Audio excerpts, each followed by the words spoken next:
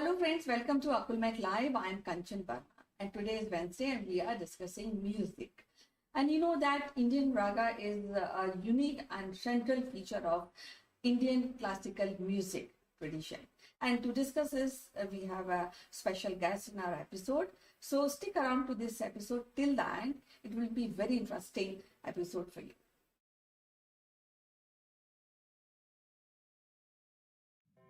Welcome back, and today is Wednesday, and you know that we have Dr. Shambhavi Das with us, and with whom we will be discussing Raga of the Day, and we'll also be listening songs she will be singing for our audience. Dr. Shambhavi Das is a well-known music therapist, and she also teaches music. She has her own academy, Sur Demi.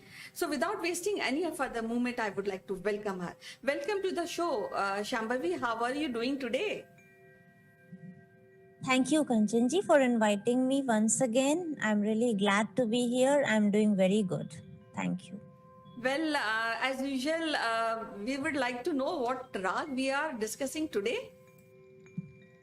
So today I will be discussing Rag Shiv Ranjini, which is very popular in Bollywood songs. I mean the old movie songs, and it has a lot of therapeutic aspects as well, which I would like to discuss. Well, before we start and discuss this raga, we would like you to sing something so that people can correlate and understand the raga. Sure.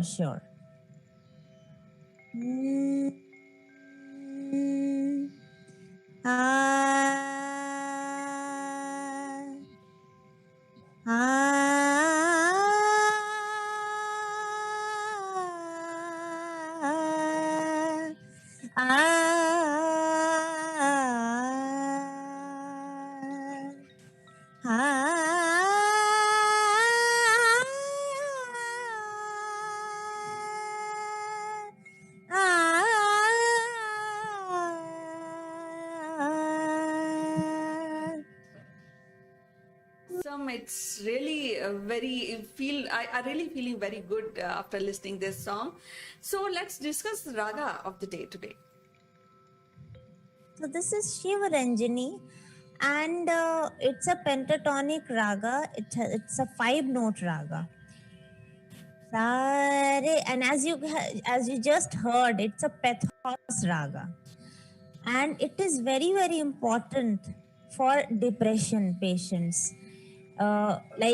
Because it vents out the feelings in the depressed people. So if you are a very sorrowful and if you listen to this song for a longer time, it will create a little urge to cry, and chemicals which normally built up during the depression, and it may result in a very dangerous diseases like heart attack. So if you cry and vent out, so when your tears come out, it is very important. And now even the big researchers have shown that crying is very, very important if you have some stress, tension, and if that stress takes a very advanced stage like depression, MDD, major depression disorder. So obviously it may create a lot of problems.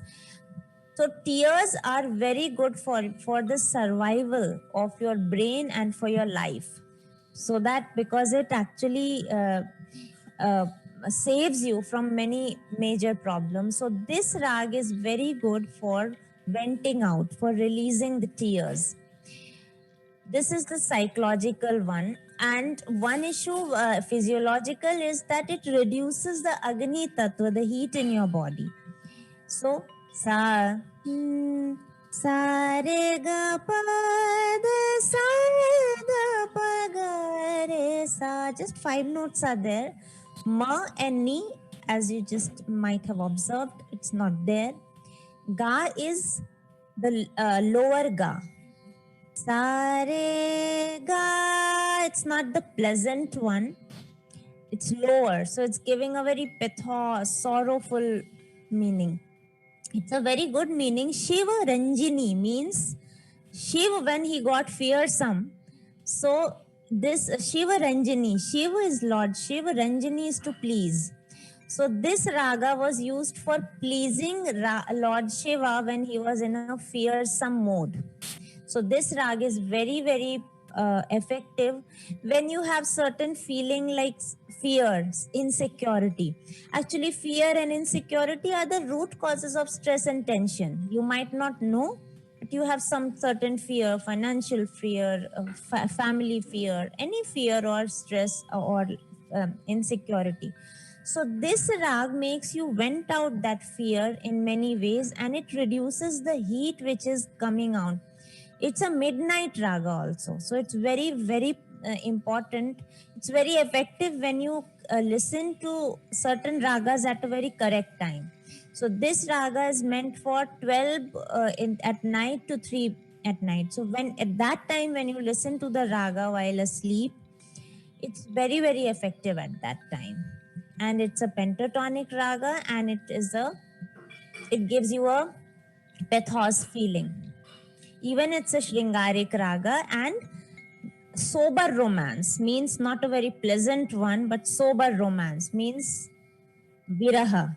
Romance which is more mixed with the sorrow, agony.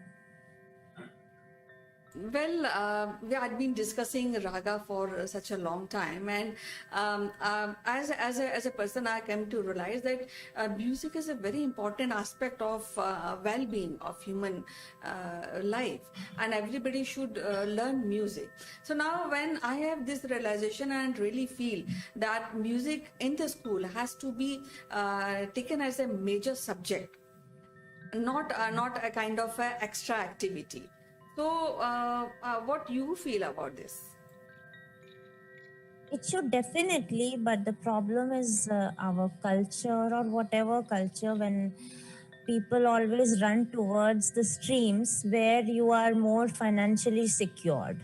Now, when it comes to arts and music, we all know that our the policy makers are not doing much for anything because they think that it doesn't have that usefulness.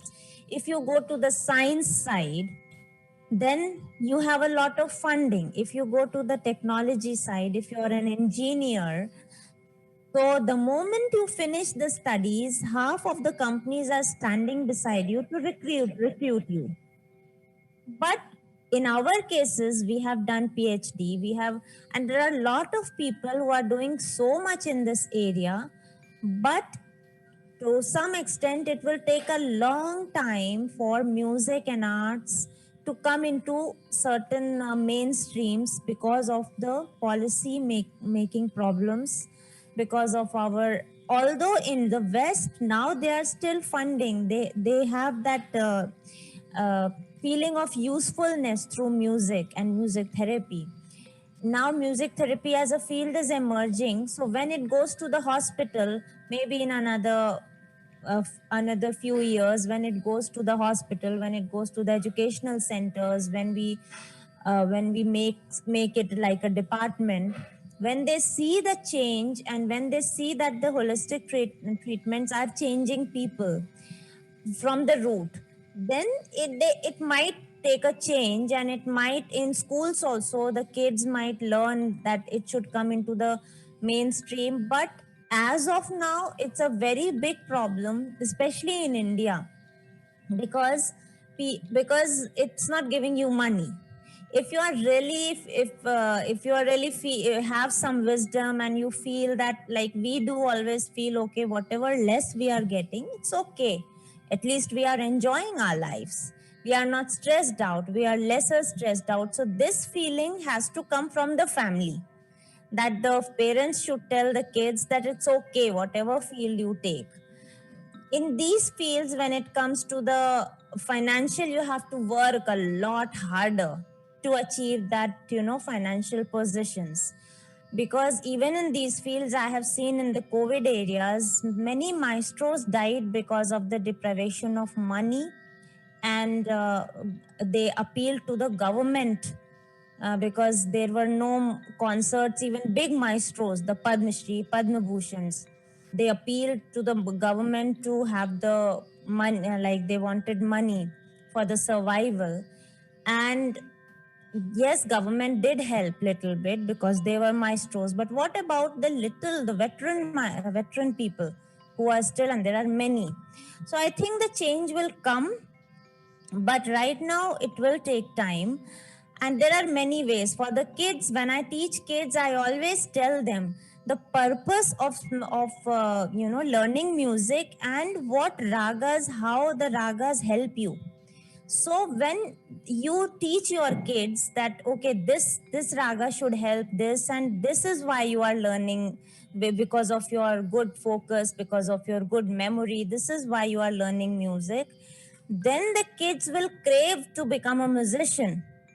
So that element will go, that okay, whatever the money problem, I just want to pursue this field. So I think in the kids in the schools, they should be told about how music, what is the purpose of music, what is the scientific use of music. So they have to be told in a very logical way. Otherwise, it will be, roll up behind. You mentioned a very thought-provoking point, and I think that policymakers, as you mentioned, they should be more concerned about these streams like music and, of course, other paintings and frescoes making, because even if we go behind, I mean, in the antiquity, I feel that we can come out of the life of the people by really going, looking into the case painting and other stuff, which I can say it's more of artistic. Manufactured in those time in antiquity. So yes, I think music has to be given a due place in our curriculum in the school, and parents along with the policy makers, even the school professional should think about it, because it is a very, very serious aspect of well-being and human development, right? Definitely, definitely. So before we close it, this episode, I would like to hear one more song based on today's raga. So there are many ragas in Shivaranjani, like तेरे मेरे बीच में, तेरे मेरे बीच में कैसा है ये बंधन अनजाना, मैंने नहीं जाना, तूने नहीं जाना. This is one. Then दिल के झरोखे में तुझको छुपा कर, यादों को तेरी मैं जोगन बना कर रखूंगा मैं दिल के पास, सुन लो मेरी जामदार, बना के क्यों बिगाड़ा रे, बिगाड़ा रे नसीबा, ऊपर वाले, ऊपर वाले. So you can just see that even the lyrics in this rag are so pathos, agony oriented, karun ras. So there are many songs, especially जाने कहाँ गए वो दिन, कहते थे तेरी राह में ना ना ना ना बिछाएंगे, चाहे कहीं भी तुम रहो, चाहेंगे तुमको उम्र भर, तुमको न भूल पाएंगे. So there are many such songs in Shivaranjani, and it's a beautiful raga to listen. Well, as usual, it is so wonderful to talk to you today and listen to the music and understand the raga of the day. And somebody who wants to learn music, I think they can contact you directly, or they can contact us. We'll pass your link to Dr. Shambhavi Das. And it is the right time to really introduce your music with ourselves, and people can learn, because they are following social distancing. So as usual, I said it's lovely talking to you. We'll meet again with different Thank you so raga. much. Till then, Thanks for bye-bye. having me. Yeah. Till then, bye bye and take care. Sure, bye. Thank you.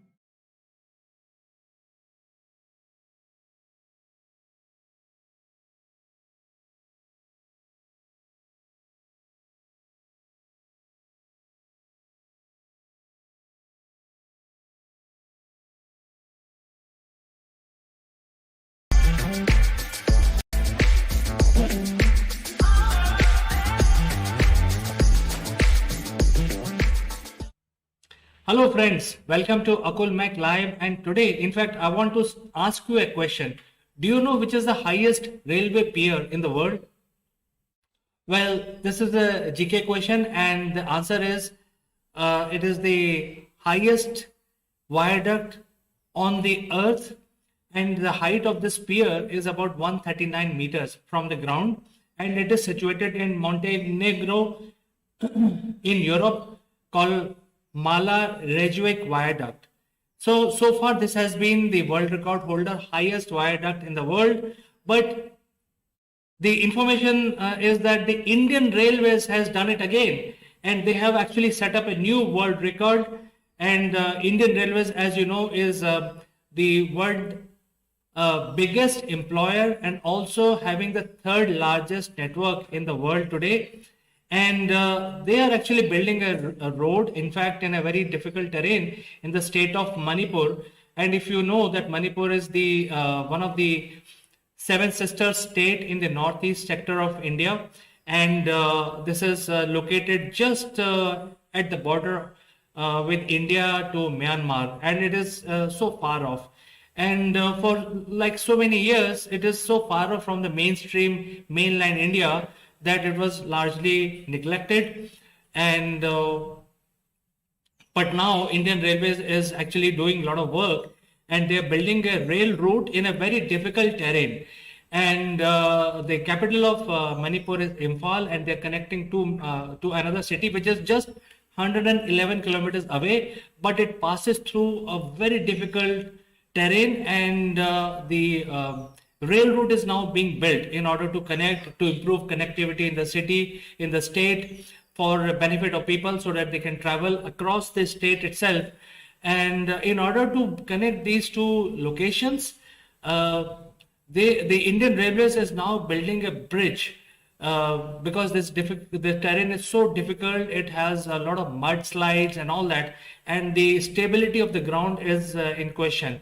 So when you are actually building a permanent structure like a railway system, railway track, stations, etc., you will be amazed to know that this 111 kilometers stretch of railway track will be passing through almost 61% inside the tunnels, and whatever is remainder of the journey will be covered by a huge viaduct. And while constructing one of the big viaduct, the Indian Railways has now built the largest pier in the world. This is soaring high as 141 meters, and this is now the world largest pier. It's setting up a new world record. And this is situated in the track area called Jirabam Imphal, which is Imphal is the capital of the state, in the state of Manipur. And this is going to be a wonderful thing. It will be ready by 2023. And friends, actually this is a very remarkable feat by Indian Railways, because you know this is something not being done for last 70 years, especially after getting independence, because the terrain itself was so tough and remote. And the construction work is also hampered by huge deluge of rains and also multiple landslides. So I think this is a remarkable feat by Indian Railways, and it's a proud moment for all of us. Please join me in celebrating this proud moment. And if you have any other information about this, other than being the world largest pier viaduct of a railway bridge, do let me know and give your comments. And if you feel proud, you can actually send those messages also, and I will read it out in the next session of Akul Mac Live. And for today, I'll say goodbye, only to catch you in the next one.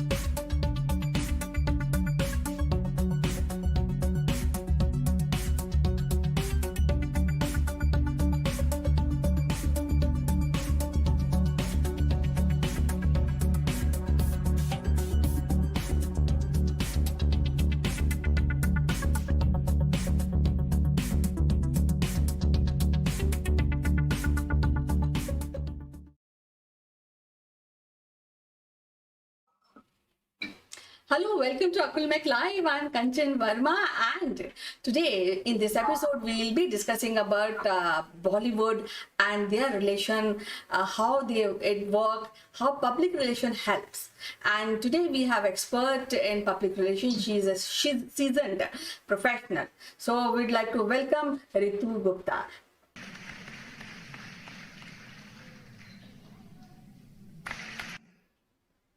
Hello, Ritu. Welcome to the show. And today we have a discussion which is, I think, very interesting because I am wondering, do really Bollywood require a public relation agency to boost their work or their film? How it is? So, welcome to the show, Ritu. How are you doing today? Thank you, Kanchan. I'm absolutely fine and so happy to discuss a very interesting topic about public relations used extensively in PR. The PR being extensively used in Bollywood. So, very happy to be here on your show again. Well, I had been wondering that we have pictures, we have popular heroes and heroine artists.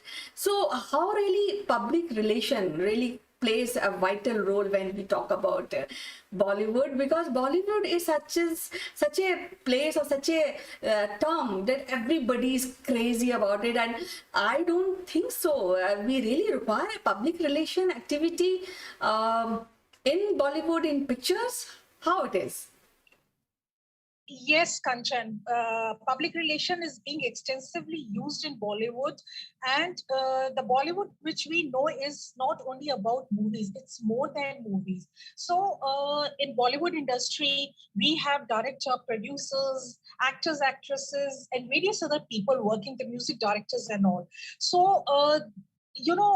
As I said earlier on your other shows also, that after the venture of multinational companies in early 90s, the things have changed in this country also. So the Bollywood of 70s is very much different from the Bollywood of now. It is more professional, more commercial, and it's actually a business. It's a business, a hardcore business where everyone wants to make their image. And the films are not what we buy tickets or we go on OTT platform and take the subscription and we see the movie. It is more than that. Every production house which is making the movie is extensively using the PR. They have their own PR teams also, and at times they hire the outside PR agencies also and the special consultants also. The actors and actresses, they have their own PR team. So when a movie is being made, from the time the idea is conceived, the PR activity starts till the time the movie is released, the PR activity goes on. And let me tell you, the production house, the one which is making the movie, is doing the PR for the movie. But the actors and actresses, they are also making their image using their own PR team. And so that this helps them out later in life when they get into the politics, when they get into any charitable work or they want to make image and go on the international platform, this PR is very helpful to them. So PR is not, the Bollywood is not only for the masses to watch their movies. It is beyond that also. And yes, any movie has to promote itself extensively and they use PR in various forms. Now I heard that, as you mentioned, there's the public relation for pictures, and there are some shows which I've seen on television. Actors and producers, they come and they promote their shows, but I've heard they also have published. So there's a difference between public relation and published. Is there any difference in that? It's the same thing. It is the same thing, Kanchan. The published in Bollywood, the public relation guy, the person who's doing the public relation is called published because his or her whole sole job is to make the image of his or her client or the production house he or she is working. They have to promote, they have to get publicity for the production house or for the actor or actresses. So their whole focus is on gaining the publicity through various medias, going on any kind of platform, creating the stories, being manipulator. So they are publicists. But they have to gain publicity. Their whole core focus is on gaining the publicity. And for that, they may manipulate the personal life of the entertainers. They may do anything. But any kind of publicity, public relations, as we say, any kind of publicity, it's always good. So when we are planning, as you said, generally when we have discussed about trade exhibitions, so it's the plan for 1 year. Now, what are the key points? Suppose if a filmmaker is planning to make a film, and how he should start popularizing the concept, the film. What are the key points when we are taking a public relation activity for one, let's say for one picture, how it should start, and what is the best time to really go into public relation activity for that particular film?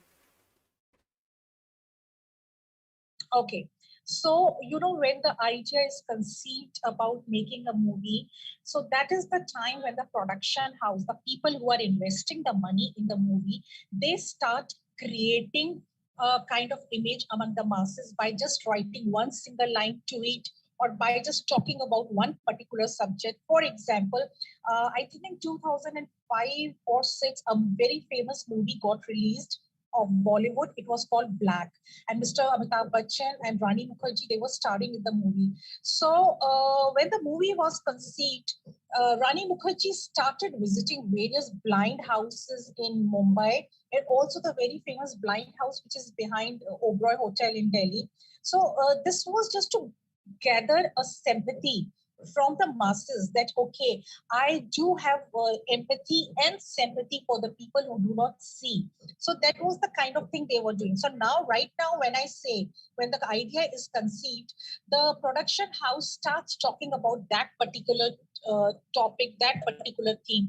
And believe me, Kanchan, the Bollywood movies have changed a lot. It is not only a girl and a guy romancing, running around the trees. It is much more beyond that. And it is the Bollywood right now is very good about content. The content is the king in Bollywood. So they create the idea, they circulate it, and when they release the teaser also. When I say teaser, one poster, they release the teaser with the main person who is going to be the USP of the movie there on the poster, and they start going to various these actors and actresses. They don't act in the movie. They, in olden times, they would act in the movie, take the money, go back home. Now the actor and actresses have got more responsibility. They are completely involved in the marketing of the movie. So they go to various shows. We see various different shows. They go there, the comedy shows, the serious shows. They are there as participants on various TV channels, debate shows also. And they, the music release function, these are all important part of public relations. Now, in between, if any actor and actress has got any personal problem, it is, blown out of the proportion purposely. This is manipulation so that they get attention. In Bollywood, attention is very important. So it is done in any form of, in any manner it is done. So promoting a movie, they can go to any extent. And sometimes the movie is promoted in a positive manner, sometimes it is promoted negatively. And when, we have various web series, like there was this web series, Mirzapur. It got very famous 1 year and 2 years back, I think from 2019. And Sacred Games. It was a hardcore, these two web series were hardcore crime web series. But believe me, the youngsters were totally hooked on these crime series. And, somewhere they created an idea among the masses that everywhere around everyone, a crime is being done. And so people, they started buying various kind of cameras. They started getting the cameras installed outside their house and various other things. So, in Bollywood, they can go to any extent to promote the movie. And they go internationally also. They go to various diaspora, Indian diaspora outside the country also, where they promote the movie. So right now, like Mr. Anupam Kher is in America promoting a movie also about himself. And it is about a person living outside, a very middle-aged person living outside India. So, these kind of things are done. So they can go to any extent. And I have a case study which I'm going to discuss in this program also.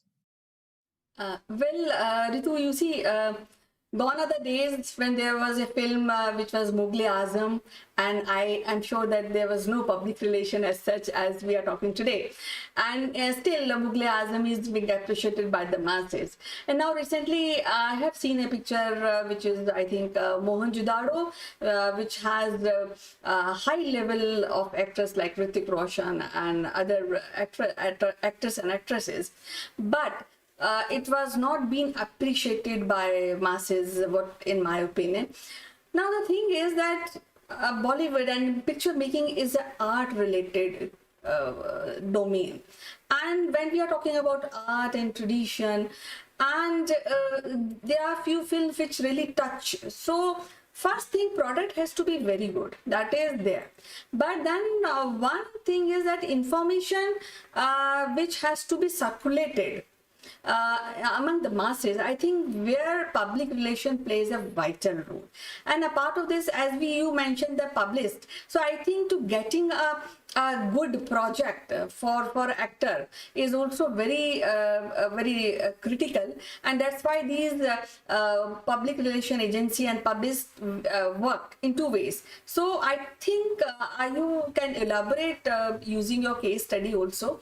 So elaborate, and what I feel is that a public relation works two way: publicist selling the actor and selling the product, and then the film, and then of course some merchandising is also there. So I think this whole is part of public relation, and along with the advertising and marketing. What you say, and you can, if you have any case study, we would like to hear that. Yes, Kanchan, Mughal Azam was a very big hit and there was no public relation being done that time, and it was a completely researched movie. The product was very good. It was completely researched movie. Nowadays, what I see that filmmakers, they are, not interested in doing complete research, and they are interested in getting the bucks back very easily.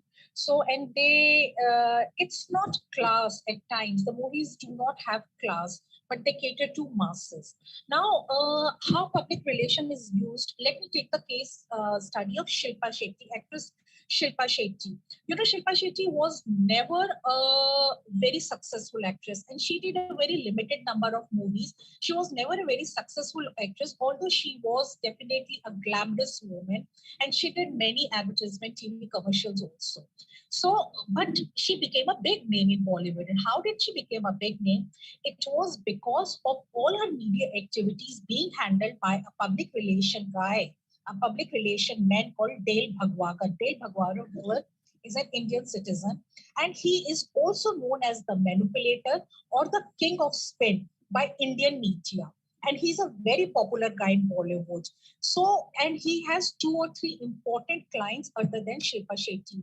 Although it's a different story that nowadays Shilpa Shetty and Dale Bhagwakar, they have parted their ways because of various business reasons. But he was the one who got her into the Big Brother's house. And the kind of controversy happened with her inside the Big Brother's house. He used the controversy, made her an international name, and she became the controversy queen all over the globe, all over the world.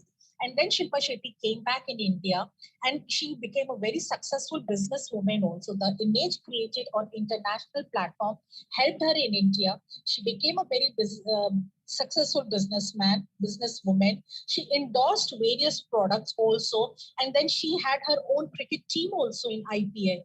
This was all because of Mr. Dale Bhagwakar. So these PR people, the publicists, they help their client. Like Shilpa Shetty is one person, so she's an individual, and her main job is working in Bollywood. So he helped her in being the queen in any kind of entertainment business.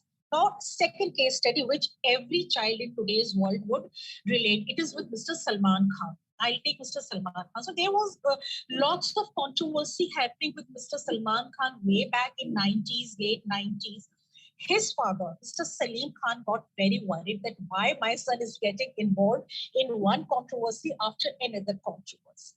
So that time there was a lady called Reshma Shetty. Mr. Salim Khan and Reshma Shetty, they decided that media has got very important role in India, and the complete media has banned Mr. Salman Khan. There was a time when Mr. Salman, you can even Google out, Mr. Salman Khan was banned by Indian media. So they said, let us do something about my son. So Reshma Shetty was signed. She became the publicist for Salman Khan. Reshma Shetty and Mr. Salim Khan decided to open Being Human. The Being Human NGO originated from there. They said, let's adopt few villages, few small districts of Maharashtra, and let's give some kind of education to these places. And slowly Being Human ventured in various cities, various small districts of Maharashtra. And Salman Khan was always roped in just to show his face so that the people would gather and listen to what Mr. Salim Khan or Reshma Shetty want to do. And they were actually doing some kind of education program also. But somewhere Salman Khan really got attached with Being Human. He then decided that I should just take one or two important verticals. So Being Human became the number one NGO in UAE and India for the wellness and education for young kids. Fortis Hospital has tie-up with Being Human. So any kind of operation which is done through Being Human is always done in Fortis Hospital. And when you have to run any NGO, you have to take the money also. You have to collect money also. So Salman Khan started selling his sketches and paintings also. And he started holding his exhibition in UAE and India.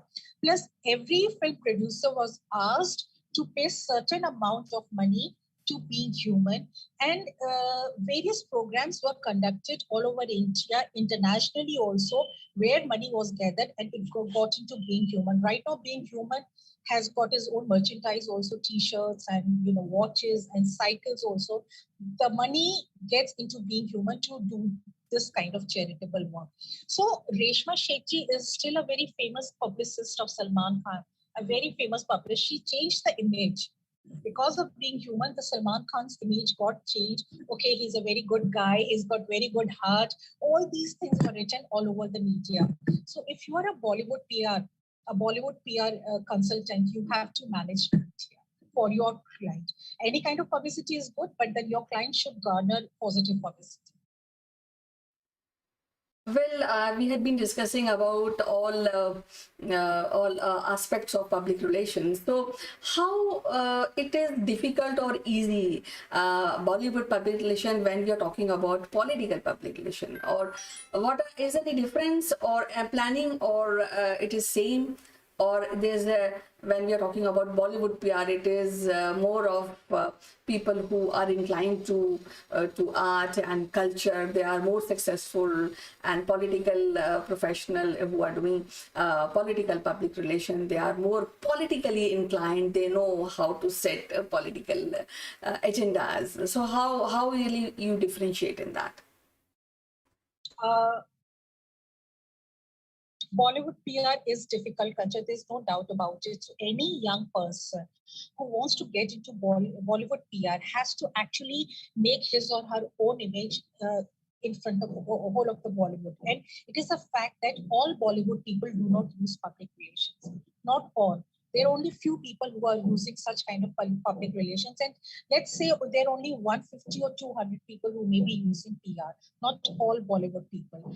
And it involves lots of money also. It does involve lots of money. And these people who are using Bollywood PR, specifically, big names, specifically big names, and those who are individuals, the individual actor and actresses, they're actually investing big money, and they have some aim in life which is more than Bollywood. They have some aim in life, perhaps to be a successful business person, perhaps to get into politics, perhaps to do any kind of thing. So to gain that aim, to make image of themselves, they are using public relations right now through Bollywood. And the production houses, let's say Yash Raj Films, they are I know my students who are working with Yash Raj movies, and they are working in their PR department, and they say that it's completely professional thing which they do. So Yash Raj Productions, they give chance to new directors and other people also. So these people, they don't have that kind of money. The young people do not have that kind of money that they can promote their films. So they release their films through Yash Raj movies. And the Yash Raj, they have their own public relation department, which helps these new people to release their movies. get them publicity, they take them to various cities in India where they go to various malls, they conduct various kind of entertainment programs where people are, they get to meet these stars. So there are some production houses which are doing actually good PR work, and there are some production houses which do not use any kind of public relations. And specifically, the art producers and directors still do not use that kind of public relations, which they should be using. So it is hardcore commercial filmmakers who are doing the public relations. Well, we are talking about Bollywood public relations. So, lastly, I would like to ask you that when we are talking about public relation and Bollywood, so how it is different, or when we are talking about advertising and marketing, or public relation plays a vital and prominent role in any of the film production or film release, and apart the image building of any actor or production house. So, which is more critical, public relation activity and advertising and marketing? How you really rate that? So when a film is conceived, a budget is kept for public relation activity and for the advertising also. Because when you're doing public relation activity on various TV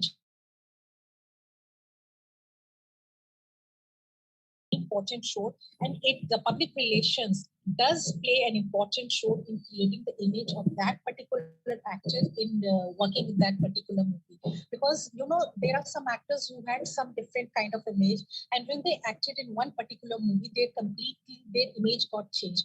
The recent example I'll give you of Kriti Sanon. She has acted in a movie on Netflix which is called Mimi.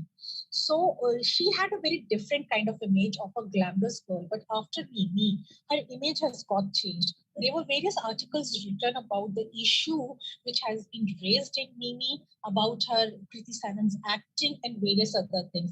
These were all planned activities. And the public relation people do these planned activities because the production house which made the Mimi had a particular budget for promoting the movie, for promoting this particular actress, for promoting the idea which has been talked about in the movie. So when you are selling your movie, when you are advertising your movie, you have to talk about the main protagonist also, because he or she is the one who are acting in the movie. And believe me, Pankaj Tripathi is also there in the movie, but then people are not talking about him, although he's a very good actor. So it is Kriti Sanon who is being talked about in the movie. So it is all planned activity. So as usual, it is so wonderful to talk to you, Ritu, today and really know about the critical aspects of public relations, which is very important because all is business here. So we'll be talking again, meeting again with another critical topic of public relation. Till then, bye-bye and you take care. Thank you. Thank you so much. And you also take care. It's nice talking to you. Thank you so much.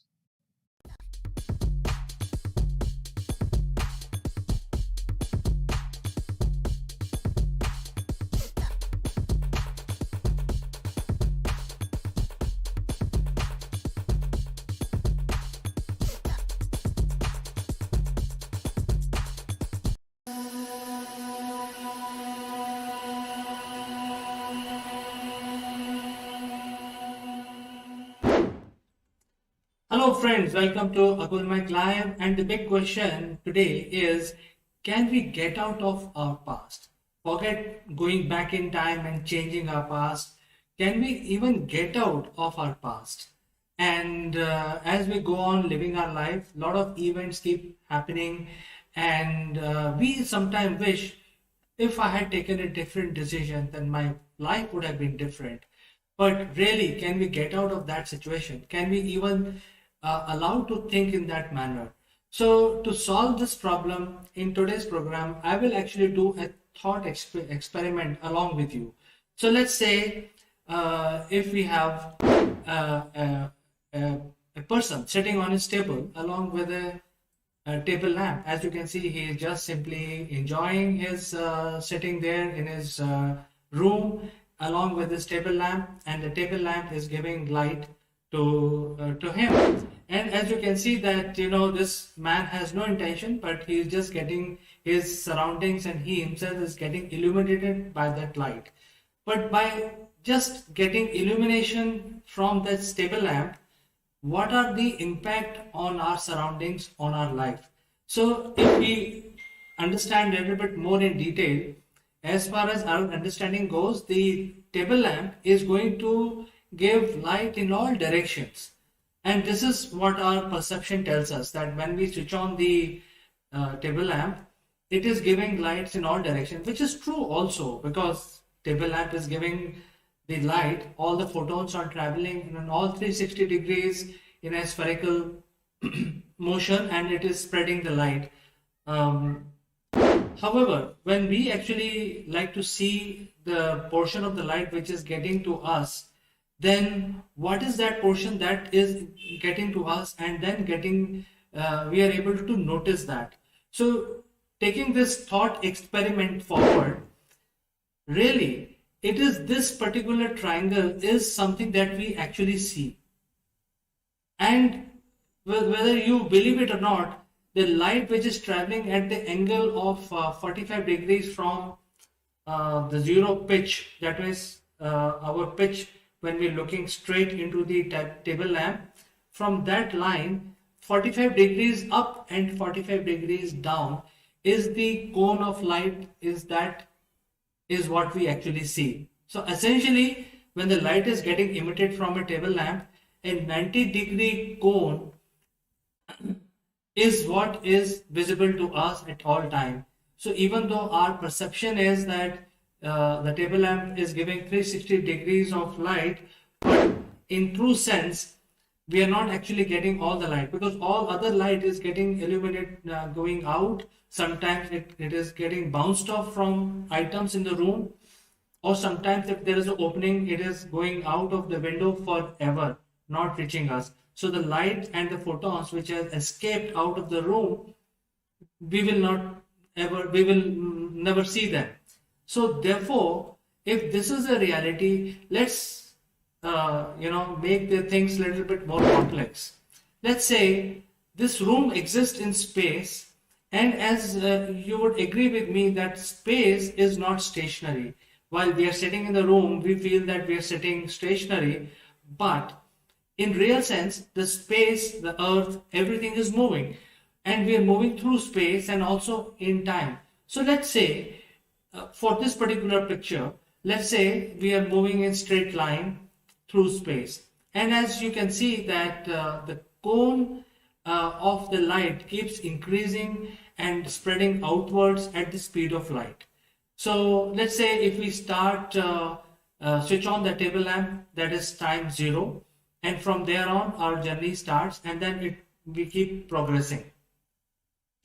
As we keep progressing in our journey through space, the cone of the light which is coming at the 45 degrees angle towards us keeps increasing in diameter at the speed of light. So we will be traveling at certain speed, say 100 kilometers an hour, let's say, but the speed of light is constant, as we know. So the speed of light will always be casting a light bubble around us. And as we keep going forward, the bubble keeps expanding at all times. So there could be an instance where we are actually also moving in time.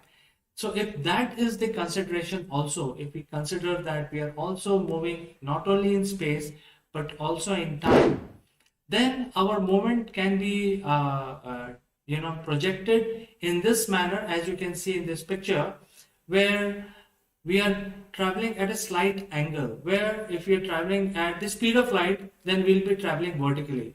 But that is not the case. Nobody can travel at the speed of light, and where the time becomes 0 and we are only traveling in time.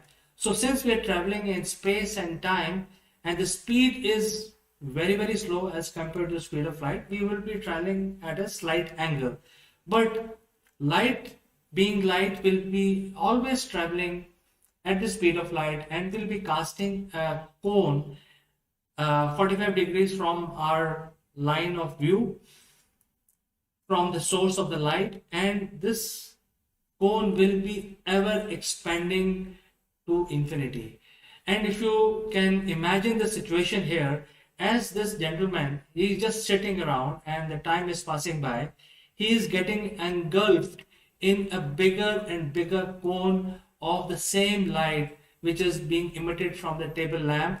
And as the time passes by, the cone of the light which is getting emitted from the table lamp keeps increasing bigger and bigger. And there is no way, even after 100 years, he will be still submerged in this light which has been emitted by the cone, by the table lamp, and it has now formed a much, much bigger cone. And therefore, you can never get out of this light which has been emitted by this table lamp. Even if you get up and go to a different room, but this light is already emitted, and since you're traveling in space-time, you will always be traveling within this cone of light. And even though you're not able to see, because the light would become very faint as the time passes by, but the fact of the matter is that light will be there, and you will always be able to see yourself as it existed few moments back because of this light which was emitted. Now let's say hypothetically you increase your speed, because right now we are saying that we are traveling very fast. If you increase the speed, and if you're able to travel faster than the speed of light, which will never happen, but even if you increase your speed, the first cone will also always be there, which will always keep surrounding you. You will always be submerged inside that first light which has been emitted. So, in nutshell, there is no way you can get out of your past. Whatever you do, there is no way. Physically, it is an impossibility to get out of your past, simply because I've given you this thought experiment. You can think about it. Write to me what you feel about this thought experiment. And it's just a thought experiment. I have not used any of these scientific equations, or I have not taken anybody's name like Einstein, or I have not given any theorem. It's just a thought experiment where even if you take a candle, the light of the candle will behave in the same manner as the light of a table lamp, or light of a much bigger source like a sun or a star or even a galaxy. Whenever there is a light which is coming to us and we are observing that light, from that point onwards, that same light will keep increasing their cone, and we will never be able to escape that reality. And that becomes our reality, that becomes our past, that becomes our present, and also sometime in some cases, if we are moving very fast, also becomes our future. It is an impossible task to get out of the past. This is what I have to say. If you have any suggestions, any comments, do write in. We can have a debate, we can have a discussion, and I will read out some of these special messages that you send to me in the next episode of Akulmak Live. I'll stop today and say goodbye, only to catch you again in the next one.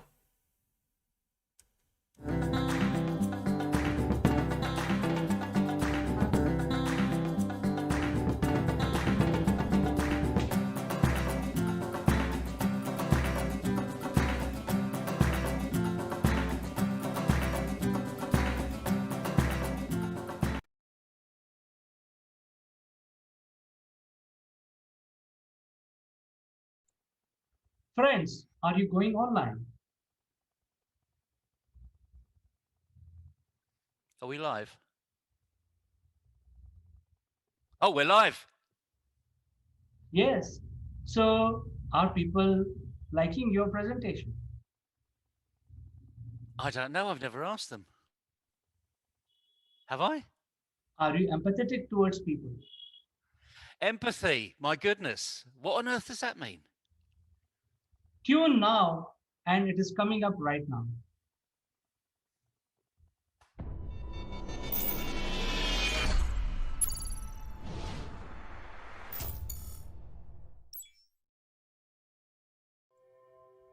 Hello, friends. This is Chandrakant from Akulmac Technologies, and welcome to Wednesday morning edition of Akulmac Nation. Before we start our discussion today, I would like to call my friend from UK and Mr. Naval Gund. He will be talking about a very important subject which affect us all, uh, even in real life as well as in digital life. It is something called digital empathy. So without wasting any further moment, let me invite Naval Gund. Good morning, CK. Good morning, everybody. Good to see you all today. It's pretty cold in the UK, I must admit, but let's get this discussion going. Digital empathy. What on earth is that? I mean, it's two words that have been thrown together in the 21st century, because prior to talking about digital, which is very much a 21st century word, we would never have put digital and empathy together. So, CK, it's an open floor here. You know, what does digital empathy mean to you? Naval, I think empathy is a word, and digital empathy is the sort of extension of the empathy. And empathy is driven from the compassion and ability to convey your point with emotions. So communication becomes a very important part of empathy, and it requires little bit of training. It requires normalization because of culture. It also requires things like how do you convey your point without hurting anybody's feeling. And digital empathy, from my point of view, is very important because that is the way of life when you present yourself digitally without putting other person down in any way. So I think it has become very important to train people today about digital empathy. Yeah, it is. You're absolutely right. And let's break this down a little bit. Empathy. So, what is empathy? Um, well, it's having this relationship with someone else. It helps us to communicate our ideas in a way that makes sense to others. So if I can understand a bit more about the way you think, I can present my case in a way that will help you think, you know, rather than stop you thinking, as most people tend to do in the workplace. So, I mean, we've only got to take a look at the really good adverts on TV. And we all know, I mean, what advert really brings a smile to your face on TV? If you've watched any recently. Let me think about it. I think if I have to remember, see, I have not been watching too much of TV nowadays because it's all boring. It's all political news. But let me still try and answer you. uh, I think mostly it's about survival. I think. Yeah, survival. Okay. Well, we're coming up to in the UK. We're coming up to the Christian world. We're coming up to the holiday season, which is typically known as Christmas.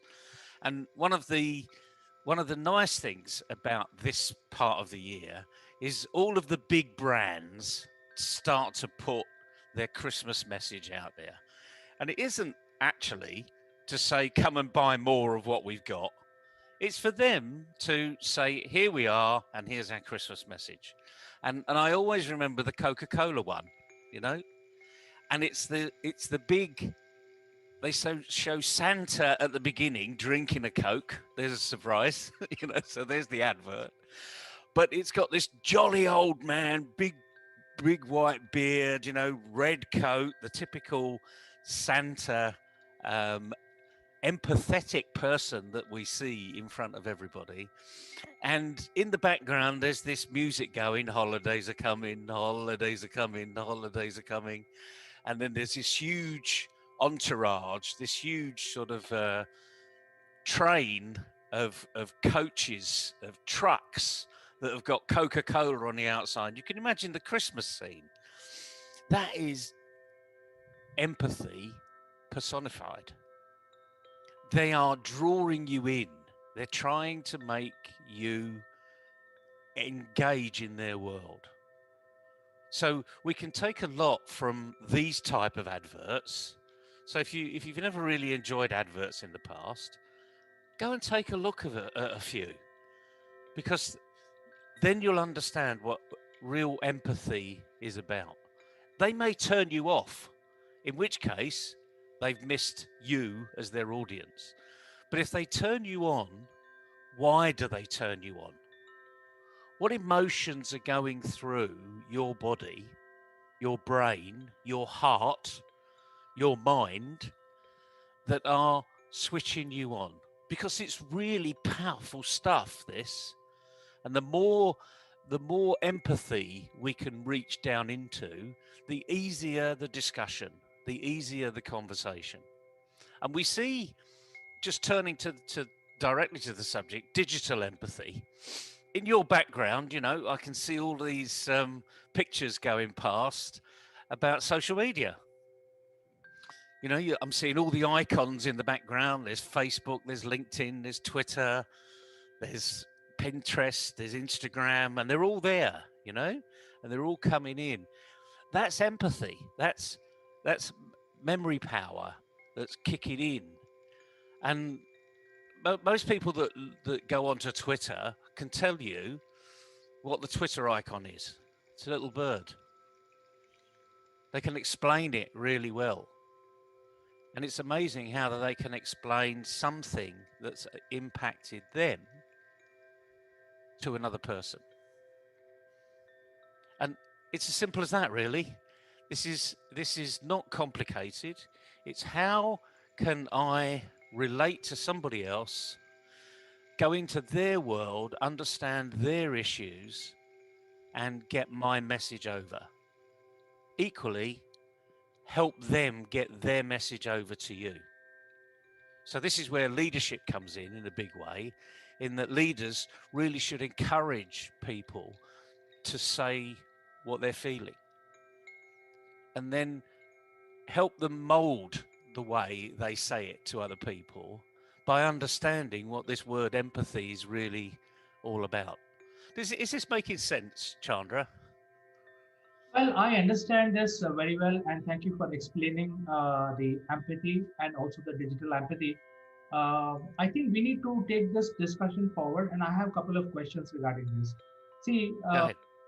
the empathy is been around since the time we started doing business. I mean, for 6,000 years. That if a businessman is not empathic, the chances are that he is not going to make his clients very happy. So he will not be very successful in doing business. Now we are living in a digital world. How important this word, digital empathy, is for business people, and where this digital empathy can be used effectively. That is my question to you.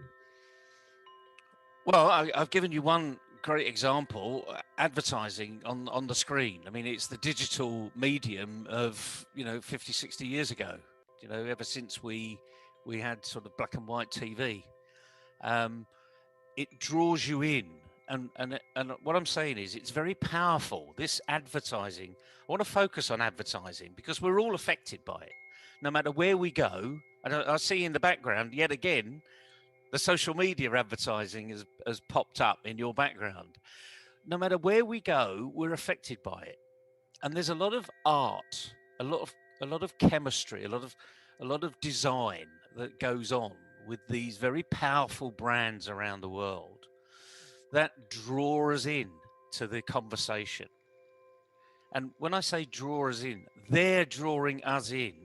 We're attracted to it. So even a very simple picture on the side of a building, if it interests you, it's amazing how quick the brain reacts. If it interests you, you'll refocus on it. If it doesn't interest you, you just pass it by. So we're taking in lots and lots of information on a regular basis, whether it's physically online or whether when we're walking around and we're taking our exercise or going to a meeting, we're taking in all of this stuff. It hasn't just stopped. We can't ignore it. It's there, whether you're stuck in traffic in a car or sat on a train. There's no matter where you look, there's an advert somewhere. And this is where I think we can start to understand the lessons of it, because empathy is such an important part of leadership. You know, not only does a leader need to have empathy, you know, the deepest sort of empathy, but also that leader needs to take that into their team so that their team has empathy. Zoom is an absolute classic of having empathy over the last 7 or 8 months, because I mean, you and I have spoken on Zoom long before that, you know, but people that were in lockdown all of a sudden had to go onto Zoom. So now you can imagine, and I've hosted and I've been on many panels where I've been in other people's kitchens. On one occasion, I was in their bathroom, you know, which is really, it wasn't that embarrassing because they were actually showing their bathroom. So they were making a case was this is the quietest room in the house, you know, this is a very busy apartment block and this is the quietest room, you know, and I can turn the fan heater on and I can actually have a decent conversation with myself. This person was physically sitting in the bath, you know, doing a Zoom panel, which I thought it was just absolutely fantastic. You need to do it sometime. Actually, we need to get everyone to come and be on a Zoom panel in the bath. It's bringing tears to my eyes now because it was just absolutely hilarious. He was panning round the bathroom, saying, "Here's my taps, here's the shower." Yeah, absolutely hilarious. But my point is, we were taken into their home. For the very first time, lots of managers, lots of bosses were now beamed into their employees' homes because that's the only way to communicate. And in the first instance, we did see some, you know, you see pots and pans in the background. You see a very organized, you know, picture frame and goodness knows what else in the background. And then, of course, Zoom picked that up and they thought, oh, we better give people backgrounds because they may be a bit embarrassed about, you know, the pots and pans that haven't been washed up or that, you know, bookcase that hasn't quite got all the books, you know, because there's so many books, they're all just thrown on there. So Zoom really were helping you rearrange your life to be respectful to other people. And it's this word respect, because that's where it all comes from. If I respect you and you respect me, then things will happen. If we have no respect for each other, then frankly, things won't happen. And it really is as simple as that. So going back into this, how powerful can it be? And as you say, over 6,000 years, you know, even longer, frankly, teachers have, their students have empathy with the teacher. The teacher's engaging. The teacher makes them smile. Actually, the teacher doesn't do anything. You do everything because you're taking yourself into that space. So it's a very powerful medium if you get it right. And I've noticed, even on Facebook, you can structure your own page now. You can put things in certain places so that it makes it more attractive to the people you're talking to. Putting your brand, this is me. Not a me too, you know, despite the fact, you know, you're one in several billion or over a billion people on Facebook. So there's bound to be lots of Me Too's out there, but it's putting your brand, you know. And what I find interesting around all of these social media, by the way, is the digital empathy starts with a picture. And have you noticed how many people on LinkedIn, which is allegedly the professional network, They don't put their picture there. They put their company's logo there. Or they put an avatar there that has no reflection on them whatsoever. And yet this is supposedly a professional network. Well, if it's a professional network and I'm going into that network and I'm going to have a conversation with someone, the least I can do is put my own picture there. What do you say about that? Is that fair to say?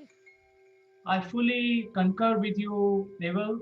I keep getting requests every day, and some of them don't have pictures, so I don't accept their request, even though I read their profile. But the person does not have, I would say that he does not have guts to put his own picture. Why should I even connect with him? I'm just using a very raw, rustic language. And on the other hand, on Facebook also, people lock their profile and send their invitation request. So why you're sending a request if you lock your profile? I mean, you're so shy of even other person to know about you, and then yet you keep sending requests with locked profile. So I fail to understand that.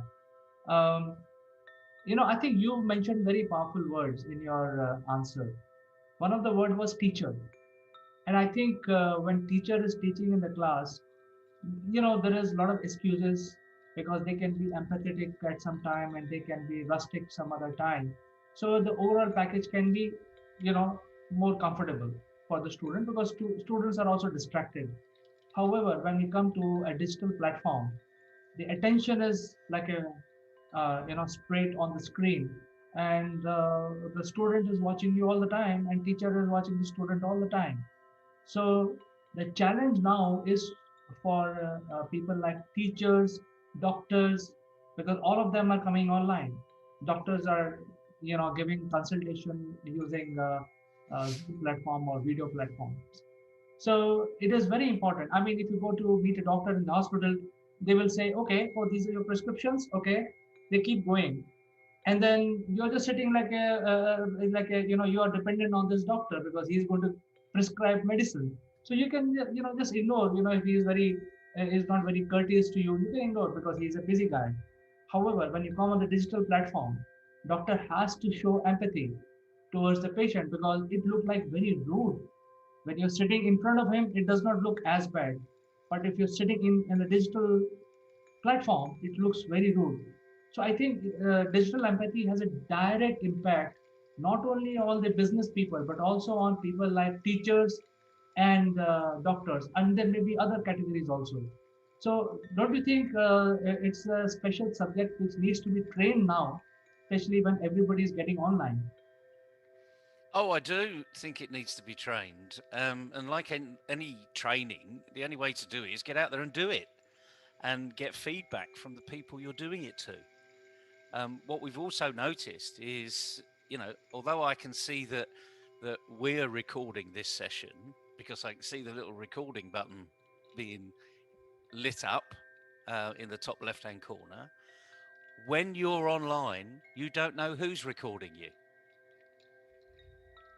I mean, when I had a proper job, when I was in corporate life 20 odd years ago, we would record everything because we would always need to go back and say, what did they say? How do they really mean that? So when we had interactive video, because I can go back to the 1980s when we had video conferencing rooms, it was all recorded.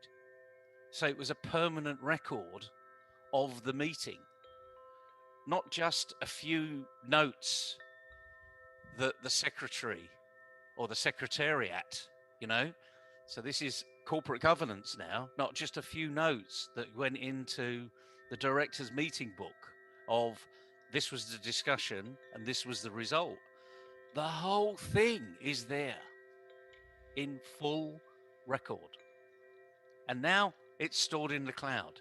There's infinite amount of storage capability. So everything's going to be recorded. We know it is. Even I mean, who knows who's listening in to what we're saying here? We do hear these secret 007 type MI6, you know, FSB, CIA type stories of if you say certain words, all of a sudden it's triggered and someone's listening in, you know. Who knows whether that's true or not? But the point is, you're always on parade. So be yourself, because if you're not yourself, you're having to act. Now, we're all actors. Okay, so there's no stigma against acting. There is this phrase in business, fake it till you make it. You know, keep saying it often enough, and all of a sudden, eventually you might believe it, you know.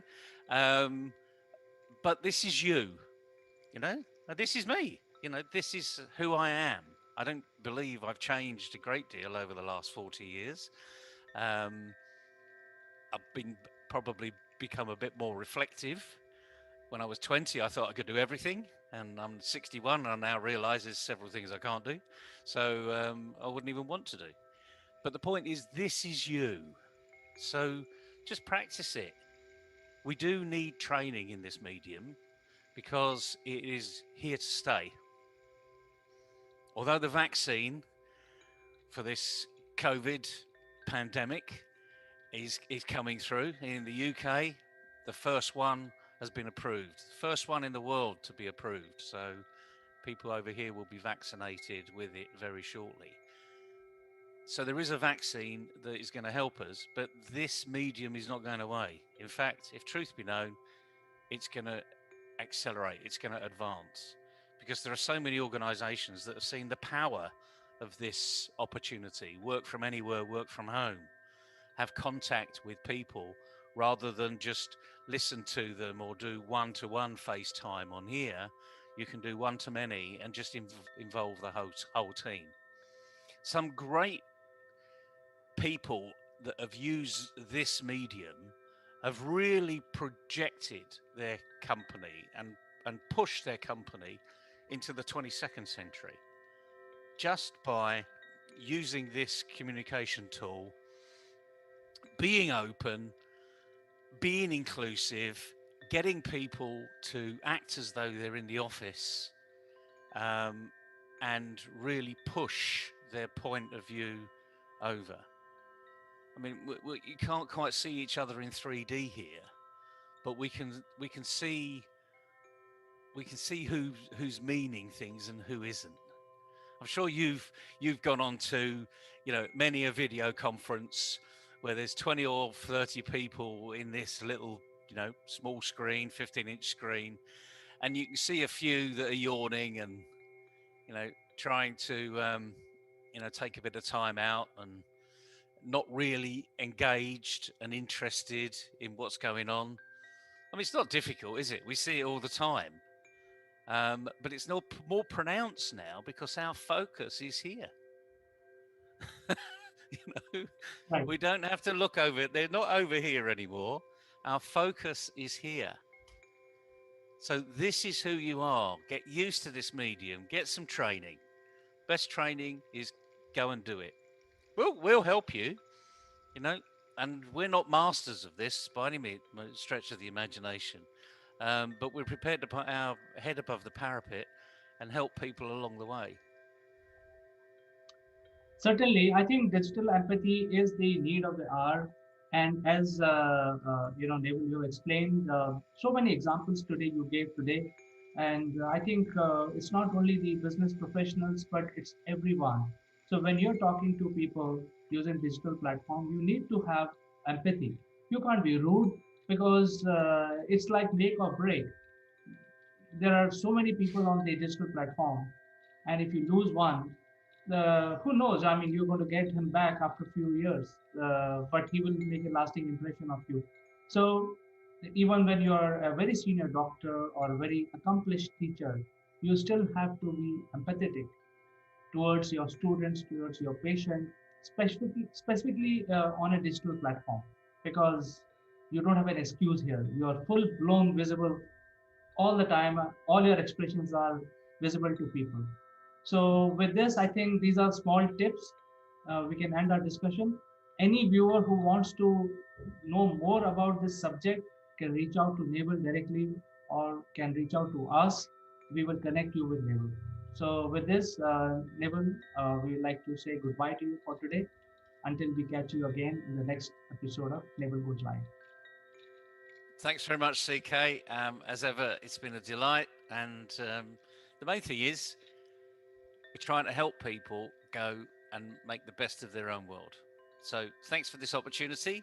We'll see you next time. Bye-bye. Bye-bye.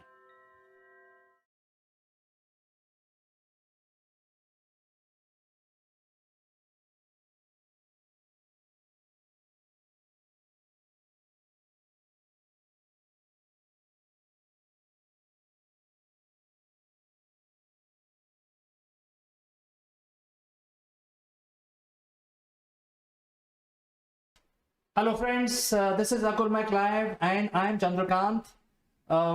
In today's section of everything you should have learned at school but you didn't, we are discussing about how you can actually induce little bit of discipline in your lifestyle, and you can reduce little bit weight by doing that, and live a healthy, wealthy and happy life. You can make your family members happy, your friends happy, and so on.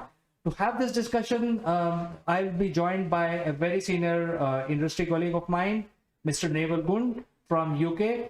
Before I start my discussion, I have to tell you that using this QR code, which is displayed on the screen, you can instantly get connected to us by just pointing your mobile phone camera onto this QR code. So friends, I will join you after a short break along with my guest. Don't go anywhere.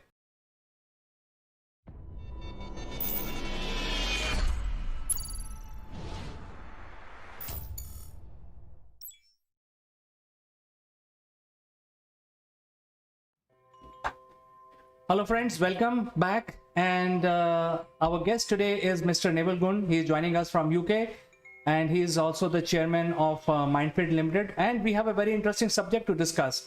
How are you today, Naval? Good morning, CK. Good morning, everybody. And my goodness, CK, what a picture in your background. Anyone would think it's the monsoon season. Well, it is not a picture, Naval, it's real. Monsoon is here, it's pouring, it's raining. And if you go to the news, some cities are inundated with water. There are flash floods all over the place. Why talk about India? I think the entire Europe is under deluge, and also US. Yeah, we've seen some horrific scenes around the world where 1 month's rainfall has fallen in a day, causing havoc across the globe. We've seen it in China, we've seen it in Europe. We've even seen it in Southern Africa. So, and then of course we've got the fires on the west coast of America, North America. Let's just hope and pray that people are safe, and we get out of this global changing climate. But that's another subject. That's not today's subject. Today's subject is all about your personal health. You, as a head of the family, as an individual, looking after the health of your family. So I think it's a big subject, CK. Should we get involved in it and get into the discussion? Yes, Naval, I have to tell you a small truth about myself. I used to be about 92 kgs. My height is 5'8". And I'm not scared to share all this information because I'm not, this is not important for me at all. But for some people it may be. But my height is 5'8", and I used to be 92 kgs. My BMR was very good. It was 25 even at 92 because I was doing a lot of weight training, etc. But then it used to, I used to always worry that, I think I'm overweight. Even though there is a lot of muscle mass. So I decided to reduce, and it took me 2 years, a slow and gradual process. I've lost 17 kgs, and as of today, wow. I'm 74. So your BMI, as they call it, is going to be bang smack in that low end of super fit. Well, I think in the BMR, it wouldn't have improved so much because anyway, I was vegetarian and I was not having too much food but I was exercising a lot. So I changed the nature of my exercises. I started doing bicycling and reduced a little bit of weight training. I started doing yoga, aerobics, and stuff like that. Stairs climbing. And my house was on 20th floor, not here, but in the other city. And I used to climb 20 floors. Whenever I was coming back home, I never used to take elevator. I used to climb 20 floors. And initially it took me about 40 minutes. And then gradually over time, I brought it down to about 8 minutes. I could climb 20 floors in 8 minutes. Wow, that's faster than some lifts. But what you're saying there, and thank you for sharing such a personal journey, is about your personal health. It's about change can happen if you're going to put your mind to it. And I know you of old, CK, so you're a bit of a fitness freak, because you said you were, pumping iron, you were doing the weights, etc., but you thought perhaps you needed to do something different. So you already had a regime, a discipline to do things. And I think where a lot of people struggle, and the consequences of the struggle is things like obesity, but where a lot of people struggle is they don't even know what their current discipline is. They don't recognize that even though they believe they're eating healthily because they're building it from scratch, they don't actually know, they don't actually write down what they're eating on paper. And when you start to write that down, just keep a little diary, and it's worth doing. If you want to implement personal change and get healthier, it's worth knowing, what do you do currently? I mean, this isn't rocket science, because you can't improve what you're doing if you don't know currently what you are doing. It's really as simple as that. So if you're eating, lots of rice, so your staple diet is rice, well, it depends what rice you're eating and how much you're eating of that rice as to whether it's very healthy for you. I mean, I don't eat a very fatty diet because of lots of things, diabetes being one. But there is a regime where saying a certain amount of fat is really good for you, but too much fat actually isn't. And guess what? It's true. As we always say, CK, even in business life, a little and often. Don't do too much because you'll wear yourself out. Don't do too little because you'll be bored. So this is a matter of finding out exactly what you do. So if you in your own mind, CK, in a short period of time, told me what you did, but did you actually work that out by writing it down, or what did you do to actually find out what you needed to change to do? Well, Neville, since I have been doing exercises all my life, right from my childhood, during when I was raised very early, my father and my parents actually gave a lot of good habits, because my father was in forces, and he had even today he gets up at 5 o'clock in the morning, 4:30 or 5 a.m. So we got these habits like that. So I did not write it down. Why I'm saying this, because I knew exactly what I need to do if I need to reduce my weight. In other words, I was a pro basically when I started that. So, and I also knew that there is a threshold limit, that it's a natural threshold limit, and you need to know exactly what is your threshold limit. And I had no idea about my threshold. So the first initial few months, I changed my diet, because I know that there is no overnight results that you can expect. So I changed my diet a little bit, reduced the number of number of times I used to consume some tidbits and all that. I stopped taking that. And another thing that I did, in addition to having a gym, I started going to office on a bicycle. So that gave me additional 60 kilometers per week without driving. So I was saving petrol, I was saving time, and in the same amount of time I could reach office, burning about roughly about 3,000 calories every day additionally. So that is something which I did. But then my weight reduced by 10 kgs, but then got stuck at 10. got stuck at 84. It did not go below that. Whatever I did many things. I ran, I bicycle very fast. I stopped taking one meal. It did not budge. It did not change. So I had plateaued out at 84. And then I knew that I have to now change something, because now body is used to that. So for a couple of months, I continued doing what I was doing, and it stayed at 84. And then suddenly, I think the threshold crossed automatically and then dropped to 74. So I think now I'm constant at 74. My aim is to reduce by another 2 kgs. I want to be 72, and that is where I want to be. So my aim is 72, and I'm not writing anything down, but I think you made a very good suggestion. I think for certain people, it may be good if they make a chart. And if they make a 3 months quarterly chart, it'll be very good. No, I think you're right. I mean, in many respects, CK, you did write it down because you put it in your memory banks.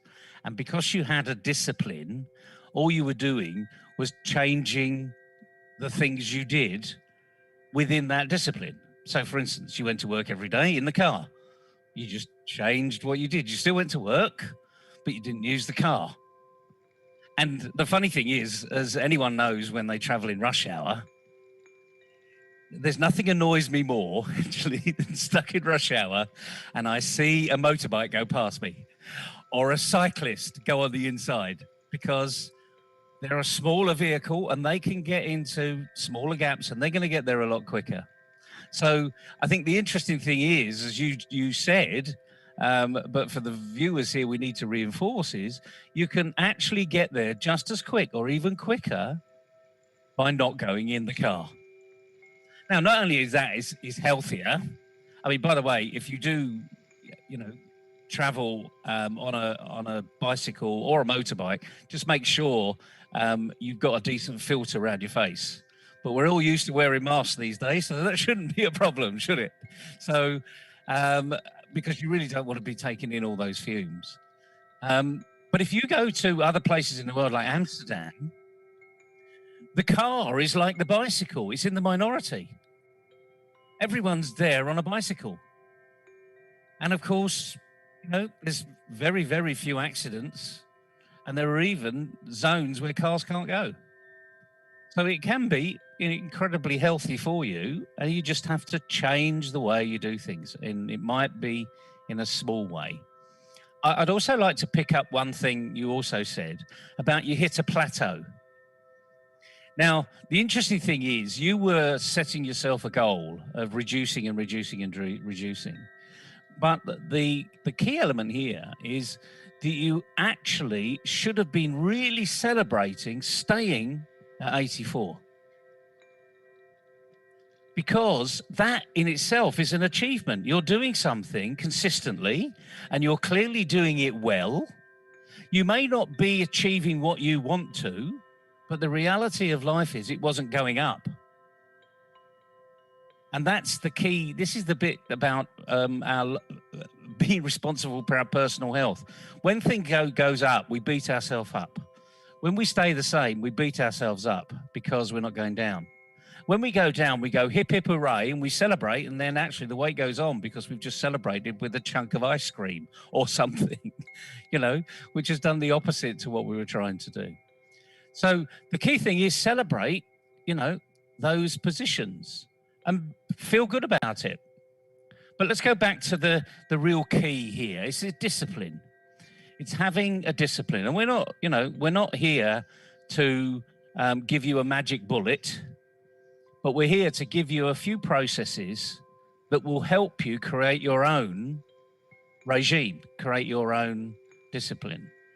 And I think one of the best ways to do this is to actually physically write it down. Typically where you prepare food is where you will have a little bit of time to be able to write it down. So don't rush back to your computer. If you've got a laptop or a notepad, take your notepad into the kitchen and just write down what you're doing.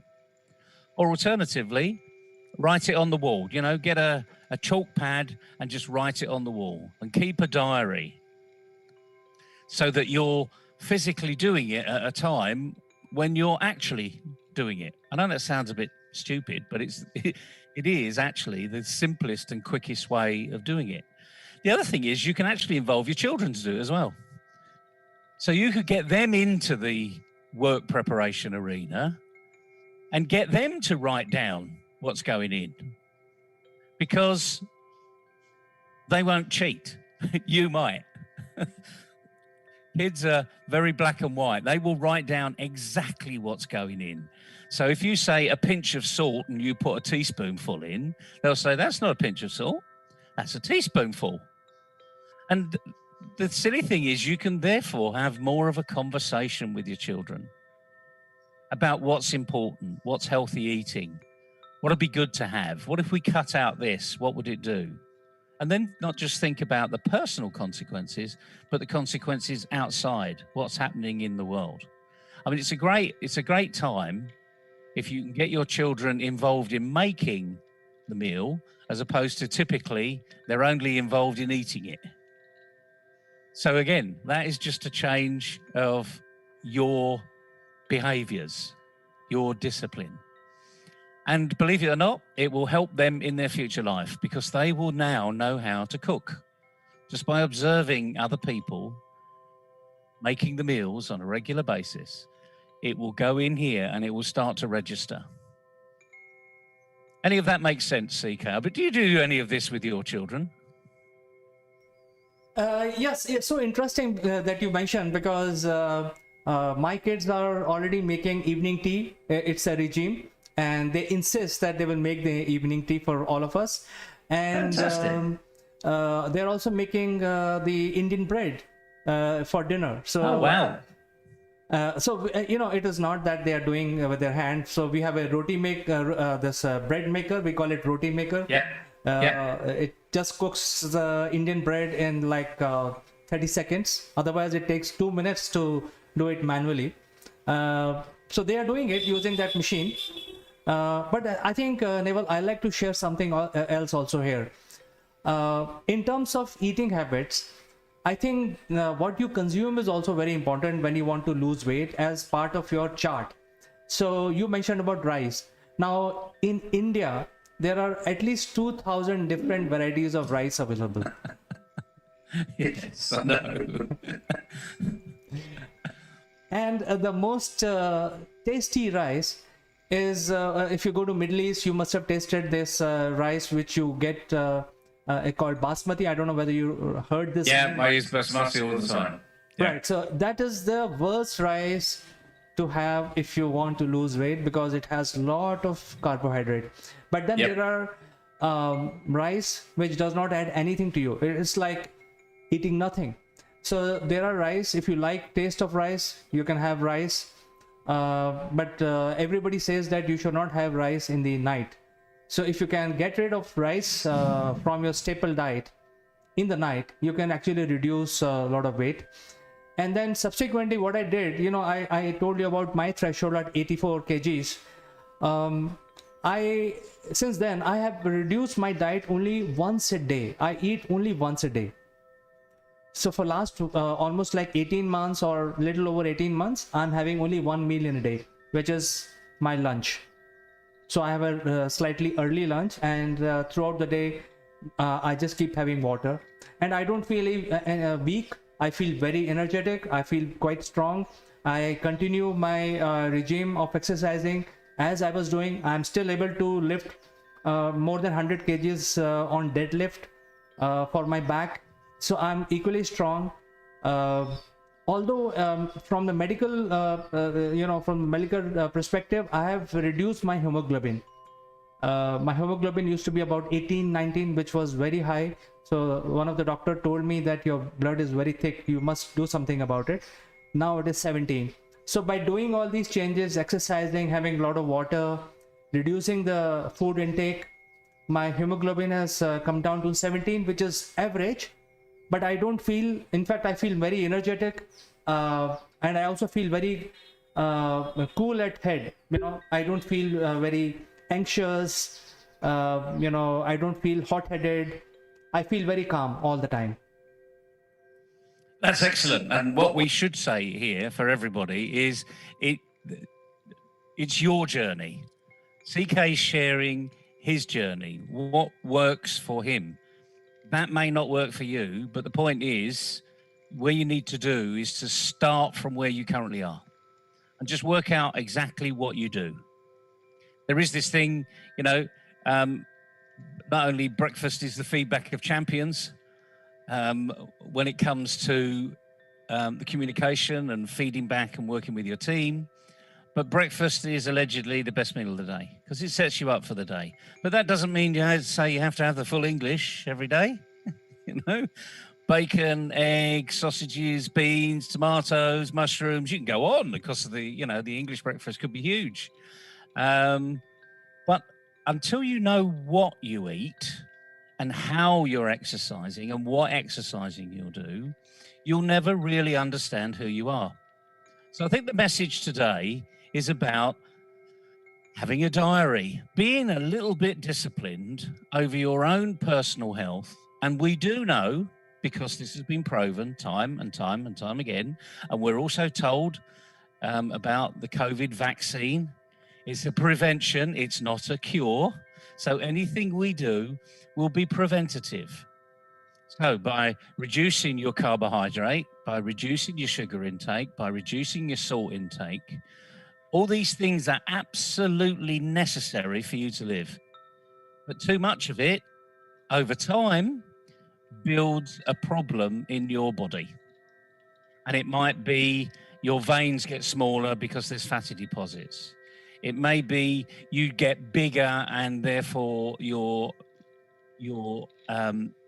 regime where you're trying to exercise actually is more painful. It's harder.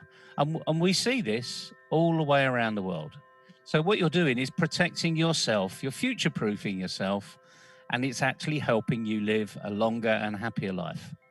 So what we're not saying here, that there's a silver bullet that CK's created. The silver bullet is in between your 5 inches, in between these. And this is where it all happens, and this is where it all starts. So if you're going to make a difference in yourself and your family as well, start doing things which are absolutely obvious. They are common sense. As we know, common sense doesn't grow in everybody's garden.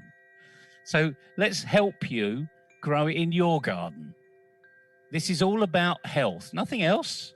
So start writing down where you are today. Over a period of 7 days, you'll actually work out something that you can not do, reduce or cut out, and something that you can do in its place. As CK said, he started off by not using the elevator and walking up the stairs. Well, 20 floors, it's a long way, 20 floors. And I'm not surprised it used to take 40 minutes because I'd be puffed out at 20 floors, frankly. But if you can get it down to 8 minutes, it's faster than some elevators. So, you're not exactly going to lose a great deal if you start to think slightly differently. And it's only a small change. But there's no point in changing something you think you do. Work out exactly what you do. And as I say, the simplest thing is write it down. Be religious about it as well. Use it like we do our iPhones and our smartphones. I was looking around for it there because I'd lost it. It's black and my machine's black, so I lost it for a moment. Oh, palpitations. But the point is we use this all the time. So, create your own little diary as to exactly what you're doing, what you're eating, what your children are eating, and how they're exercising and how you're exercising. There's nothing difficult about this. You just have to start. And like anything else, this is everything we should have learned at school, but we didn't because it was spoon-fed. It was done for us. Here's your dinner money, just hand it in and the school will provide your lunch. Well, it's about time we took personal responsibility, I think. And then it will reduce your call on healthcare going forward. Not that healthcare won't be there. It's just that, as we've seen during the pandemic, there's been more and more calls on doctors, and it's been very difficult to get an appointment. So do yourself a little bit of a favor. Go down this health kick that we've started here, create a little diary, find out what you do, and start realizing where you are and what you're doing. I hope it's been fun, CK. I know you've been nodding away there and you've been keeping some mental notes. It's fantastic that your children make tea every day. It'd be good to get them on the show and ask them how they feel about making tea, what it does for them, for their self-esteem, for their confidence level. Where can they take it to the next stage? Because you never know, in a few months' time, they may even be making you dinner or lunch. Maybe that's a stretch of the imagination. But the point is, we need to see why they enjoy it. Otherwise, if they didn't enjoy it, they wouldn't do it every day. They'd moan. Well, Neville, I think they are also very conscious about the taste, the tea must taste. So they have learned, it has to boil for a certain time, and, how much water, how much milk, how much sugar. And all of us have different taste buds with regard to tea. And I think all of us are very, very specific when it comes to the perfect taste. So they take care of each one's requirement. That's very interesting. When the kids are making tea, they know exactly how much tea, what is the taste of each person in the family, and they make it accordingly. And the assurance about that is also very important. Once they make the tea, they always ask, how's the tea? So that's a question which they that, CK, in that short little snippet there, that is so brilliant, because anyone in the workplace knows if you volunteer to make a tea, someone's going to say, no milk, 2 sugars, please. I like it really strong. And you've got all these things going on in your mind, and then you're juggling things. Well, that's called coordination. And there's nothing better than having put your best effort in, and then you say, how's your tea? And someone says, oh, it's the best cup of tea I've had all day. Just imagine the feeling that person gets back by that little bit of praise. And all it was a cup of tea. Imagine where that can go, fulfilling this huge project over 5 years, and someone says, that was the best project you've ever done. How's that going to make you feel? And it all starts from making a cup of tea. We'll leave people with that thought, okay? Because, little levels of appreciation, as we all say, is really important. So enjoy your cup of tea later, CK. I'm sorry I can't be there to have it with you, but I'll be there in spirit. And hopefully one day when we do meet up, your children can make me a cup of tea. Now that'll be a challenge. Well, they'll make coffee for you. Depends on the time of day. We're a nation of tea drinkers over here, remember? But it's been fantastic speaking with you today. I hope we've given people a little bit of an insight of taking care of your own health for your own future. We can't just rely on popping pills for the rest of our life, because pills actually will run out. The effects of pills will start to dissipate. So enjoy the rest of your day, CK. Good luck, everybody. Have a fantastic weekend. Everything which you should have learned at school, but you didn't. Neville, thank you so much for joining us today. We'll catch you next time with something even more interesting. Cheerio.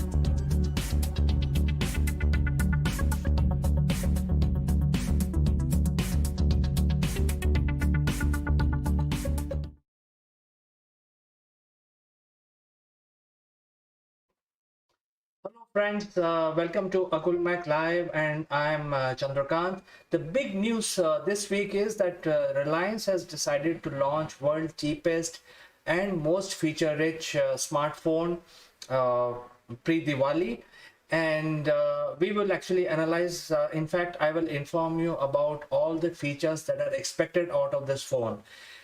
Before we start that discussion, I want to tell you two things. One is that we are live right now, and whichever corner of the world you're watching this live stream, you can actually engage with us by sending your text messages. Use the text message available in your social media platform.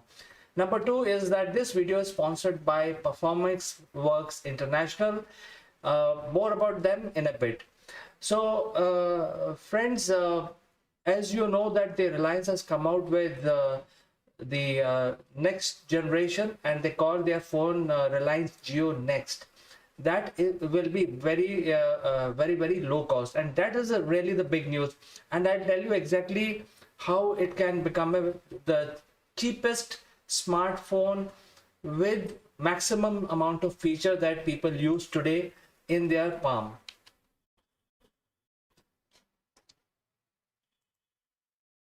So Jio, as you know, is a very prominent company in India, and they have many billions of multi-million people as their subscribers. All there are two major subscriber base for Jio platform. One is the mobile users who use the Jio mobile phones and Jio connections, basically using the SIM, and they can buy the mobile phone. And the number two is their broadband services, and all these things put together, they have at least 500 million to 600 million subscribers in India, in just one country. So you can see that their captive customer base is huge. And last year, Google and Reliance actually announced the partnership that they will actually roll out the very high-tech new phone. And now the announcement in the latest AGM has been made by none other than Mr. Mukesh Ambani himself, where he said that he will be launching the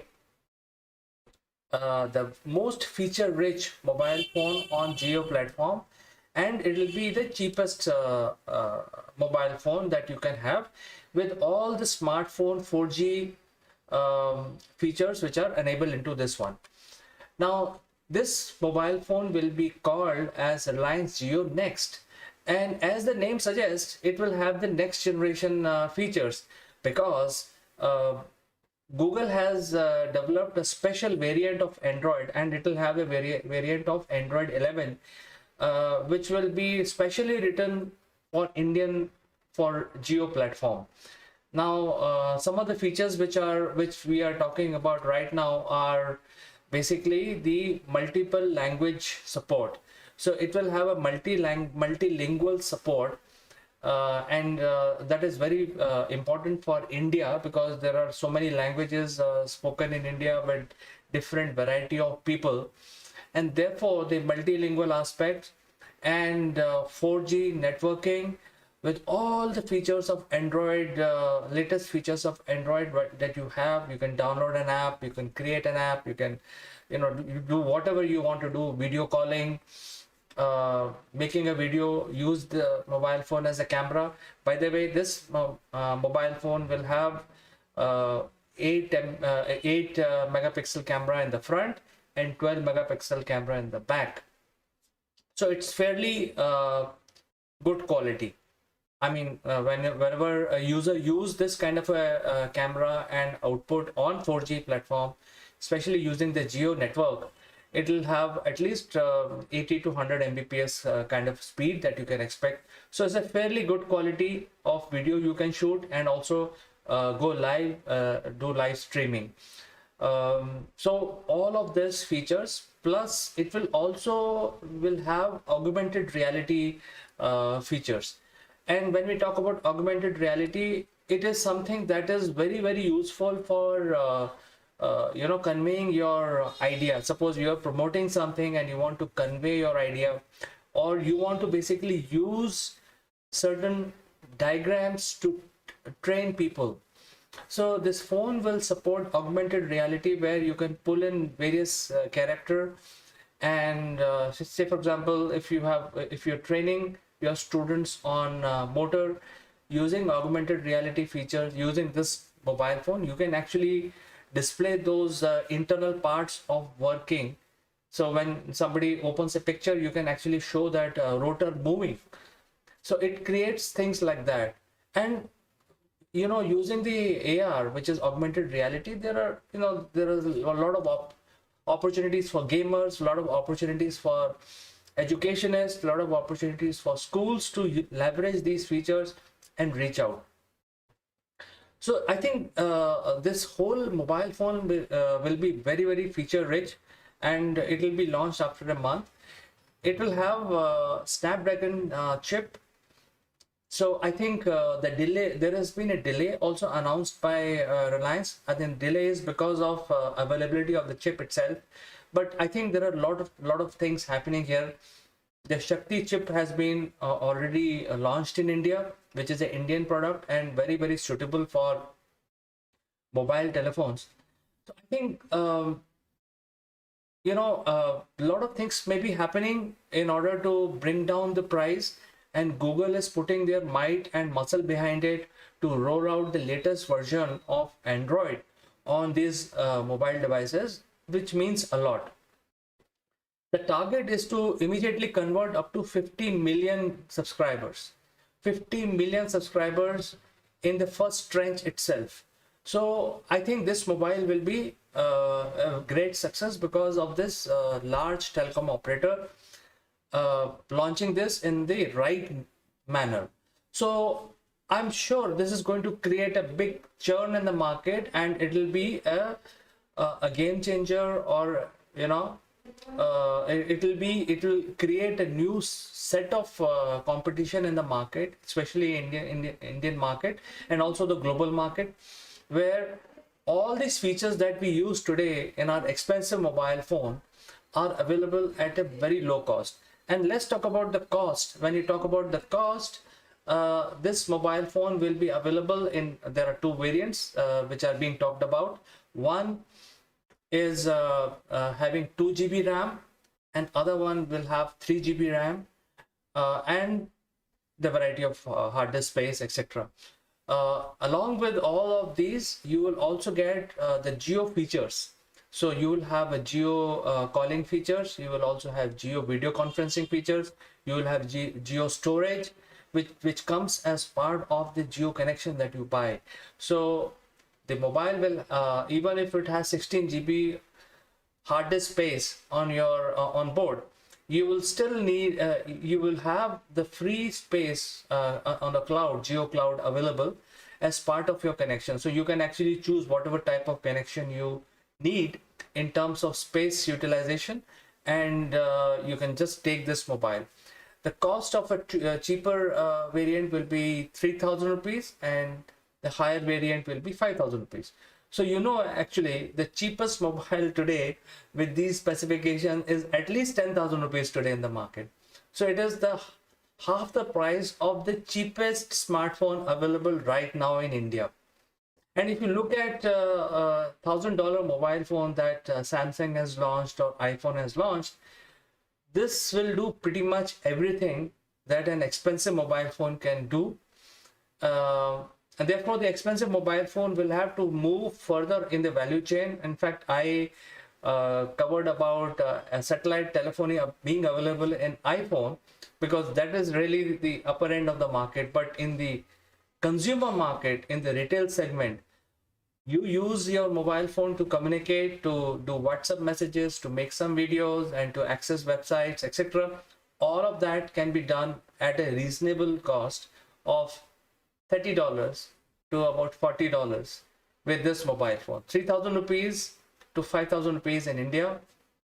However, it will be still cheaper to own, because we've also heard that the Reliance Jio is in conversation with various banks, and where they are financing being provided.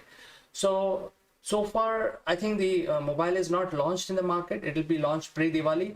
But once it is launched, you just have to pay $10 to own this mobile and a connection to back it up. So for a $10, you can actually get a smartphone, world's latest smartphone with Android 11 loaded on it, with augmented reality and all plethora of Android features, available in your palm. And this is going to happen just after a month. So I think this is a game changer. This is definitely going to create disruption in the market, because all the lower segment, the lowest segment, are also coming from Chinese. This mobile phone, which is made in India, backed by Google with all the latest Google features, will be even cheaper than the Chinese mobile phone. So I think 50 million target for consumers is just the start. The mobile can be very, very popular among all other countries, because most of the people across the world, they just use mobile to do these basic 10 things, and this mobile will be able to do it absolutely well at such a low cost. Just $10 and you have access. Just take a package, a 1-year plan or a 2-year plan from Reliance Jio, and you're good to go.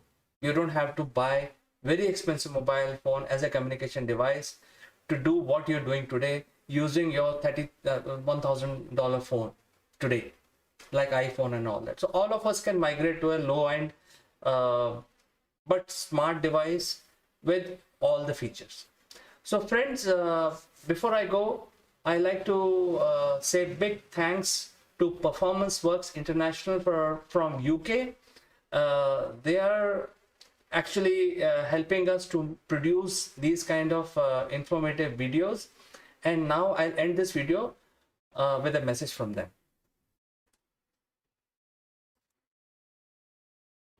This video is sponsored by Performance Works International. Are you ready for the challenges facing the modern workplace? Recent events have taught us the importance of transformation. Businesses now face a perfect storm of challenges. No business is too big to fail, and many are too slow to succeed. Our workforce is changing fast. We're entering a new age of empowerment, and everyone can contribute. The Inner CEO reveals how we can all play a part in making leading at all levels a reality. Written by Jeremy Blaine, an expert on business transformation and growth, it provides a roadmap to help everyone unleash their inner CEO and contribute beyond their job role, whatever their level. Traditionally, strategy has been owned by the few. Now it's time for the many to contribute. Leadership must come from a broader base. Everyone has the potential to step up and make things happen. It's a new model of collective and collaborative leadership which unleashes the power of people, enabled by appropriate technology and a supportive management structure. The book provides a roadmap for a bold new age of empowerment. Supported by a range of resources, the book provides a toolkit to help anyone unleash their inner CEO. Organisation health, development and growth is owned at all levels. Are you ready to unleash the inner CEO?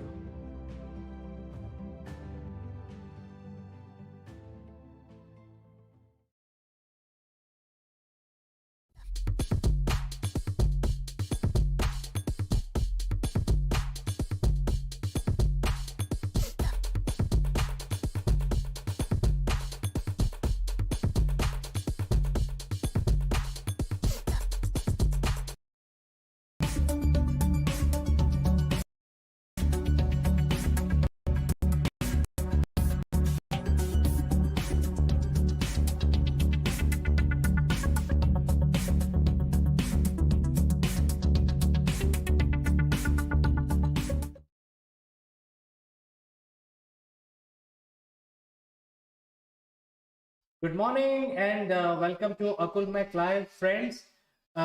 Yesterday there has been a major test done by DRDO, and it's about a guided bomb completely indigenously developed by India.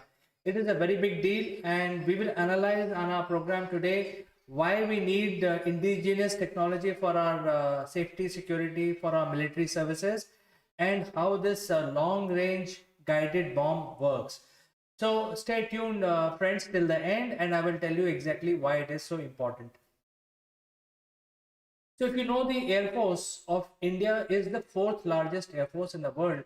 It's a very big, potent power where Indian Air Force has to achieve the air supremacy, and that is the mantra of any war. Whenever there is a war, the first thing that the any defender has to do is to achieve air supremacy. That is the principle of any battle or any activity that Air Force will do. So when Air Force has to guide such a big force and also guard the borders of India, which is the ocean border, surrounded by ocean, and also the land border, and especially when we have problems with our neighbor, two large neighbors. One is China, which has become the global menace right now. It is flexing muscle and becoming a problem for many countries, not only in India. But there are border issues happening where the China is now saying that, hey, the border areas are mine, etc. So there are skirmishes happening on the border. And then the arch rival on the west, which is Pakistan, which born out of India in 1947 and has been indulging in a lot of nefarious activities.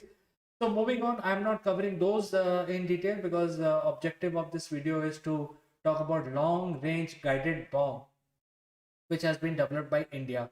So if you look at the strength in terms of military aircraft, India is number 4 in the world. Number 1 is obviously the United States because they have 2 air force. One is the Air Force, and there is an Air Force which is on the aircraft carriers, and that is also pretty large. They have 20 aircraft, and the Air Force, which operates from Navy ships, is also pretty large. Then followed by Russia, China, and then number 4 is India. And to maintain such large force, not only Air Force but also military, and to maintain such big military to guard the border against China and Pakistan, as a result, India has become the largest importer of the military technology equipment from other countries. And because others are doing some research, and we review it and we acquire it because we need to guard against these large enemies. But because of this feature, I think a lot of the foreign exchange is going into defense purchases. So it is very important for us to become independent and as far as possible develop the indigenous technology. And there are several videos we have done, and this one is the latest one, which is for a long range bomb. Now whenever military or Air Force wants to destroy a large area, the easiest method and the cheapest method is to drop a bomb.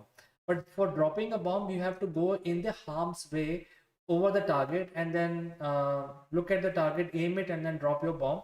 But then your aircrafts, which are very expensive, which you have purchased from outside India, come under the radar surveillance of the enemy, and they can shoot them down. So the trick is to use the missiles, long range missiles and long range bomb.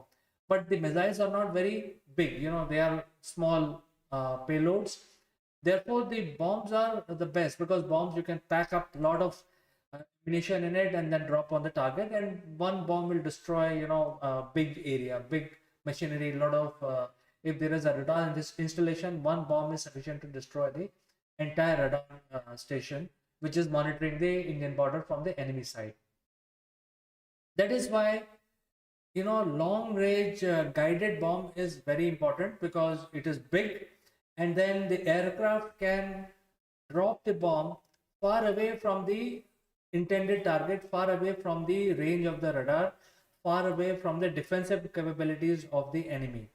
And so you go very high, and from a quite high, you drop your bomb, and then bomb will find its own trajectory and glide through and and hit the target. So the Indian bomb, which is the guided bomb, long range. When we say long range, it has the capability to glide for up to 100 kilometers from the target. So that means aircraft need not go very close or on top of the target. They can drop the bomb from very high altitude, and then bomb can be controlled using ground troops or laser guided, and it will find its own target, and it will hit the target with extreme precision. That means there will be no wastage, there will be no free fall of bombs. The bomb will hit with precision and accuracy, so it will destroy the target which needs to be destroyed during a battle. So as you can see, I'm trying to showcase in very brief. This middle section of the bomb is really the ammunition of the bomb, and the explosive munition which is kept there. And in this bomb, there will be a munition of 1 ton. That means 1,000 kilograms, which is very, very highly explosive. And then there are two additional in the front as well as in the back. And you can see that there are fins over there, and there is a GPS based guidance system. And this the front section, which is the nose, is really the control unit, which will then guide the fins which are fitted in the back, so that after dropping, bomb can find its way, and using the precision GPS technology or laser guided, it can hit the target. Now in case of laser guided bomb, the ground troops who are actually in the battle, they are actually looking at the target, and they want the target to be eliminated. So in those cases, what happens is that the aircraft will come on top from harm's way, very, very high and quite far away, at least 100 kilometers away from this target, drop the bomb, and then the bomb get controlled by the ground troops. So because they are actually seeing the target in front of them, and they can guide the bomb either using a laser or through a GPS precision technology, and make sure that the bomb eliminates the target which is in front of them.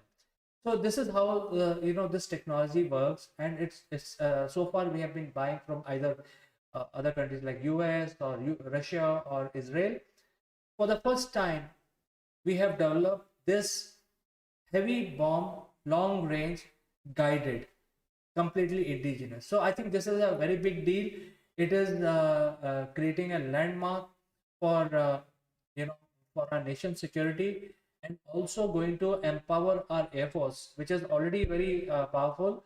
But then, in order to maintain two-front battle for the Air Force to acquire air supremacy, instead of increasing the numbers, we can actually spend that money in developing more precision and high-tech equipment, and give it to the Air Force, so that they can become powerful without increasing their numbers or number of aircrafts. So I think this is one step in that direction, and therefore it is an important one. Friends, do write in your comments and let me know what you think. If you have anything specific about this news, write in, and I will respond to each one of you, and I will catch you in the next one.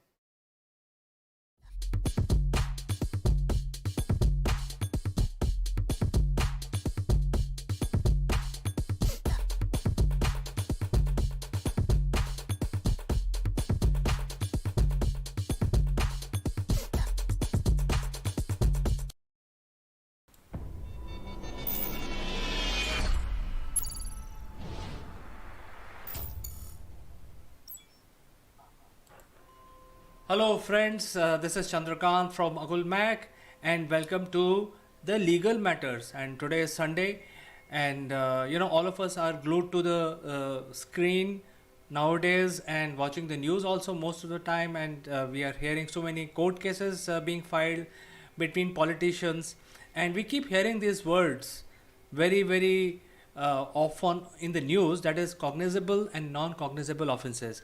So one guy filing a defamation suit, and it is cognizable, and sometimes it is non-cognizable. So these are very, very technical terms. To understand in depth what is the meaning what is the difference between cognizable and non-cognizable offenses, let me invite my friend from Ahmedabad, Mr. Jeet Bhatt.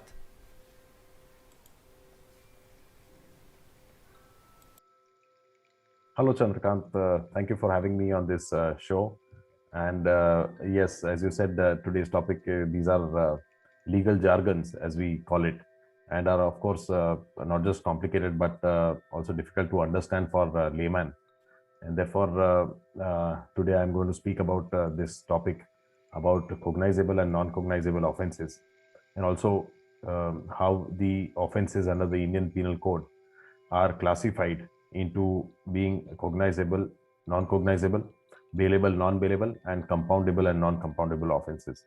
So these are the three criteria under which the offenses in the Indian Penal Code are classified. An offense is either compoundable, non-compoundable, cognizable, non-cognizable, and bailable or non-bailable. So this classification, which is provided under the Indian Penal Code, is based on the gravity of the offense. So if an offense is of a serious nature, like rape, murder, dacoity, robbery, then these sort of offenses are considered as cognizable, non-bailable, and non-compoundable. So what is the difference? I will explain. And whereas similarly, if the offense is the gravity of the offense is not so grave and it is not a very serious offense, like say cheating or forgery or say defamation, then these sort of offenses are non-cognizable, bailable, and compoundable. So the difference between a cognizable and a non-cognizable case is that in a cognizable offense, the police has the power to arrest the accused without the warrant of the court. And whereas in a non-cognizable offense, the police cannot arrest without the warrant from a court. So this is the basic difference between these two categories of offenses. A cognizable offense is always a serious offense, whereas a non-cognizable offense is not a serious offense, and where the maximum punishment is 3 years or less than 3 years. So another classification which the Indian Penal Code prescribes is that an offense which has a punishment of higher than 3 years would be cognizable offense and would be non-bailable. Whereas if the punishment is maximum 3 years or less, then such offenses which are the gravity is less would be non-cognizable and bailable. So non-cognizable meaning that the police itself cannot register an FIR. It will have to send the complainant to the court, and only after taking permission from court, the police will be in a position to investigate, and thereafter, after the arrest warrant, they can arrest.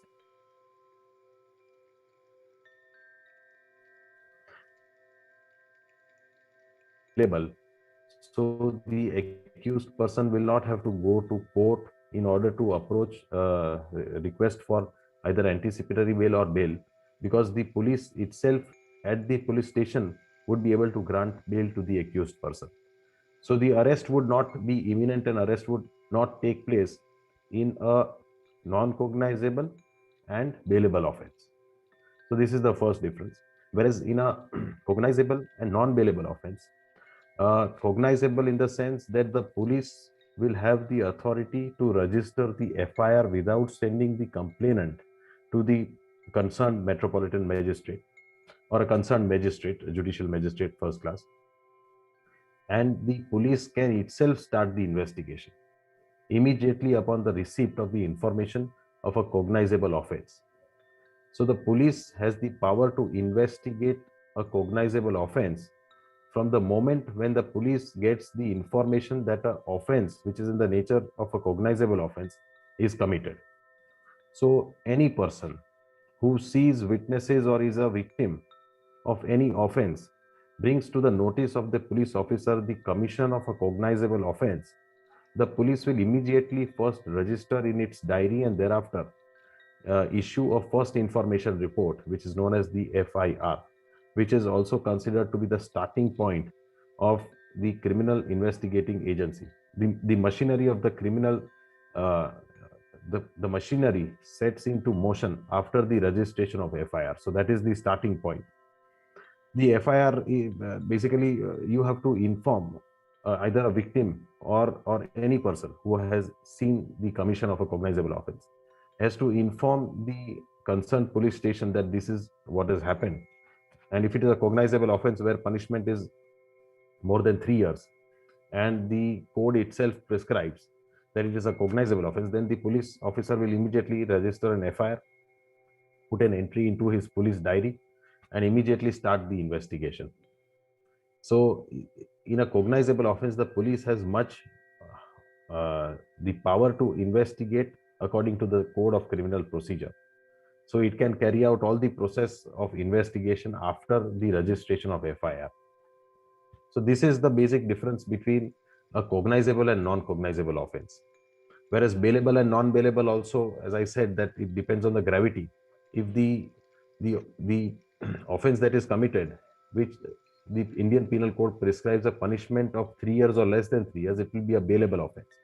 So, in case if the offense is registered and the accused person is called to the police station, the police officer himself has the power to grant him bail. So, he will not have to approach the concerned court, and the court will, the police officer itself will grant him bail. So this is the difference between a bailable and a non-bailable offense. Whereas in a non-bailable offense, the police has power to arrest the accused, and once arrested, the police officer can keep him in his police custody only for 24 hours. So within that 24 hours, the police officer will have to seek the permission from the concerned magistrate having jurisdiction over the police station where he is performing his functions. And the magistrate will thereafter decide whether the accused person has to be kept in police custody or judicial custody. So police custody is what is known as remand, and which we hear in newspapers and cases several times that police is seeking remand. So remand basically is a police custody. It is the extension of custody beyond 24 hours, because our constitution itself provides the protection under Article 20 Clause 2 that the person cannot be kept in police custody for more than 24 hours. He has to be produced before the magistrate concerned within 24 hours. So once the police produces him before the magistrate, the police can seek for police custody, that is known as remand. And if the court thinks fit upon application of its mind and the reasons which the police are seeking his remand for, and if the court finds that there is a ground for granting police custody, that is remand, then the court will grant 4 days, 5 days, depending, but that cannot exceed 15 days of remand. So again, there is a protection given to the accused person, and this is necessary because under the police custody, the police would usually, and we are aware that uses certain degrees of torture upon the accused person, and therefore to avoid it, because under such coercion, under such police pressure, several times accused persons are compelled to give their confession, and therefore to avoid such circumstances and to avoid the accused person himself to be a witness in his, because what the police does is using force and using third degree methods, they extract information out of him. But that is not permissible under the constitution, because the constitution also guarantees that an accused person cannot be compelled to be a witness in his own case. So even if suppose I have committed an offense, the police cannot force me to give out information. And I have a right to remain silent because of this provision, that I cannot be compelled to be a witness in my own case. And this is a very important constitutional guarantee provided under the fundamental right. And it is the right of every citizen to remain silent when questioned by the police authorities. So therefore, these are important constitutional rights. And in a cognizable and non-bailable offense, the police cannot use any type of force or any type of pressure on the accused person. The police has to independently investigate, because police has all the power and mechanism under the Code of Criminal Procedure, which it can use and gather the information. It can go to the spot, it can take all help of forensic experts available, it can send the details to the FSL laboratories, and get all informations which it can through legal source and legal method. But illegally, it cannot compel any person to be a witness in his own case. So that is remand, that is police custody. And if the police custody is denied, then the accused person will be sent to judicial custody. And the judicial custody is what we know as the central jails. So where in central jail, the accused persons are kept. Either they would be under trial, because till the trial is pending, they would be known as under trial, and they would be kept in the central jails in different barracks. So then the investigation has to be completed if the person is under custody within the period of 60 days or 90 days, depending upon the offense that is registered against him. Mostly in offenses where punishment is less than 7 years, the time period for completing the investigation is 60 days.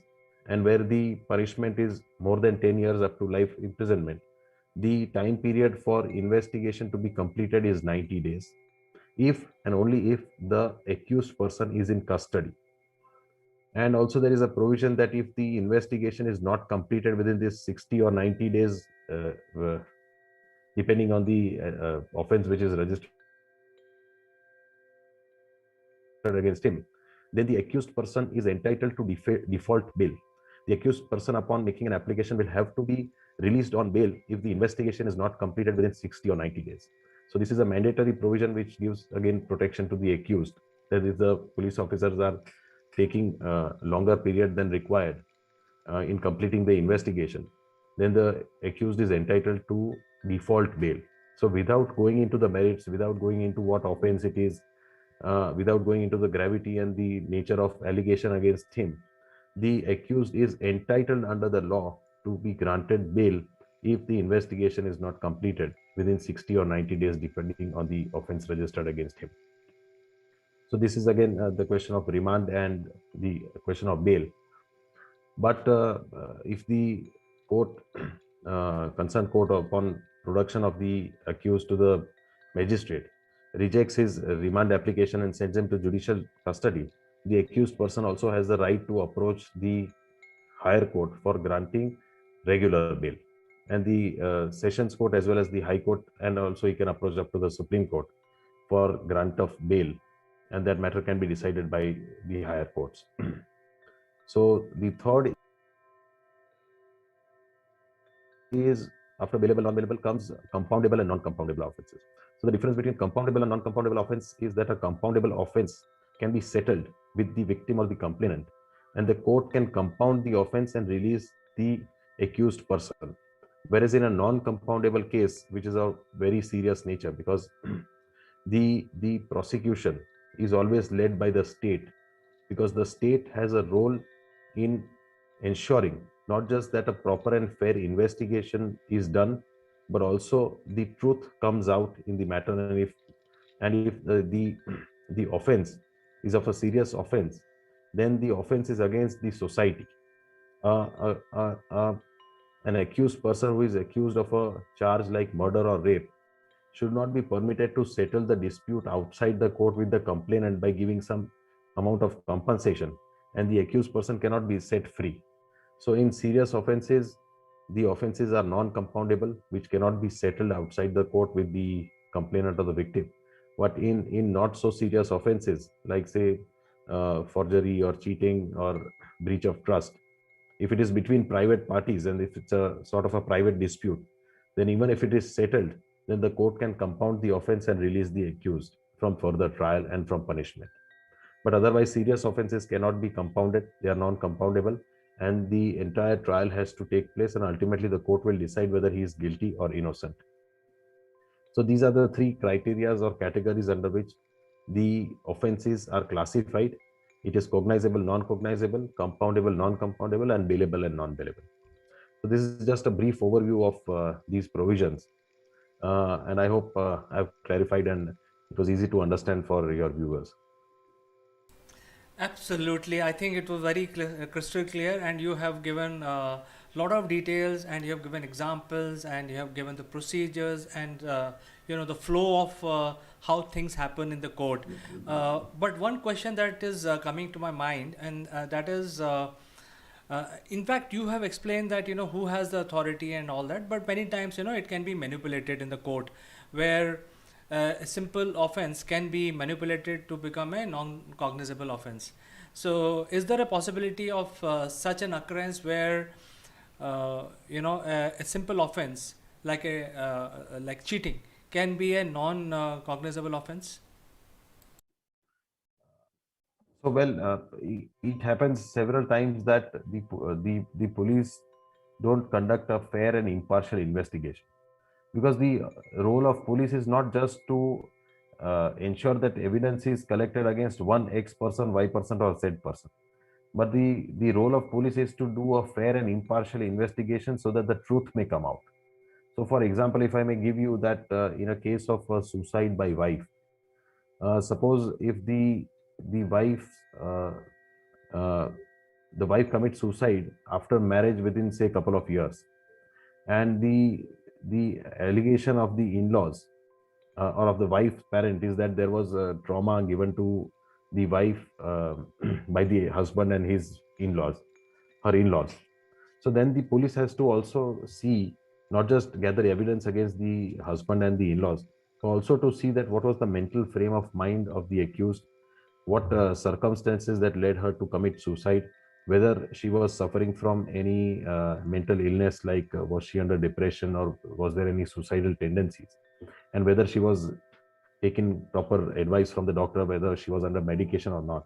And if ultimately, if it is found that she was depressed, she was having suicidal tendencies, then the police officer also has to bring out those during his investigation and to give his opinion that whether circumstances existed that the husband and in-laws tortured the wife to such an extent that she took her life, because otherwise it would not be abatement to suicide, an offense which is of a serious nature, if the wife herself was having suicidal tendencies or was under medication for depression. Because then the reason is not that the husbands have or the husband or in-laws have committed such amount of torture against the wife, but it is her mental uh, problem herself which led her to commit suicide. So therefore, proper investigation, a fair investigation, is absolutely crucial and important, because otherwise it can lead to travesty of justice. And as a old maxim under the common law, which says that 99 accused person should go scot-free, but not a one single innocent person should be convicted of an offense. And this holds absolutely true in a democratic setup, because these principles are of the highest principles which the state has to maintain and follow. Because one innocent person suffering, it leads to travesty of justice. So this should absolutely be avoided in all circumstances. But this happens many times. Experience says that the police, if they are not able to catch hold of the correct accused, they catch hold of any person and then frame him of serious offenses.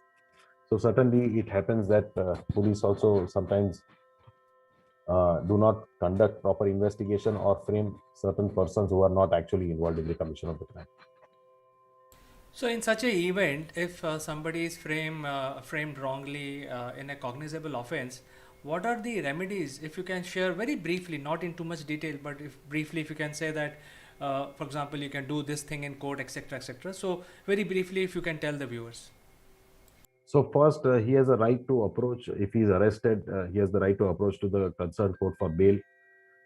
If he has not been arrested, he can approach for anticipatory bail. And second, the third option which is available to him is for filing of a quashing petition before the High Court. If the investigating agency has wrongly framed him, or if there is an abuse of the process, if the criminal machinery is put to use in an offense which is not actually a criminal offense but is a civil wrong. So, say in a property dispute, if false FIRs are registered and the criminal investigating agency is set into motion, then the accused persons can approach the High Court under Section 482 of the Criminal Procedure Code in order to quash the investigation and the further process. But ultimately, if quashing also doesn't work, and or if quashing is not allowed, then he has to face the trial, and ultimately he has to get acquitted after undergoing the entire process. So that is, then it's a cumbersome process. Well, that is the fear of most of the people, because when you're framing charges, and a simple thing like cognizable, non-cognizable may lead to dire consequences for a person, for the accused. He may not be the right accused, but then he will go through the trauma.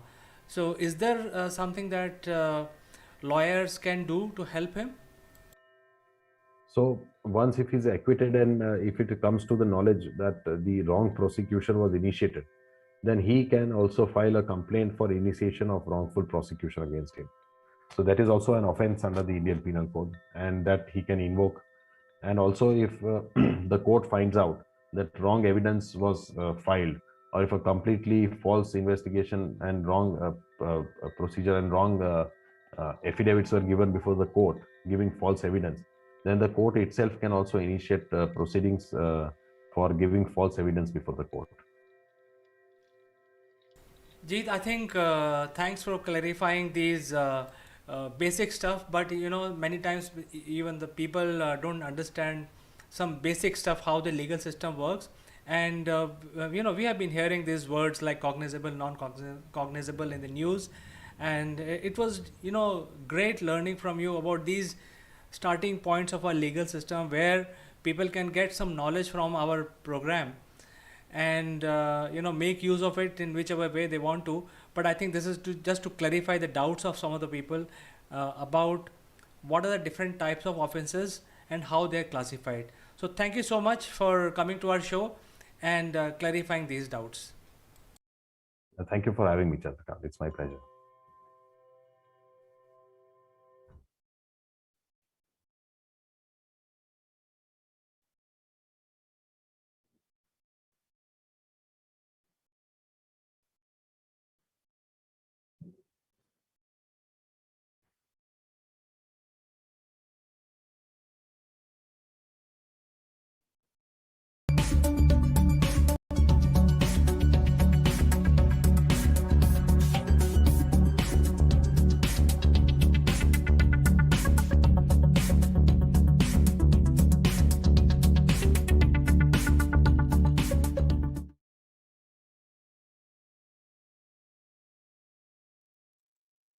Hello friends, welcome to Akul Mac Live, and I am Chandrakant.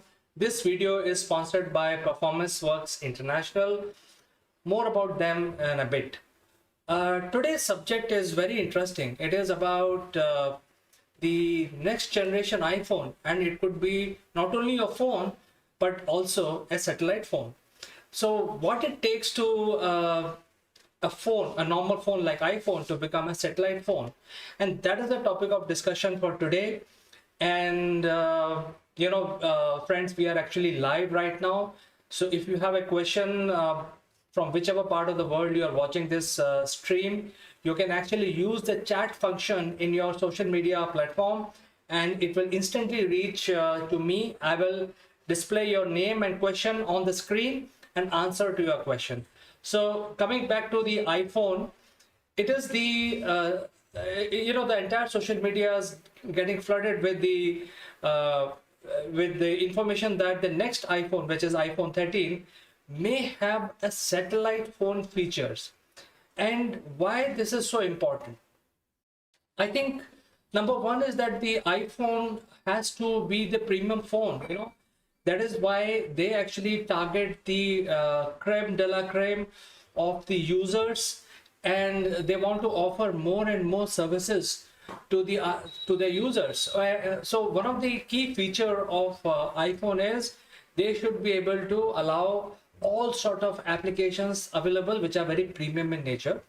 And so far, satellite telephony has been a very premium service. And I think it makes sense for growth perspective for iPhone to go to the next level, where they can start looking at providing the functionality which are provided in the iPhone, and usually in the satellite phone. So usually if you look at the satellite phone, the image that comes to your mind is that it is very thick, with a thick antenna, and very bulky, very heavy body, and very bulky mobile phone. But it is very useful for people who are explorers, who are going to places where there are no networks, cellular networks, and in case they need to communicate with people, this is the phone that you carry. I mean, if you're going on a jungle trek or a mountaineering trip, this is a phone that you need to carry, because this phone has the capability to communicate directly through the satellite to whichever number you have dialed. So it will have a connectivity which is always maintained, and you don't have to really depend on the cellular network. Before I proceed further, there is a few comments, and I would like to display those comments on the screen. One of the viewer, Mr. Sayyed Hussain, says that if you leave your phone behind at home, you will be lost. Of course, Mr. Sayyed, if you leave your phone behind, then you will definitely be lost. But let's get back to our discussion. So the capability of this bulky phone that you see on the screen, you know, with thick antenna, which has the capability of connecting with a satellite, has to be provided in a smartphone device. So that is where the challenge is, and I think Apple is working on this particular challenge, where in the next release they would like to enable iPhone devices to also have satellite phone functions.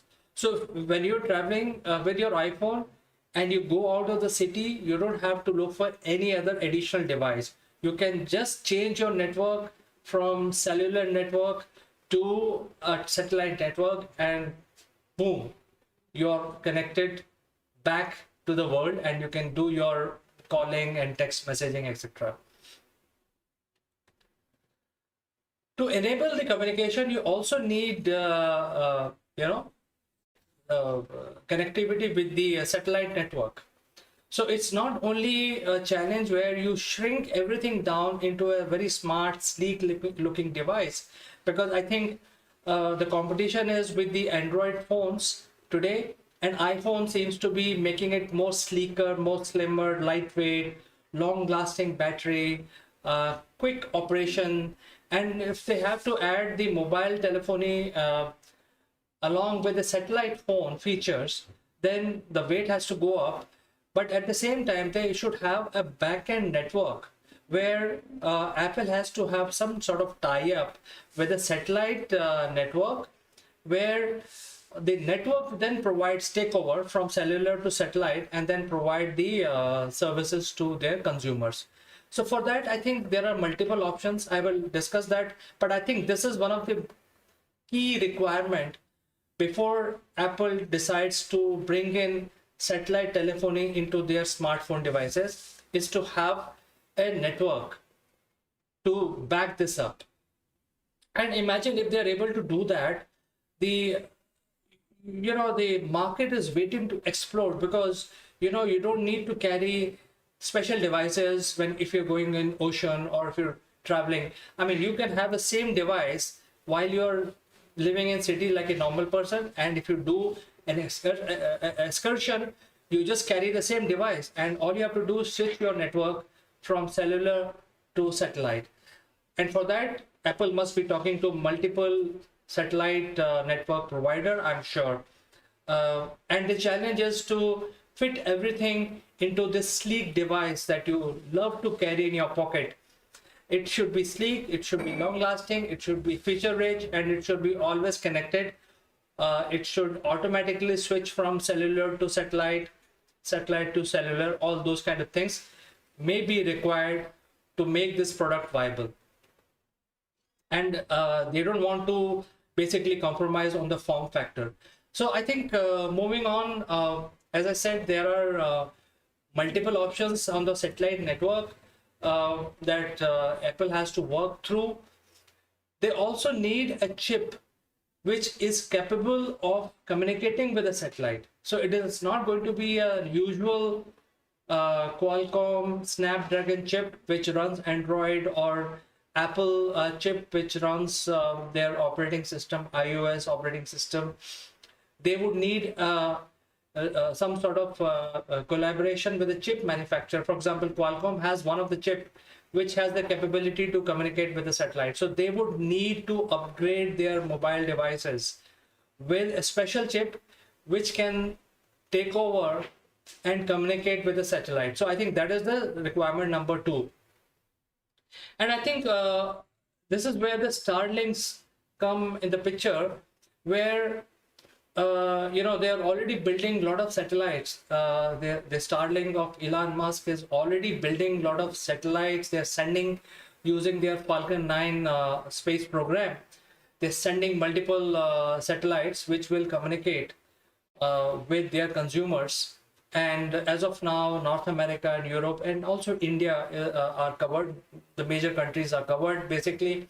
And if you're in India, the cost of getting a Starlink network in your home is as much as any other 4G network that you go and in the market. So right now in India, there is a beta program running from Starlink. So I think Apple must discuss with companies like Starlink and provide the coverage. The most important part of bringing the satellite telephony to your mobile device is providing that coverage, and Starlink can provide it at a very low cost because they're already building the network which will enable the coverage across every part of the earth. It doesn't matter whether you have a fiber optics running there, because the link is coming from the sky, and it is in a lower earth orbit, something like 300 to 400 kilometers high. And if your mobile device is having that capability, that means having that high gain antenna, high battery lifetime, and also features where you can actually communicate using that special chip that you have, you can very well convert your normal sleek mobile device into a satellite phone. So I think that this is where the world is going, and it's a very exciting news in the tech world, where a lot of speculation when it comes to the next leap. And Apple is always known for taking the next leap in terms of mobile devices. They have taken the first leap into a handheld smart device. They have taken the first leap in making the device lighter, smaller, sleeker.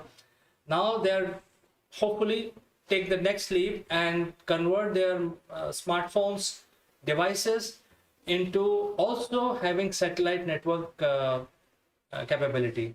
So since satellite network are quite expensive, so I'm assuming that the operating system will have the functionality of choosing the right network at the right place. Say for example, if you're in city, then you don't have to communicate using a satellite telephone. You can use a normal cellular network which is available there.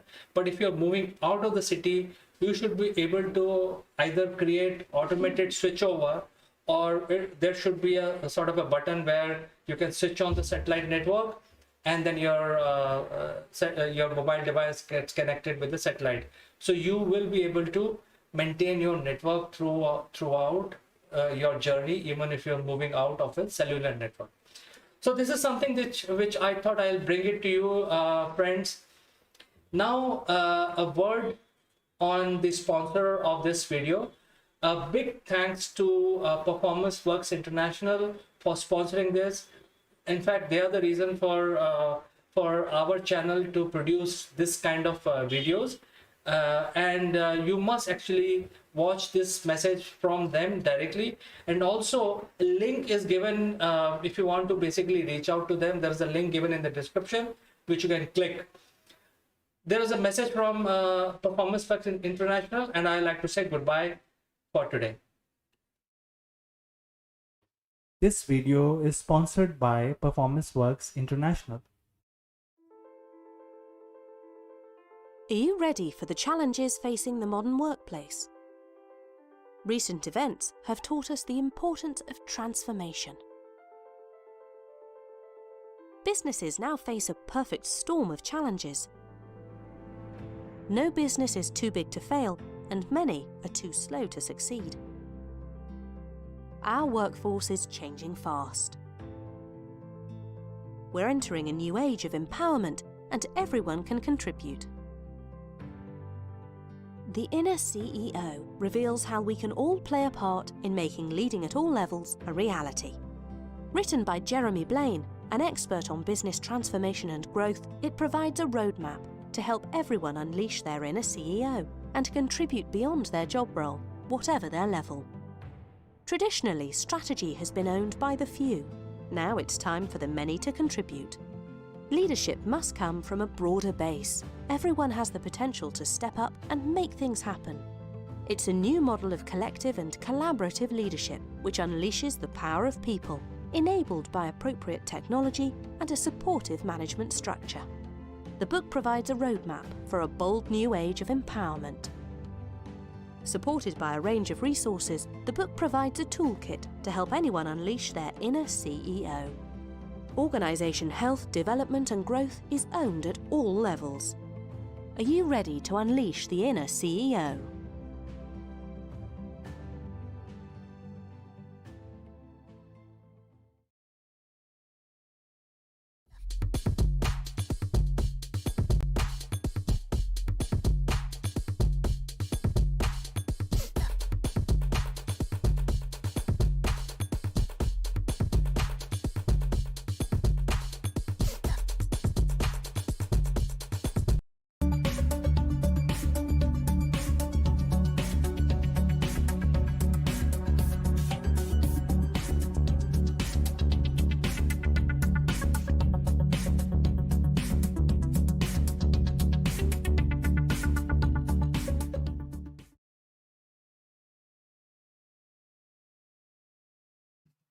Hello friends, welcome to Akul Mic Live, and I am Chandrakant.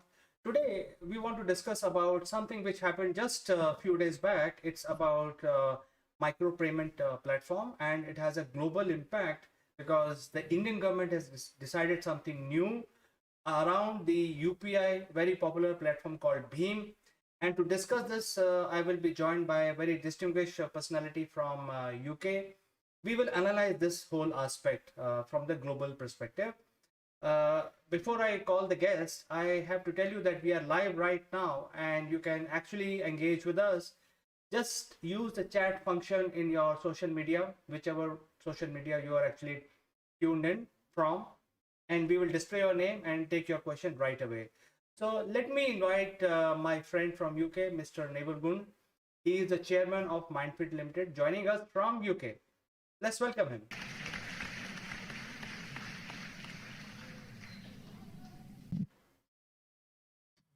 Good morning, Neville. How are you doing today?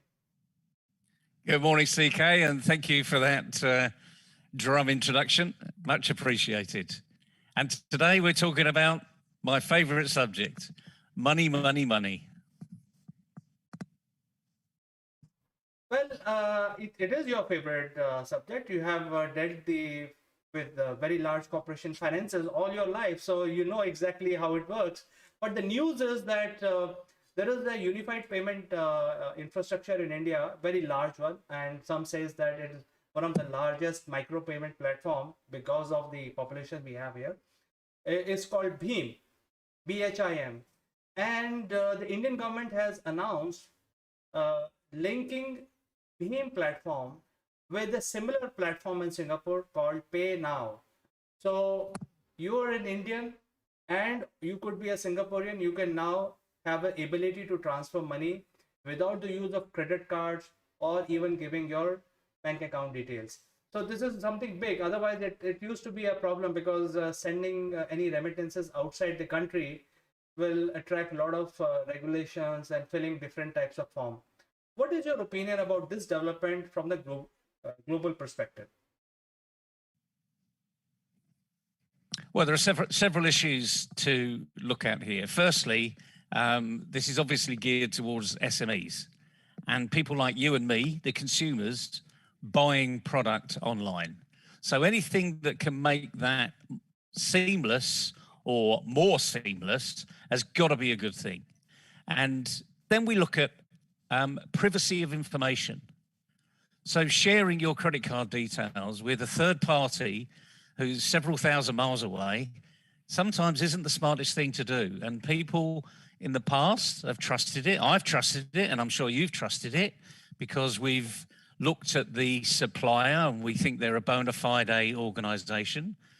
But today, whether or not they're a bona fide organization, there's unfortunately this thing called the hackers, the cyber thieves, that literally grab hold of your data. So it's privacy of information. And again, this is a great move, as far as I can see, as to keeping that information private to you and a third party that you trust. Because there's always going to be a third party when you make a transaction. But effectively, you're paying through a barcode or any type of QR code. So all of your information is on a secure arena, which is literally only going to be shared cryptically behind the scenes, just like a bank-to-bank transfer. Because now we're dealing with banking regulations. Whenever you're talking about this type of arena, we're now talking about banking regulations, not just in India, but also within Singapore. So we're elevating the game, which I think is a really good thing to do to beat the cyber thieves, fundamentally. The other thing is it's a point-to-point transaction. So what it means is on the assumption that you get the goods, and this is a really big assumption that we might have to go into, the money's transferred. And I'm going to make an assumption here because I don't know, because this is something I've only heard through you currently. So I haven't done any sort of due diligence or research on it. But just like with PayPal, there's a guarantee. So the funds are guaranteed, and the funds are guaranteed at both sides. So the supplier gets the money that's due to them. But if the goods don't turn up, or they're substandard, or they're broken, there's some form of guarantee within that service. And certainly that's what's allowed PayPal to increase their market reach over the last few years, because they give that literally unqualified guarantee. So on those three subjects, CK, which one would you like to talk about? The privacy one, or the guarantee, or the fact that we're just making life a lot easier to do trade? I think I like to dwell upon guarantee and then move on to the ease of use. So in terms of this platform getting connected with Pay Now of Singapore, which is Beam, and Pay Now will be connected. By the way, the start date is July 22. So there's a lot of groundwork that needs to be done before they actually start kicking in their transactions. It's related to micropayment. So it may not be the 100% solution for all payments. I think there are all other payments which requires imports, export of physical goods would go through the normal process. It is only limited to things like micropayment, things like service providers like, for example, for instance, my company, where I don't have to ship anything. I just have to get paid for the services, which is not difficult, or rather engage with somebody in Singapore, or maybe hire an employee and transfer small amount to him without exchange of any goods. I think this is a platform which is very suitable for those kind of transactions. And also, if you're traveling to Singapore or vice versa, it'll be a lot easier to buy things in a shop, or if buying a ticket of a museum, or catching a ride, or going on an excursion trip, going to Sentosa Island, So those kind of things will be a lot easier, because all you have to do is just scan your QR code and boom, it's done. So you don't have to carry your, you see, when you apply for visa, you need to submit your credit card. So I do not know how will it change those rules of traveling, passport rules, visa rules, etc. But I think it will be a lot easier for making a payment and collecting the payment from Singapore to India and India to Singapore. And I think when you talk about guarantee, I think that's the thing that we want to discuss. This is instant transaction from your bank account. So if something fails, the transaction does not happen. So it's not it's slightly different from PayPal, where PayPal collects from you as an intermediary and then make the payment to the to the business owner on the other side. This is an instant transaction based on your mobile number. So I think the guarantee is built into the system. Your views, Neville, before we move on to the ease of use. Sure. I mean, the guarantee is a really big thing, because once you have, if I walk down to my local high street and I buy a cup of coffee and I walk away and I don't like that cup of coffee, I could walk back into the high street and I can say, excuse me, this tastes foul, you know, and immediately, good customer service, I'll get a replacement, typically, or I'll get my money back. That's the consumer rights that I have here. But when we start to look at transactions over some distance, even within the same country, I don't have that facility. So once it leaves my bank account, I've therefore authorized that transaction.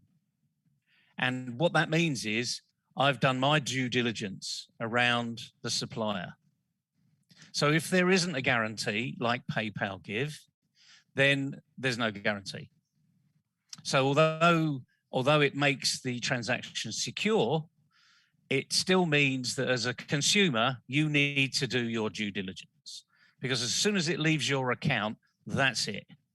You have got no recourse apart from back to the supplier.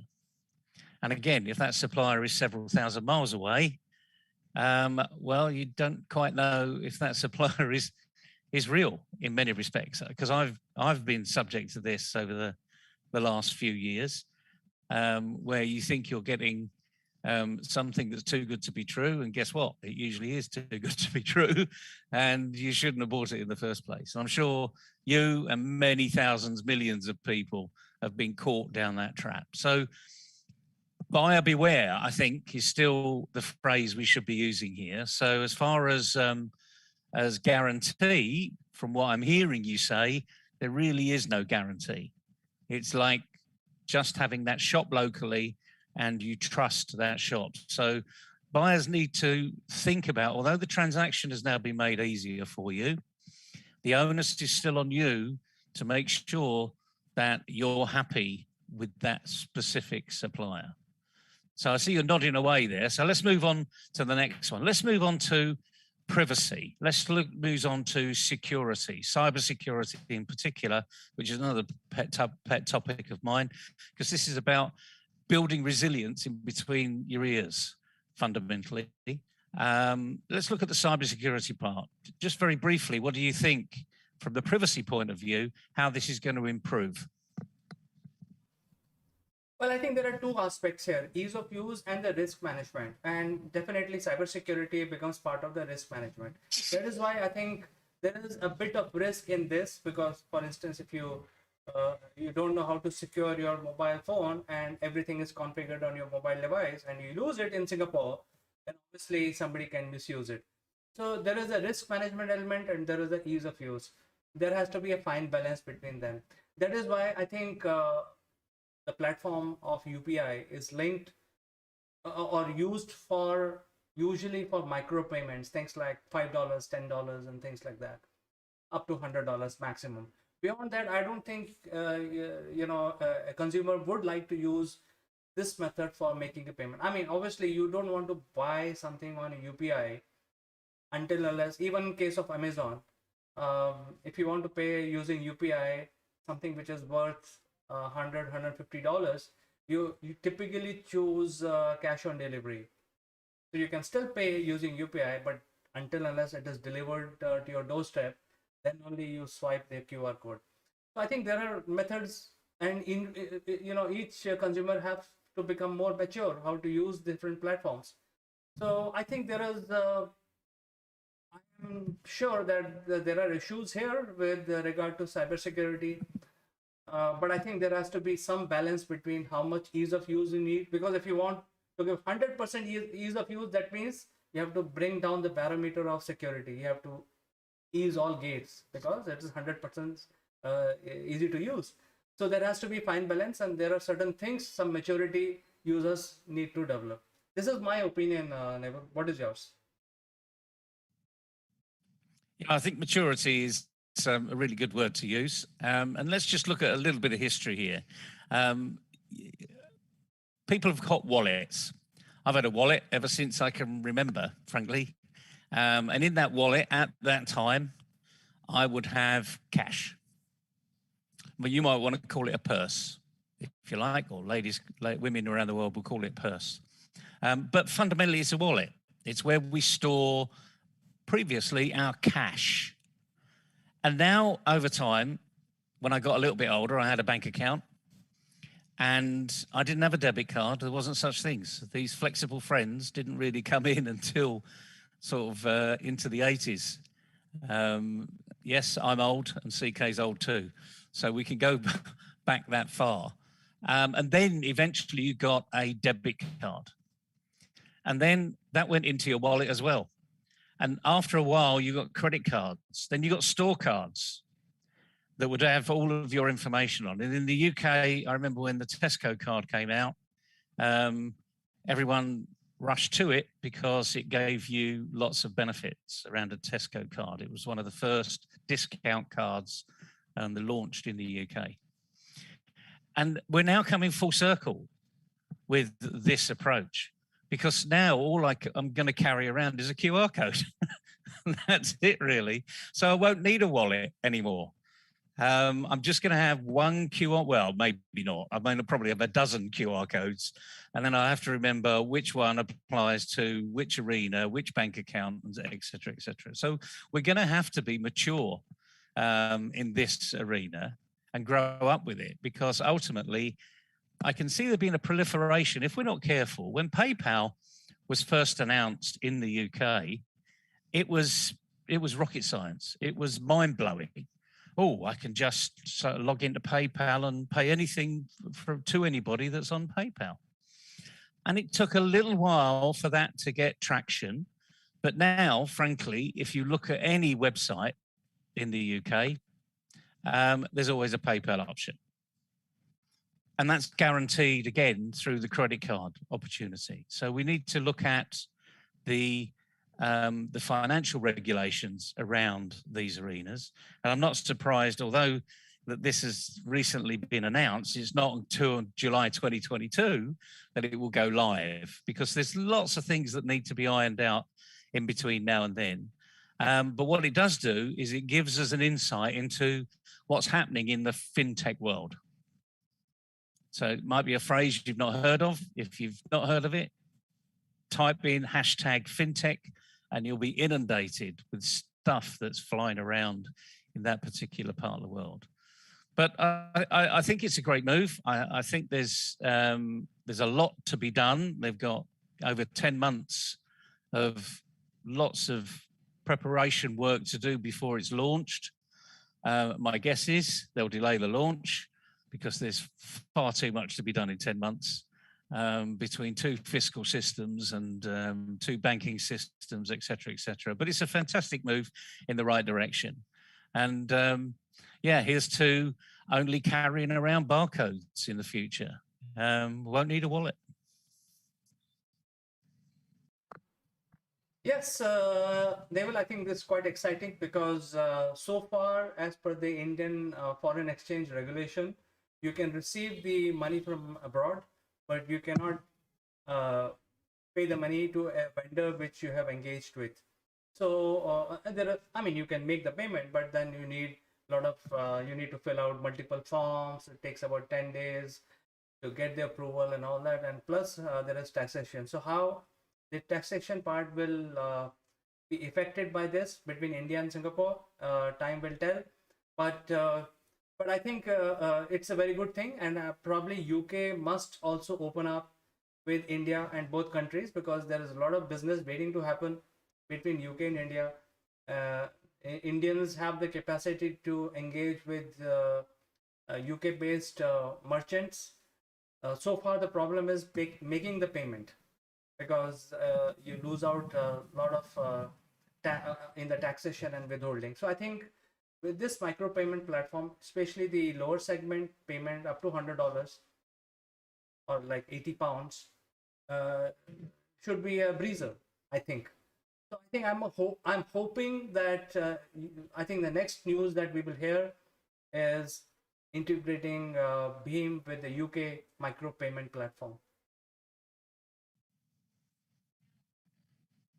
I think it's a great suggestion, CK, and hopefully, if someone's listening, they'll be moving down that route. I'll have words with my friends in the Bank of England and see if they're actually considering it. I'm sure they are. And the FCA will be fully on top of everything that's going on. But like anything else, we're entering the world of banking now, and we do know how difficult it is within that fintech banking arena. They're slow to move.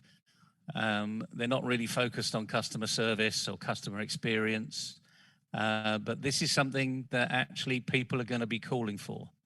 So watch out, you bankers out there. Get on the case, join this particular project, have a good look at it, see what it's like, because I think this is going to be one for the future. And as I say, hopefully I won't have to have a barcode for every country I'm dealing with, but we live in hope. Fascinating subject today, CK. Thanks very much for inviting me, and good luck, everybody. Read up on it. It's the way of the world, so get in tune. Thank you so much for finding time, Naval, and joining us on this very interesting subject and futuristic development. But we will catch you next time on something even more interesting. Until then, bye-bye.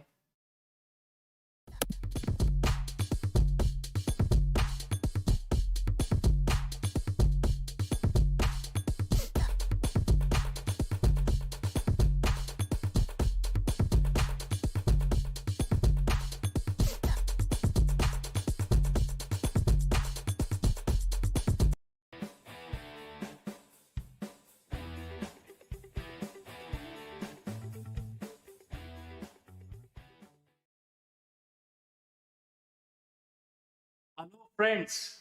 The good news is that Indian Railway has confirmed that they are planning to ACify even the general category of bogies in Indian Railways. I never understood why we need three classes.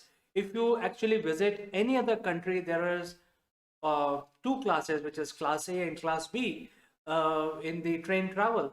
And India being such a big country, and Indian Railways is the world's largest employers in the world, and we are still running three classes. I think this is because of the colonial era hangover. And finally, the Indian Railways is getting out of this hangover. They are going to essentially remove the general category, non-AC category out completely, and they will have only two categories, which is AC upper class and AC lower class, especially in the long-term journeys. And as you know, friends, India is such a big country. For any long journey, the reservation is compulsory. So the Indian Railways logic is that since most of the passengers are traveling on a compulsory ticket, on a confirmed ticket, that means each one of these guys, even though they are traveling in a general category, they will have a seat reserved for them, especially for a long distance journey. And why they should not travel in comfort. So I think the decision is very good. I personally feel very happy that even for the general category, the entire train will be AC-fied, and people who cannot afford to buy AC class ticket can also travel in AC in a general category, general compartment. So we'll have to see how these bogies will be implemented. These new AC class will be implemented, which is general category class. And I think there is a trial going on for these general category chair car, and the bogies are being manufactured out of Kapurthala based bogie manufacturing plant. So friends, I think this is a great move. And finally, the Indian Railways is getting out of these T-class system, which we have inherited from the British Raj, where there was first class, second class, and third class. So we should not actually call anything third class when people are traveling in it, especially. So I think this is a great move. Do let me know, do write in with your comments, and also let me know what you think about this initiative by Indian Railways. Do you think it is good to provide AC services even in the general class? Or if you don't agree with this, do write in either case. And I will say goodbye for today, only to meet you in the next one.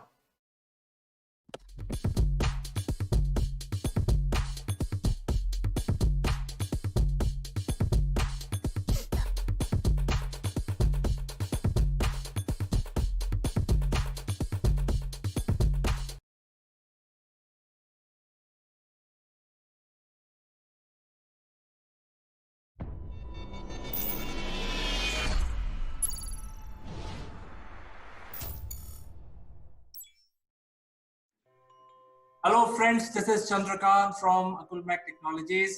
Welcome to Top Brass. And today our segment is CEO Roundtable. Let me invite our guest today. First, very senior person joining us from UK. His name is Neville Gunt, and he is the CEO of Mindfit Limited. Welcome to CEO Roundtable, Neville. Thanks very much, CK. Good morning, everybody. Look forward to a great discussion. Certainly. And our guest number 2 is Ms. Farida Charania. She is the CEO of Career Zoom. She joins us from Singapore. Welcome to CEO Roundtable, Farida. Thank you, CK. Excited to have this discussion with everyone. Yes, we are also looking forward to it. And our next guest is Ms. Kanchan Verma. She is the CEO of Akulmac Technologies, and she joins us from India. Thank you, CK, and everybody. Hi, everybody. How everybody is doing today? Everybody is fine, and I think the topic of discussion today is, we have been, in fact, all countries are undergoing the COVID-19 situation, where almost entire world is under lockdown. There are do's and don'ts defined by WHO, which are followed by all countries. So literally, we have not seen in the recorded history of mankind that such a unprecedented lockdown has been imposed on the entire earth. And because of this situation, the real pandemic is actually creating havoc on the mankind. People have already lost a lot of jobs. And I think the discussion point is many jobs have been lost already, but it is not over. We are not expecting the vaccine before December this year, if everything goes right. I think the leader is Oxford University, so we will see how it goes. But I think this pandemic is here, we are undergoing it, and people are losing job, which is adding to the pain. So let me first invite Mr. Neville Gunt to address this issue, what people should do, because I think it's a reality. People are losing jobs and all kinds of new opportunities are available, but they are not visible. So what is your take on this situation? Well, we're in an interesting arena. If I have a penny for every time I've heard unprecedented times, I'd be a millionaire, because they are unprecedented. But that doesn't mean to say that we shouldn't be thinking about doing the best things we can. And what we've got in the global arena currently, and I'm not just talking about job seekers, I'm talking about businesses that are employing, governments that are trying to sort things out. But we've got 3 types of actions that people are taking, 3 different behaviors. Surprisingly, there's a large number of people in denial. In other words, yes, COVID's happened, so that's a tick, but it's going to go back to normal. Eventually, the virus will have a vaccine, and in a few months, maybe early next year now, things will go back to normal. That's one group. Another group is in complete chaos. They don't know what's happening. They can't control what's happening. They don't know where they're going. They're not planning. They've been set in this headless chicken type approach, and they're literally running around being very busy, but not doing a great deal about it. And then you've got a very small minority that are somewhere in the middle and are accepting that this is something they can't control. It's here to stay.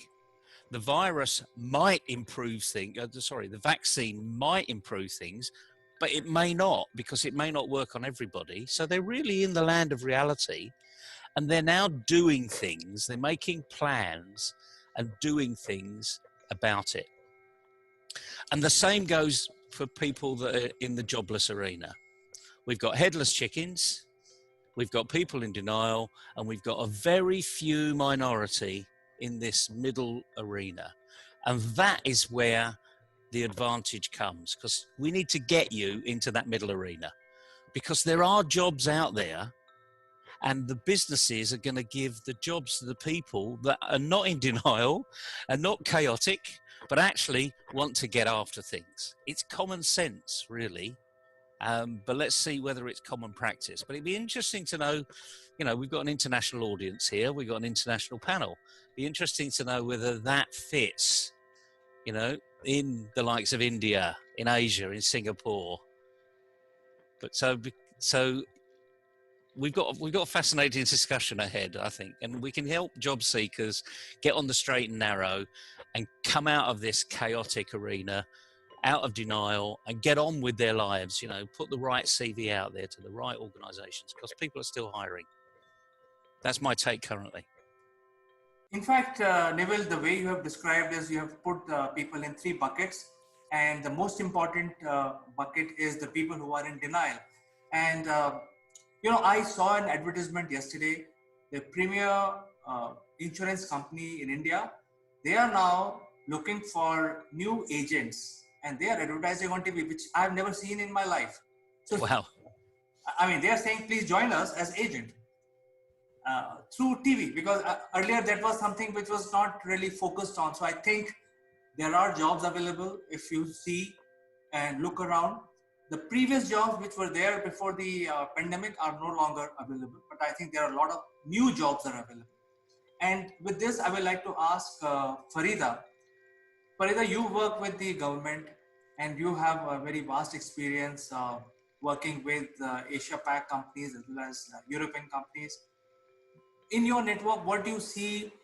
Do you agree with Neville, or do you disagree, or what is so different in your marketplace? I think I do agree with Neville, because we do see, if we were to look at a broad classification, these are 3 types of people that you actually come across when you speak to people. And I have been kind of, thinking this through, and I feel that, okay, this pain which is going to come with this is inevitable. You can't do anything about it, but misery is optional. There is still a way out of it. So to a certain extent, crisis, drives alignment, and it allows you as an individual, a company as an organization, a government, everyone to move in a certain direction. Because you realize that a lot of it is fluff around you, but there are things which will still actually move. Yeah. And one of the things that I personally believe is never waste a crisis, because it teaches you something. It also, kind of makes you understand where the resilience actually lacked, and which are the areas which will continue to hire people, which will continue to, kind of come out of this, there would be new streams which would develop, because there is a crisis, and everything which was happening before probably may no longer continue to happen. Some of these businesses might go out of business permanently. They might never recover, or they might never, because even though, people think that, things might come back to normal, but it's a very, very long road ahead, and nobody knows what the normal is going to look like. This is an opportunity for every individual, every organization to think differently and start thinking about what is it that we need, what is it that we want, what is it that we can afford as an individual, as an organization, as a country, and together as a planet. So to just, kind of bring a little bit of, my perspective to what Neville was saying just now is that there are new jobs which will be available. CK just mentioned something very new, which is a freelance opportunity. And, maybe people never considered it before.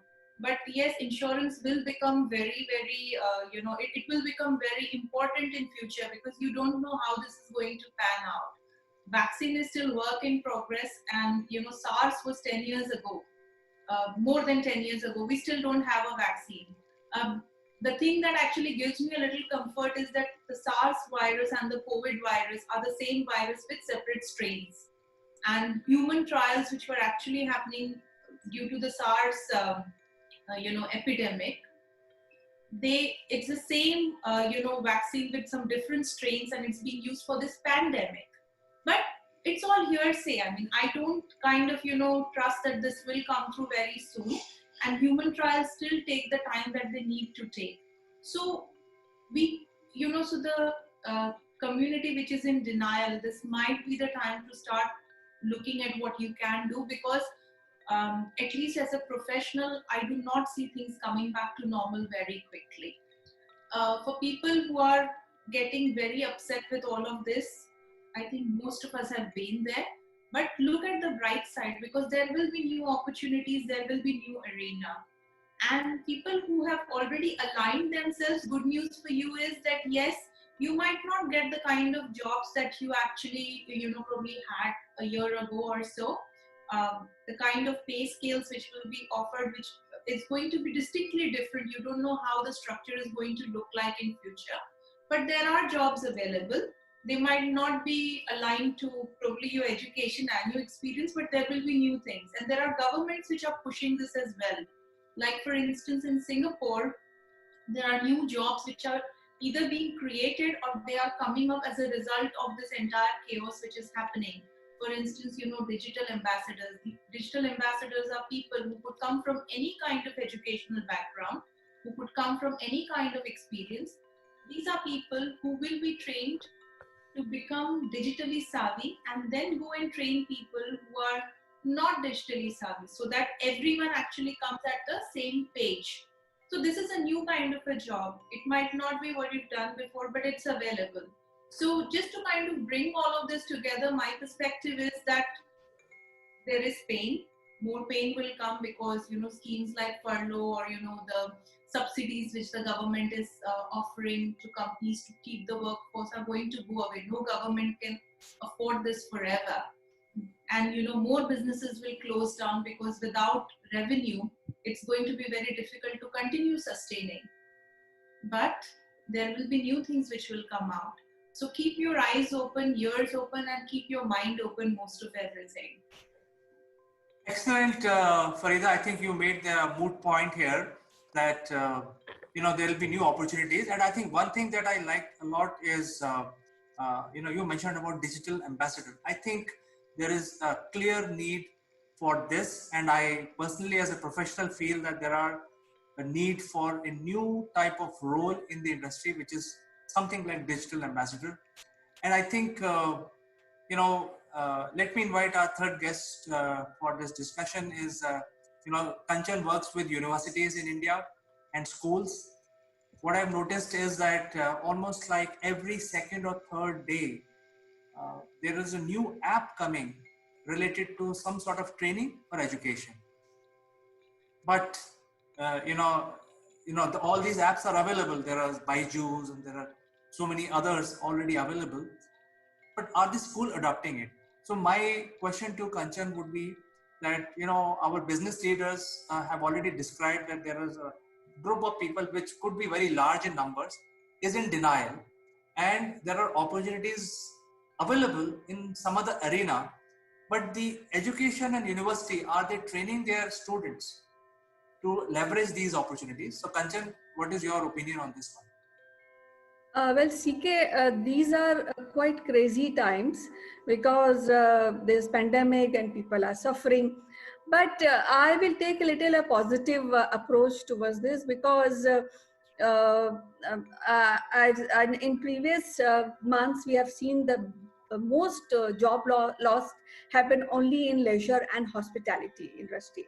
According to one research, it is 47% job loss happen in hospitality. But as I said, I will be taking more positive view, because and little India centric, though many countries are working and fighting for this kind of jobless and people management. But what I feel, we have two great options which is introduced by government of India. One is Make in India and one is Modern India. So when we talk about Make in India, then there's a lot of companies who are setting up their companies in India, and thus it is creating a lot of job opportunities. Now, when we talk about Modern India, the government is also stressing on digitization of many services. Now, for example, if I have quoted hospitality. So hospitality industry is closed, but there are chefs who are running their education courses online. So then they have the opportunity, and they are moving towards making something good. So I believe that though there's a job loss, but then, as Farida said, you have to be open your eyes and you have to open your ears to find out where the job opportunities are there. I feel there's little pause phase now going on, but it'll kickstart. So, Kanchan, I think I just continue asking on this path where there are opportunities and people have to reskill. But I think we have discussed in the past in this program where we have already pointed out that the skill which are required are not being taught by the universities. And what we see, at least in India, I can talk about that the schools are still waiting and watching. They are in that denial mode. You know, I think they, as per the Naval's category, all the schools in India are in denial funnel. They are not looking at the aspects that you pointed out. For example, if you look at the investment by Google in Reliance Jio, $5 billion of investment, they want to develop indigenous 5G platform. So when 5G comes, the chefs who are running their education courses will have a ball on this platform because they can run multiple things with a lot of creativity. But the education is still lagging behind. They are in denial. What is your advice to these people? I think because they are denial because they are looking for a better time to come. They want that maybe the time which were before pandemic, it will come. But I think things have, water has flown and things will not be changing for a longer time. So maybe sooner or later they are struggling. Actually, many schools are struggling with the technology and with digitization.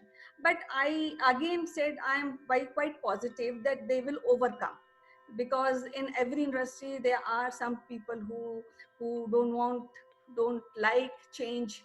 There are some people who like change, and generally people and the management who like change always win. So I'm quite hopeful for that. Naval, mankind is a very resilient species, and we are going through, like you already mentioned, that unprecedented. You might have heard so many times, but I think let me use this word again, that the mankind is a very resilient species, and they are going through this unprecedented times. What do you think is a takeaway from this discussion? What people really should do to get out of the denial mode? Well, they're going to have to look in the mirror and make sure that they know where they are, whether they're in chaos, in denial, or they're actually doing something about it. It's been a fascinating discussion already, and this is such a big topic. What we've got to remember is that COVID really has just accelerated all these thought processes. They were already there prior to COVID. Now, the education business gap was there. It got bigger during COVID, to my surprise, mainly because universities have gone more into denial. They've been more focused on improving their own digital presence. And remember, we're in the fourth revolution, which is digitization.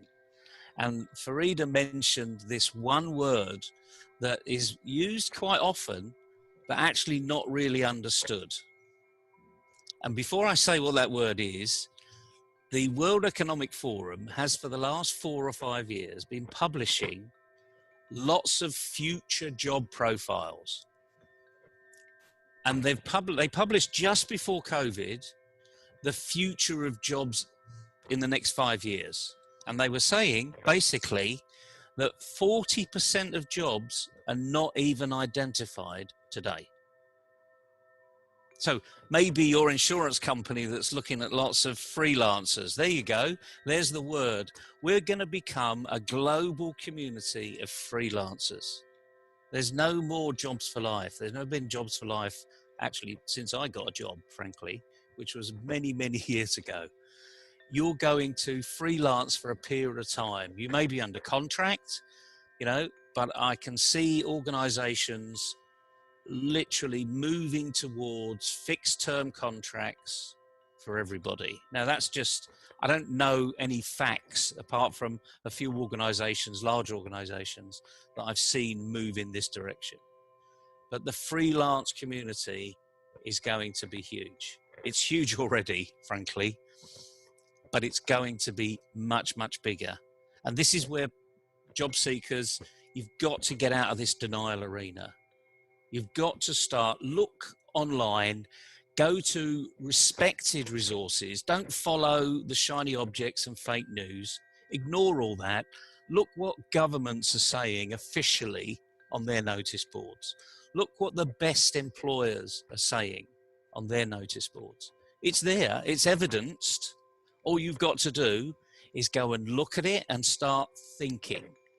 Because sooner or later you will see that the evidence will actually start to change your belief. And that's a good situation because now you're getting a kick of reality, not a perception. You know, perception will keep you in denial or in chaos. The kick of reality will narrow you down this middle road, you know, let's call it, you know, having the right attitude and being in control of your own destiny. So my advice to everybody is start reading. Start Googling, but don't look at fake news. Don't look at the shiny objects. And certainly don't follow government leaders because, frankly, a lot of them are bouncing around saying they're in this middle road, but they've got no idea, some of them. They're feeling their way. And I feel for them, actually, because, again, sadly, these are unprecedented times.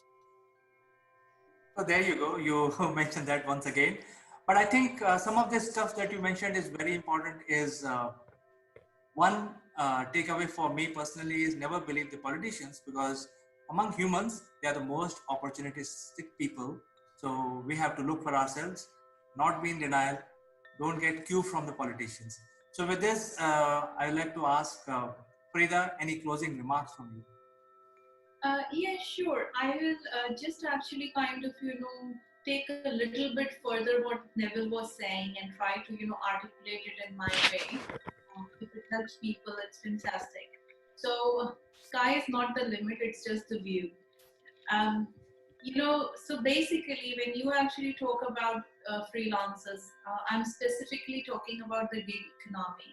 Now, that's something that's going to be huge. The reason being, like Neville was saying, there are no longer going to be secure jobs. So I would break it down that there would be tasks and there would be people who would actually perform those tasks, and there would be people who need these tasks performed and they would be willing to pay for it. So there are professionals, there are, even if there are, there are people who have been in a job for very long, they've been cocooned as an employee, suddenly they are in the middle of everything, this pandemic, and they realize that it's not going to be easy to find something. So keep an open mind, go to respected resources, see what is it that can leverage your skill, because still work is happening.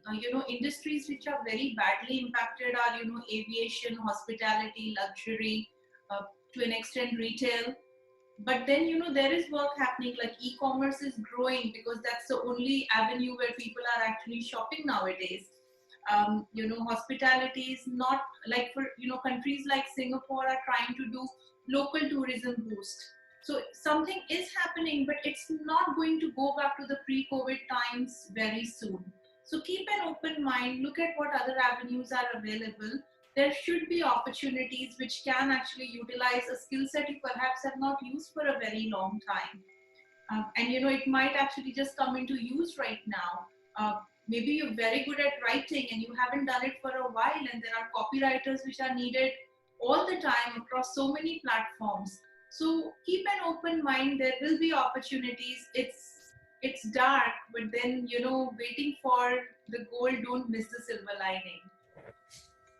Absolutely, very well summarized, Farida. In fact, one of the takeaway for me and for my viewers is that somebody has taken your job, because the jobs are just around the corner, as from the panelists we realized, but nobody can take away your career.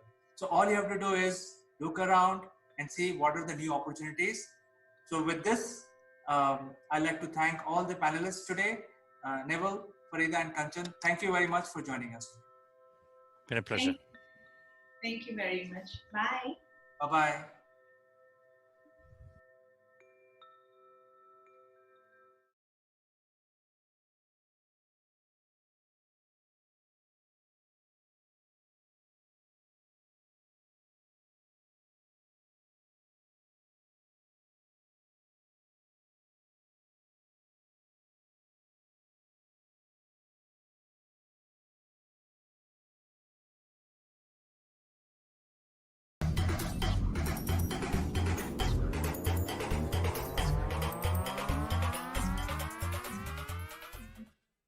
Hello, welcome to Akulmek Live. I'm Kanchan Verma. And viewers, that nationalism and patriotism is very, very essential for the existence and for a well-being of any nation. Because when we are talking about nationalism, that means we feel proud about our heritage, our culture, our language. And when we are talking about patriotism, that means we love our people and we want all goodness to come to our people. And there's one very important aspect when we talk about freedom struggle. And there's one incident which is Anand Mat. And to discuss about this incident which initiated the independence thought process in the people of India way back in 18th century. And to discuss about this, we have a special guest, Ritu Gupta, who is CEO of a four-season PR agency. A part of this, she has a great interest in Indian history. So before we start our discussion, let's welcome her.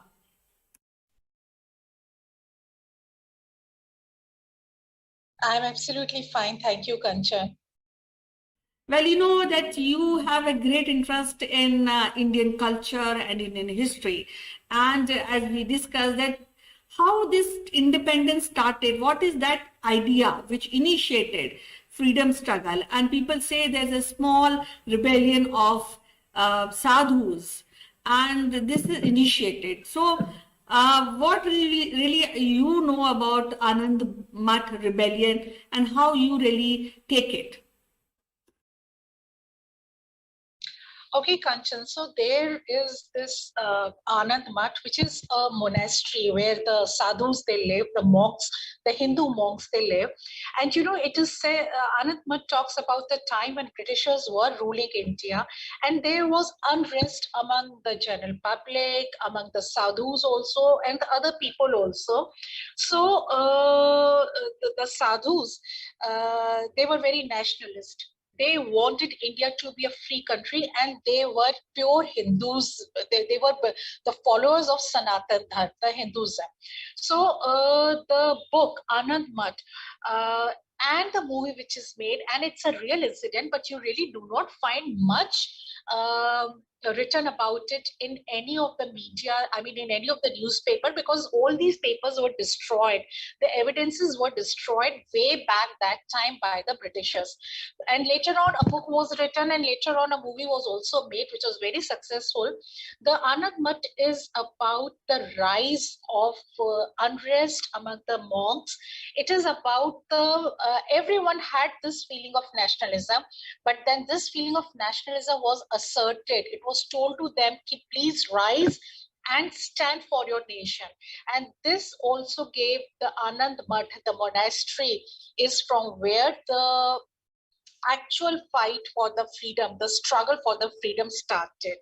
So also, the people, they would always look up to the monks, and the monks were telling people that please go out and fight for your rights. So this was about the rebellion. This place is very famous, known for the rebellion of the sadhus, the monks, the Hindu monks.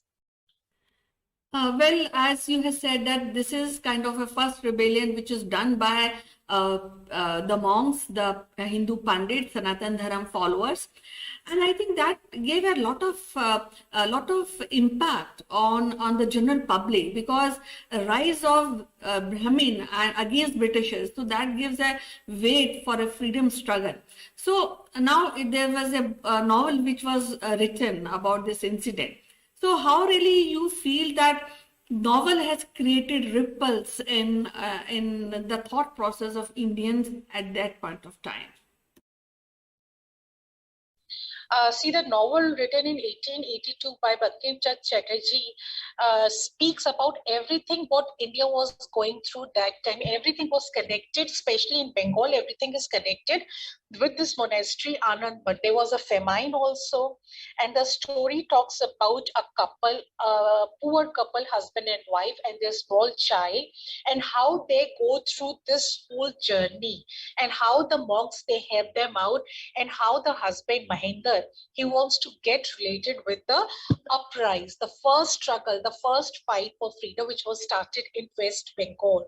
Also, Bankim Chand Chatterjee wrote a small poetry, Vande Mataram, in this book, which was also taken in the movie also.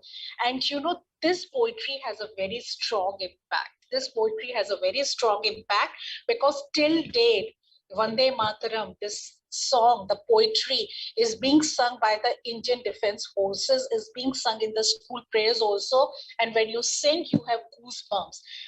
This poetry was written only to create awareness among the people for the nationalism, and also to let people know that how during that time when Britishers were ruling, how people they felt, and how a small poetry, how a small incident in West Bengal created ripples, and people, they came out and they all stood together, and they gave rise to the first fight of freedom struggle. So the book also talks about it. The book takes us back to the time in 1882, what India was going through, how normal people, they were tortured by the Britishers, what was the lifestyle, how poor became more poor, how people were going through famine, how people were not even able to get a bowl of rice. So this was the pathetic condition of India and the super rule of the Britishers.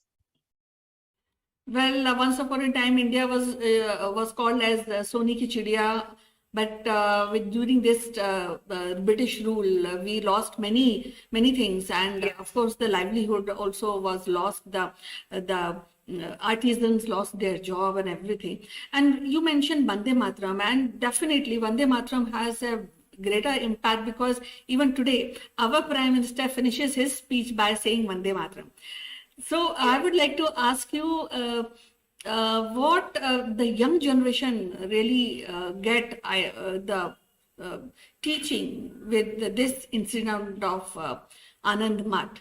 What is the relevance in today's time? Oh, it's very relevant. The teaching, the impact which it is leaving on the young generation is that you should always be honest, true to your country, stand by the country, do not support any anti-national forces, and do everything what goes in the favor of the country. See, a small set of monks, they could fight such large army of Britishers. So we people who are, I think, very updated, who are doing very well and who are not, I mean, the country is not facing any kind of problems as far as no one is starving in the country right now. So let's all give back to the country. Let's all stand by the country and be honest citizen. Also, I also understand one thing, that this novel is giving a teaching to the youngsters that at least do not be a cheater. Pay your taxes on time, because your taxes is something which goes for defense forces, and these defense forces, they protect us from the enemies. So let's all stand united. We should know what actually Vande Mataram poem is all about, and we should feel it and do the same thing for the country. Well, definitely, because the Anand Math has a far-reaching effect, because that gives a thought process for Indians to come out and fight for their right. And I think we should know more about this incident, and we should be proud of how these monks who were not, I mean, when we talk about freedom, when we talk about people who are fighting for the right, I think monks have raised their voice. That means no section of the society should be away from naturalism, because that is what people should know and should practice. And when we talk about nationalism, that means love your country, love your people. So any last thought you would like to share with our audience? I would really like the audience, whosoever is listening and watching this program, that they should encourage the youngsters to read this book, Anand Bhatt. It's an absolutely wonderful piece of literature. People should read it, because it is very important that the young people, the kids, even people of my generation, they should know about the independence we are living right now, the importance of the independence, and how people, they fought for it, how the sadhus, the monks, even the poor people got connected with Anand Math, and then they wanted to fight for the country. So we all should read this beautiful piece of literature, and we should take some learning from Anand Math. It's a wonderful piece of writing. Well, you said very right that freedom is not a cheap association with the nation, because it cost soldiers, it got people, and we got freedom after a lot of struggle. So I think we should value that. So with that thought, I would like to end this session. We'll be meeting again with another provoking episode. Till then, bye bye. You take care. Bye bye. Take care, Kanchan. Bye bye.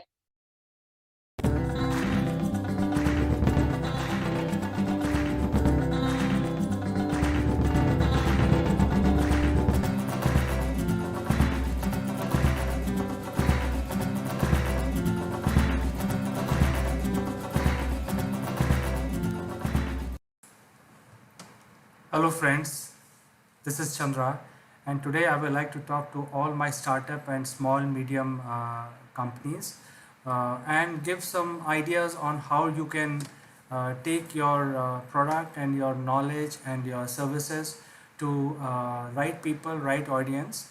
And this is something that I have personally tried, and I would like to share this information with you all, with the intention that you can also leverage this and probably take some of these action points, and if you like, you can implement them and also grow your business. One other thing which I would like to mention today is the the marketing strategy of all the people today is by and large based on the email. And while we get so many emails, we also individually delete all those emails which are hitting our inbox. So the chances are that if we are sending our emails, somebody else is deleting those emails. So there is a risk of your email messages not being reaching to the right audience or the intended audience, or even if they are reaching, they are getting deleted. There is very little analytics that is possible on what you can do to increase the interest level of the recipient. So that is one of the issues that there is, which is plaguing all of us in the field today. And the other issue is there are a lot of compliance related matters which we have to take care. So while there is a social media and many organizations are leveraging social media to take their messages and they are moving away from email, I personally feel that time is right to move away from email marketing and get into the social media marketing completely. For various reasons, there are a lot of advantages. One of the advantages is non-intrusive. That means whoever is seeing those messages, the control is in his hand and he can actually control what he wants to see. And suppose he doesn't want to see your post, then he can simply move on and see something else. So it's completely non-intrusive. It is not interfering in any privacy. At the same time, you have leverage of reaching a lot of people globally. So you can now address a bigger segment of people on social media. The challenge on social media is how do you send your messages and the same version to all of these different social media which is available today. So we can help you with all these new techniques, and if you go to the link which is there on the website, that is topbrass.akulmac.com, this is a new platform that we have created which will help you do all this at a very low cost. So I think my ideas, my suggestions are in line with what you are thinking. My sincere suggestion is move out of email marketing as soon as possible, because you're spending a lot of money in building the infrastructure, buying client databases, building CRMs, running campaigns, and the ROI is not visible. So start using social media as quickly as possible and you will see the difference. Thank you.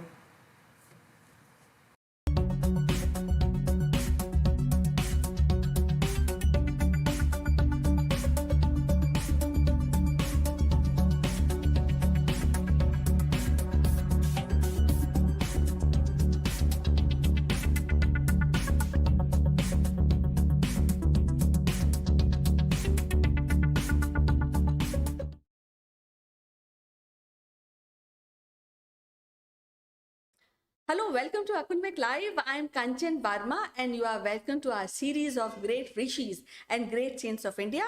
And today I will be talking about Maharishi Bhrigu. This video is sponsored by Performance Works International. More about them after some time.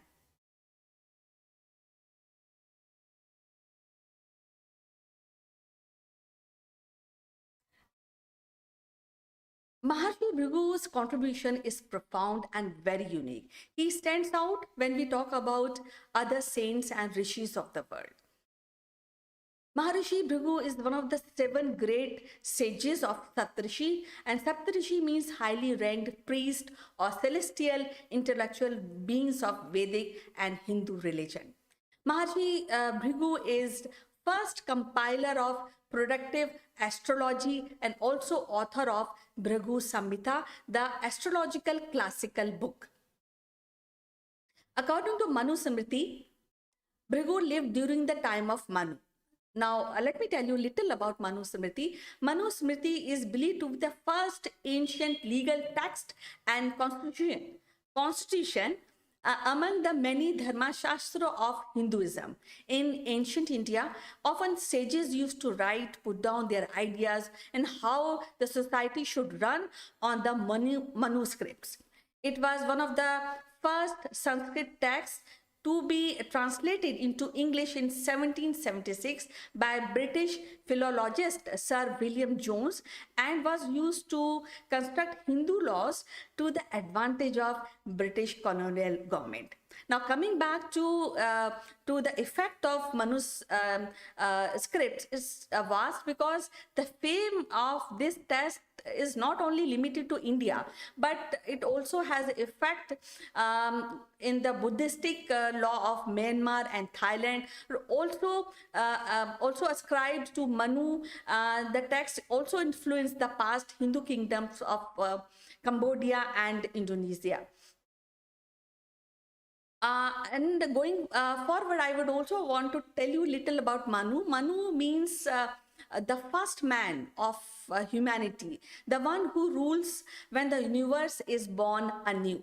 The current universe is asserted to be ruled by seventh Manu, named Vevavasta. Vevavasta was the king before the great flood occurred. And he was warned by the incarnation of Vishnu and built a boat that carried the Vedas and Manu's families and 7 sages to safety.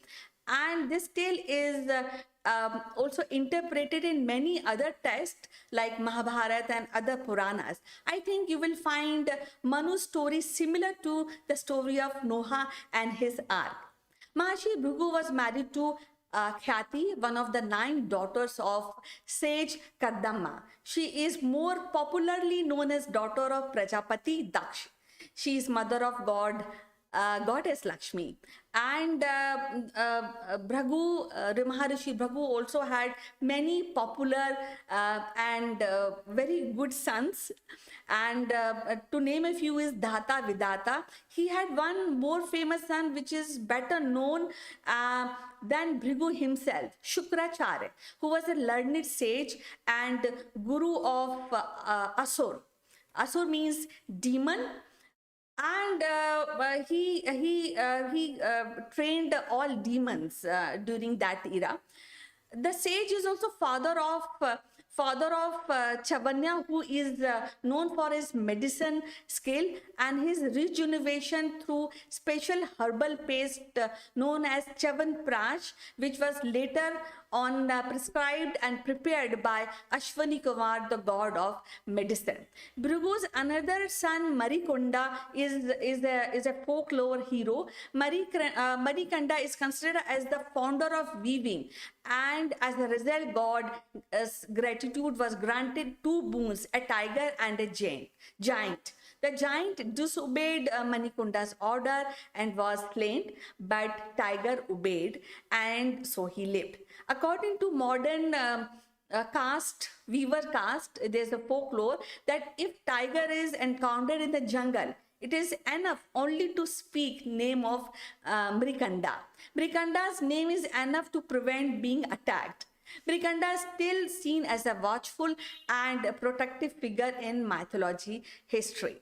All Bhrigu's sons and his lineage has a unique place in history, and their contribution to mankind cannot be ignored. And even famous warrior rishi like sage Parshuram also has a place in Bhrigu's family tree. Maharshi Bhrigu has first compiled the predictive astrology. He compiled around 500,000 horoscope and recorded the life details and events of various persons. This formed a database for further research and study. The study culminated in the birth of science of determining the quality of the time, and Hora, which deals with the finer point of predictive method. The horoscope were based upon the planetary position of Sun, Moon, Mercury, Venus, Mars, Jupiter, Saturn, Rahu. Rahu means north node of moon, and Ketu, south node of moon. After Maharshi Bhrigu gave his prediction on different types of horoscope compiled by him, with the help of God Ganesha, who is god of intellectual and fortune, in the brief and concise manner. The total possible horoscope chart that can be drawn with this compilation is about 45 million. So if we search any instance of data compilation, then Maharshi Bhrigu's name cannot be ignored. and that too he has done such a long time ago. He compiled around 500,000 horoscope, recorded the life details and event of various person. That means collect, organize, report, interpret data, and then find probabilities and finding the mean in the data. So that means if we apply a handling calculation formula, so that means mean is equal to sum of observation upon number of observations. So, and that too of individualistically, and that is a great contribution of Maharishi Bhrigus to the mankind. Maharishi taught this art to his famous son Shukracharya. Currently, a part of Bhrigu Samhita is available at Hoshiarpur, Sultanpur district of current Indian Punjab state and Varanasi state of current Indian Uttar Pradesh state. Many people have found their horoscope in this part of the world. Maharishi Bhrigu is also credited with the knowledge of Sanjeevani Vidya, which is knowledge that raised the dead back to the life, and later this knowledge is officially conferred to Shukracharya, son of Bhrigu, which he used time to time and brought back his disciple demons back to life.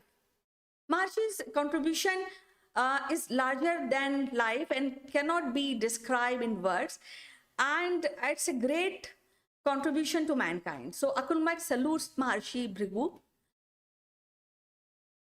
Before I end this video, I would like to extend a big thanks to Performance Works International for sponsoring this video. Here's a message from them. This video is sponsored by Performance Works International. Are you ready for the challenges facing the modern workplace? Recent events have taught us the importance of transformation. Businesses now face a perfect storm of challenges. No business is too big to fail, and many are too slow to succeed. Our workforce is changing fast. We're entering a new age of empowerment, and everyone can contribute. The Inner CEO reveals how we can all play a part in making leading at all levels a reality. Written by Jeremy Blaine, an expert on business transformation and growth, it provides a roadmap to help everyone unleash their inner CEO and contribute beyond their job role, whatever their level. Traditionally, strategy has been owned by the few. Now it's time for the many to contribute. Leadership must come from a broader base. Everyone has the potential to step up and make things happen.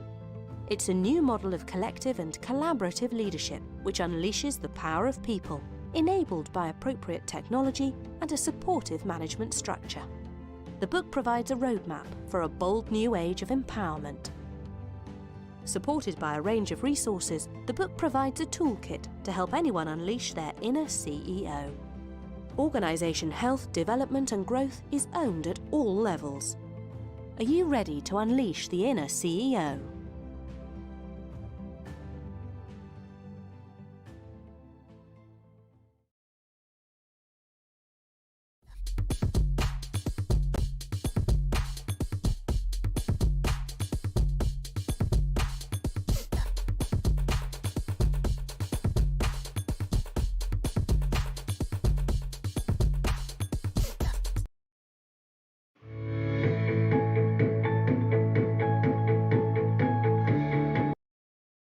Hello friends, this is Chandra from Akulmat Technologies.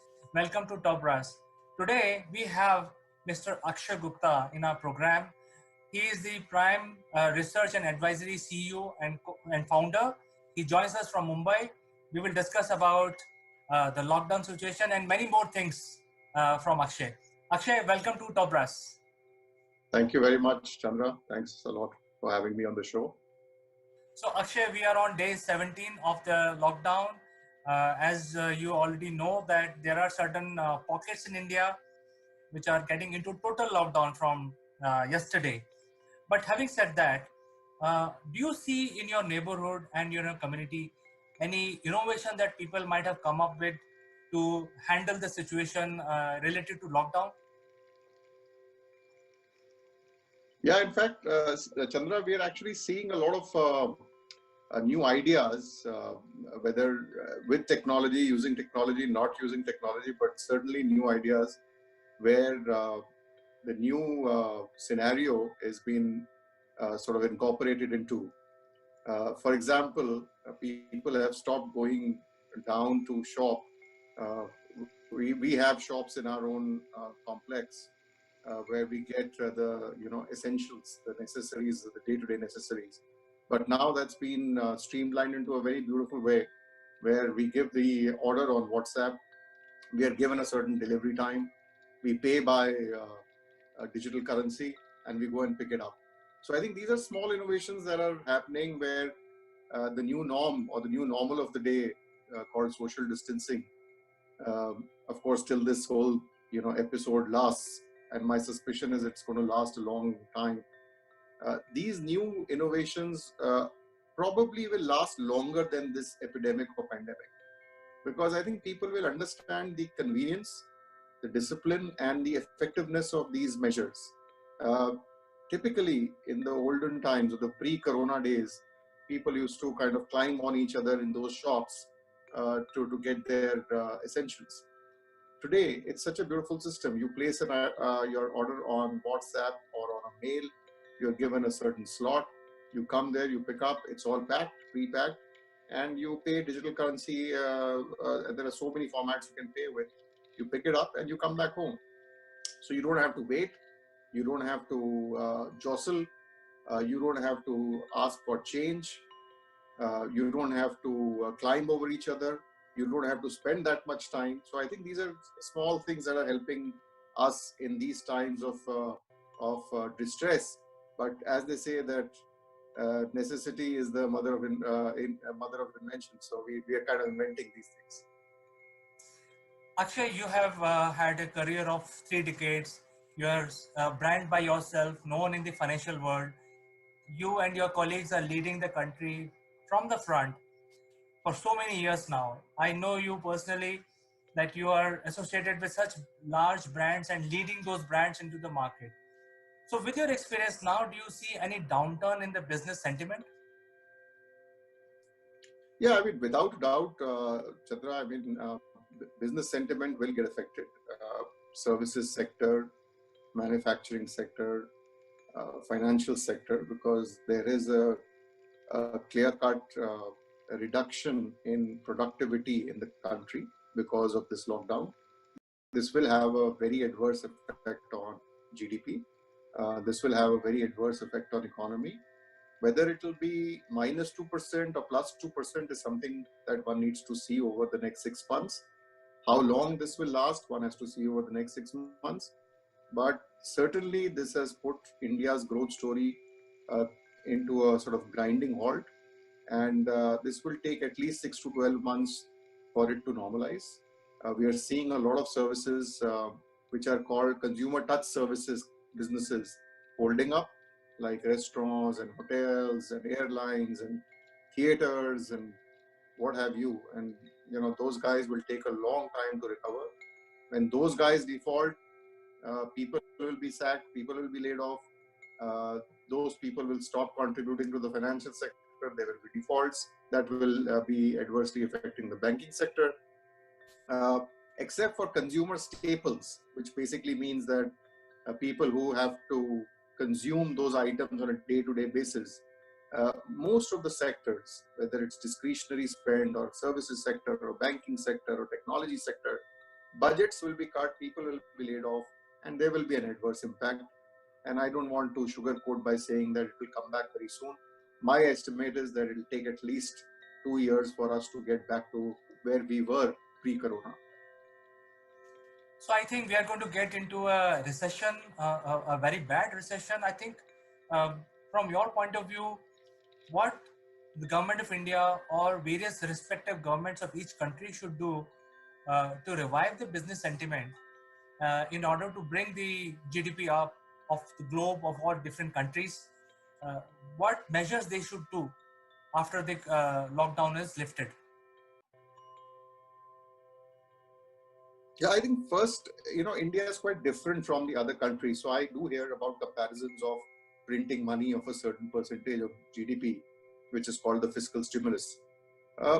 I think we also have to do that, but I think in the short term, what we need to do is to protect the poor. In the short term, we need that people should get basic things. They should survive.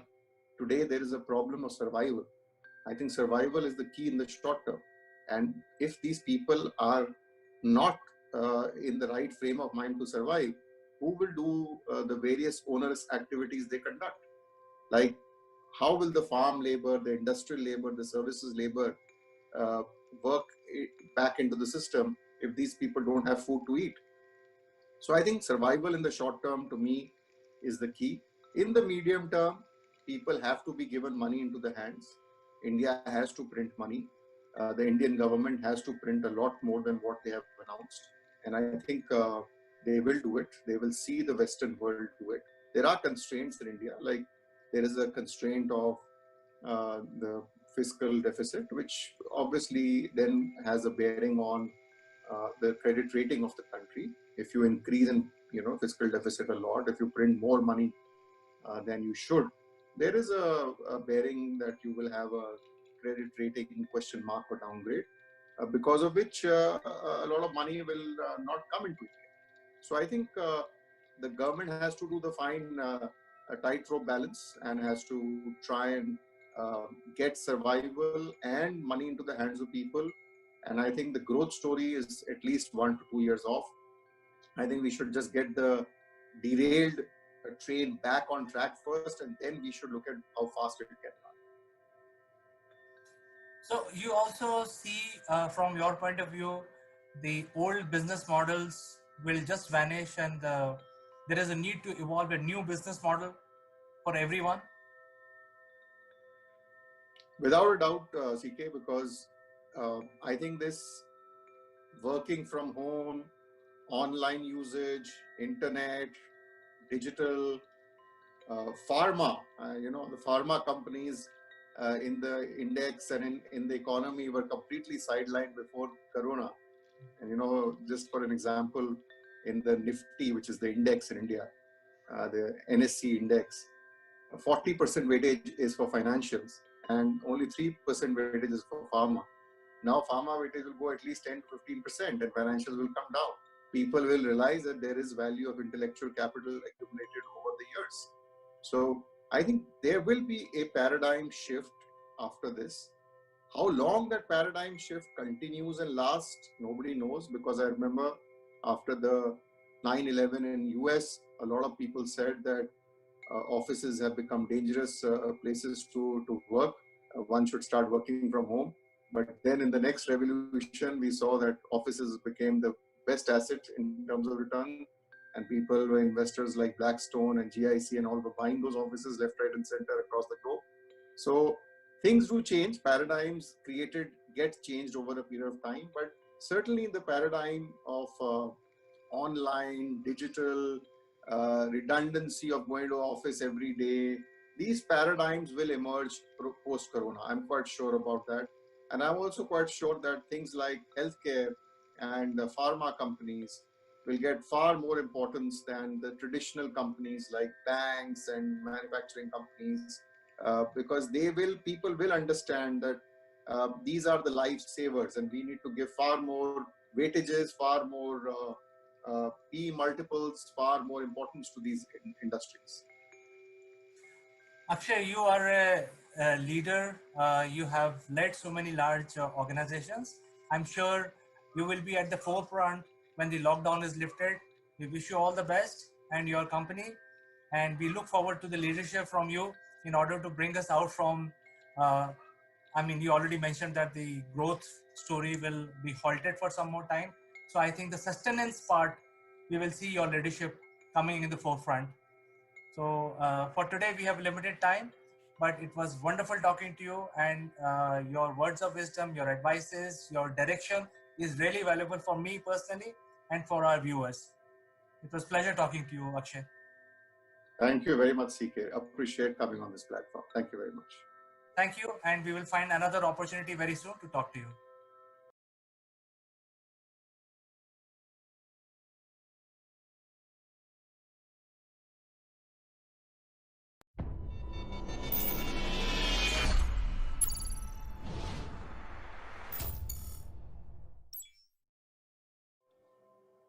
Hello friends, I am Kanchan from Akulmek Technologies and we are welcome to Nation.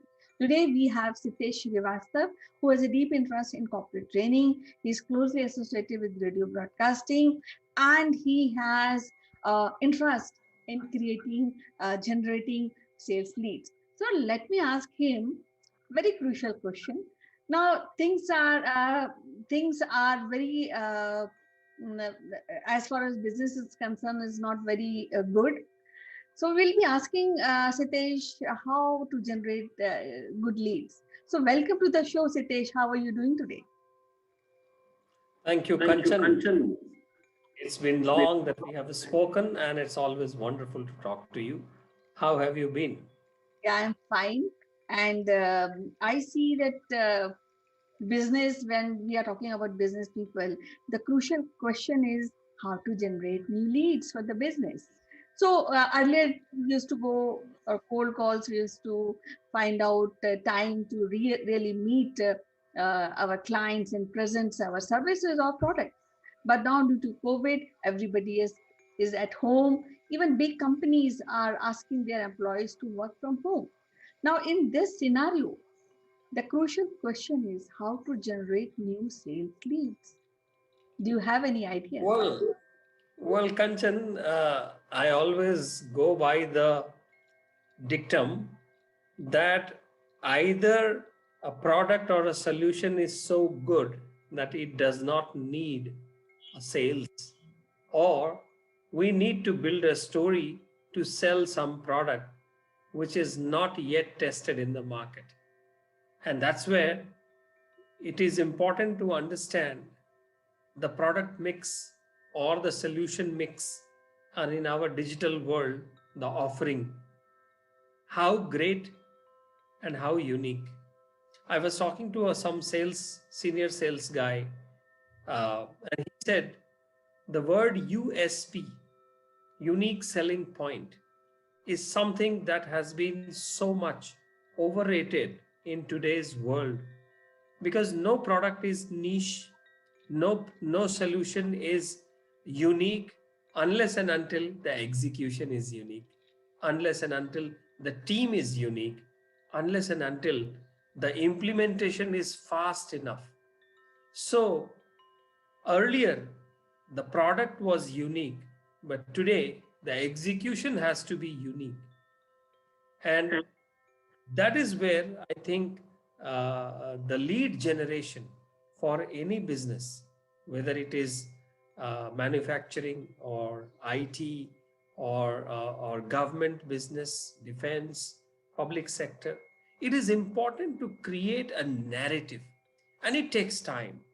What we used to call sales cycle, I think we should say story cycle today. We must build stories, we must create the interest in the stories, and then think of creating the leads.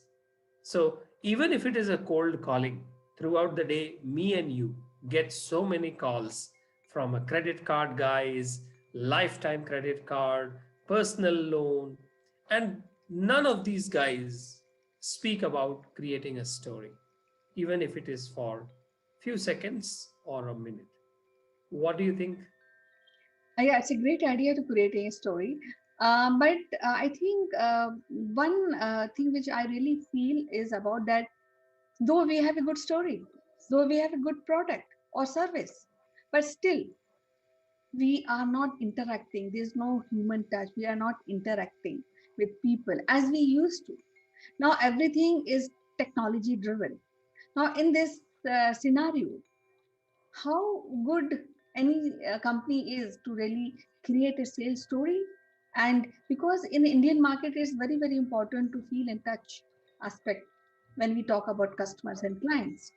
So I think I what do you think about um, how to get into this sales cycle, as you said, or maybe story creating cycle? But then we, as Indians, we are more inclined to really feel and touch of the product, and that's why I have seen recently many people are giving their services, not the product, but the services for free for some time. So I feel is that is there any other way? Rather, okay, fine, we create a story, but how to execute it? Because the days of cold calling, I think, is gone. Yes, Kanchan. So, with the changing times, uh, the life in this pandemic, we all have been inside our homes most of the time. Probably we never thought that our home can be extended to so much of activities beyond the home. And therefore, when it comes to the sales, it is something home based. The sales has become home based. We all do the home based selling. We all talk about the stories. But there's something that I want to emphasize. Instead of cold calling, why not do cold emailing? Cold emailing, then by going by the cold phone calls, and then probably generate so many mailers that can go today by just a click of a button. 5,000 mails can be sent out, but each of those mails may not come back again. They might land up in a spam box. And therefore, I think it is important, more important today, to have a qualified emails, qualified phone calls. And since, as you said, Indians are more about meeting, touching, talking face to face, having food together, I think this is also true in many markets. But in today's life, I think you create a story, and that story needs to be believed in such a way that your prospect is bound or to say, hey, your story is interesting. Can we meet for a coffee? Because people are going out for meeting on a coffee.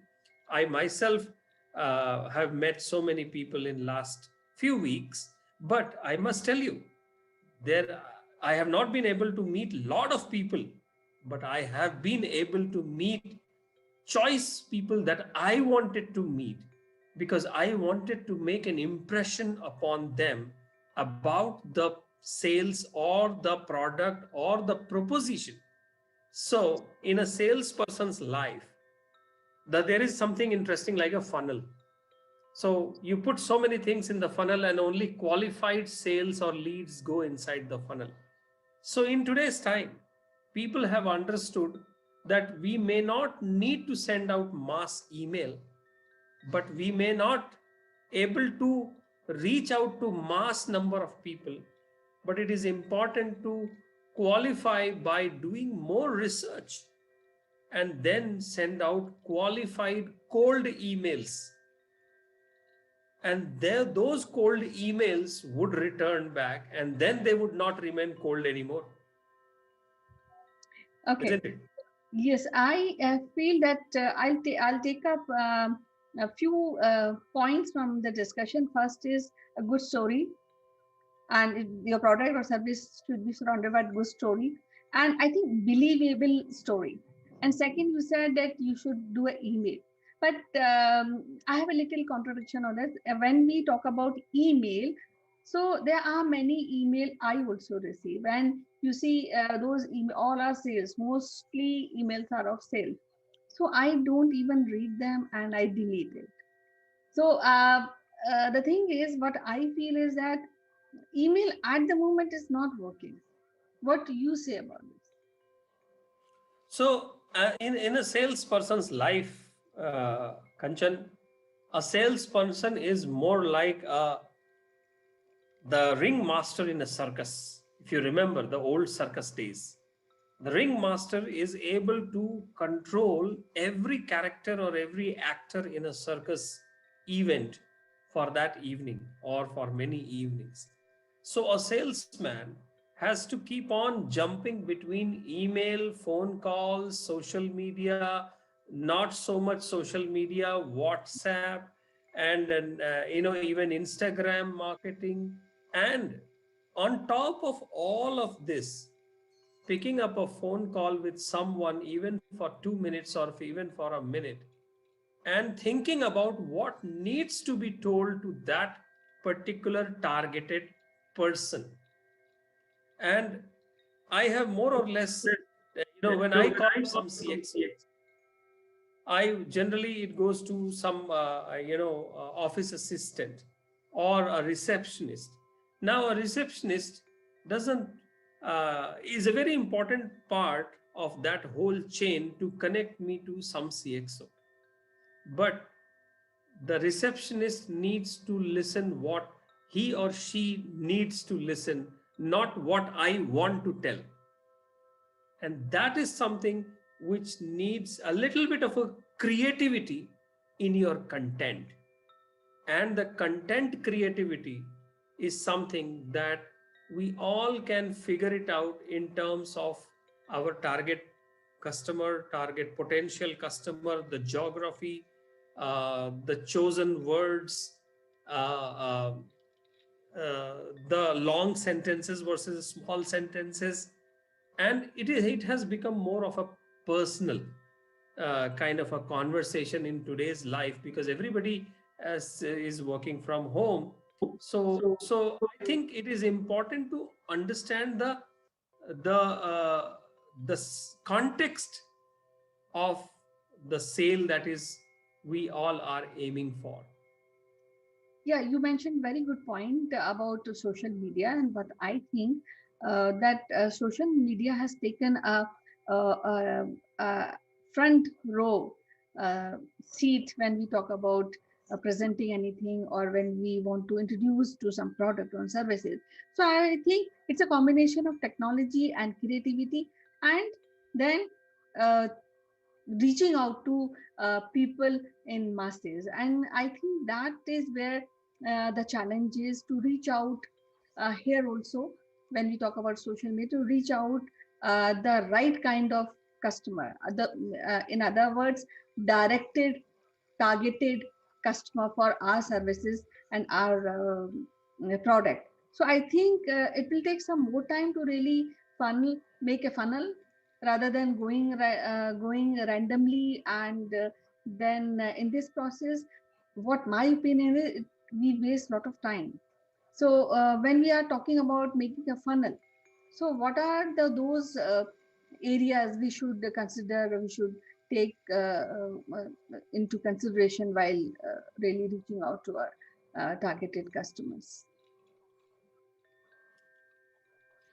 So Kanchan, it's very interesting. We all are connected to so many networks, and we all are part of so many of WhatsApp groups, Telegram groups, Facebook pages, networks. But if you think deeply, are we the networks, or the networks is about us, or we are about the networks? What we bring into the network is something that is more important always, rather than what the network brings to us. So me and you, we know each other, developed a rapport over a time after talking, and we have spoken about our synergies together. And when we talk about synergies, then there comes a point where we need to talk about business or commercial turning point of it. The challenge today is that because of social media, because of email, because of the phone calls being so cheap, the data is so as cheap as water, we think the business also should move that fast. But that's not the case. Ultimately, it is the human mind that needs to be convinced about a service or a solution. And the moment human mind comes into picture, there are multiple things rather than just the technology part of it. Technology is an enabler, and technology will remain as an enabler. Despite putting up so much of artificial intelligence or machine learning into our platforms, it is the people, the stories, the spoken word, the smile, the video touch, and then, if needed, taking a leap of faith and going to meet for a coffee. All of that put together makes a good recipe for a sales lead. So whether it is 5,000 emails or 500 emails, ultimately it is the person-based selling, and that will always remain the hallmark of sales. Great systems like Salesforce or any other CRM systems can never be greater than the salesmen themselves. And that's what I believe. Yes, definitely. A sales person has to be more equipped with the product and the services, and that is there. So it was so wonderful to talk to you, Sitesh. And from this discussion, I think the takeaway is that you should have a creative story, and you should have a platform, social media platform, and technology to really reach out to the people. And then gradually you will come, you will be able to make a funnel, because you can even direct your mails or your creatives or your advertisement to certain defined, predefined customer also through media, uh, social media. So I think the sales parameter has changed. The sales platform has changed, and we have to be equipped with the new technology and the new method of sales through social media, creating a creative story, and of course, product has to be good enough to lure the customer and the client. So that is one of the basic things. So as usual, it was so wonderful to talk to you today. We'll meet again with some interesting topic next time. Till then, bye bye. Take care. Thank you, Kanchan. Market is and you. Bye.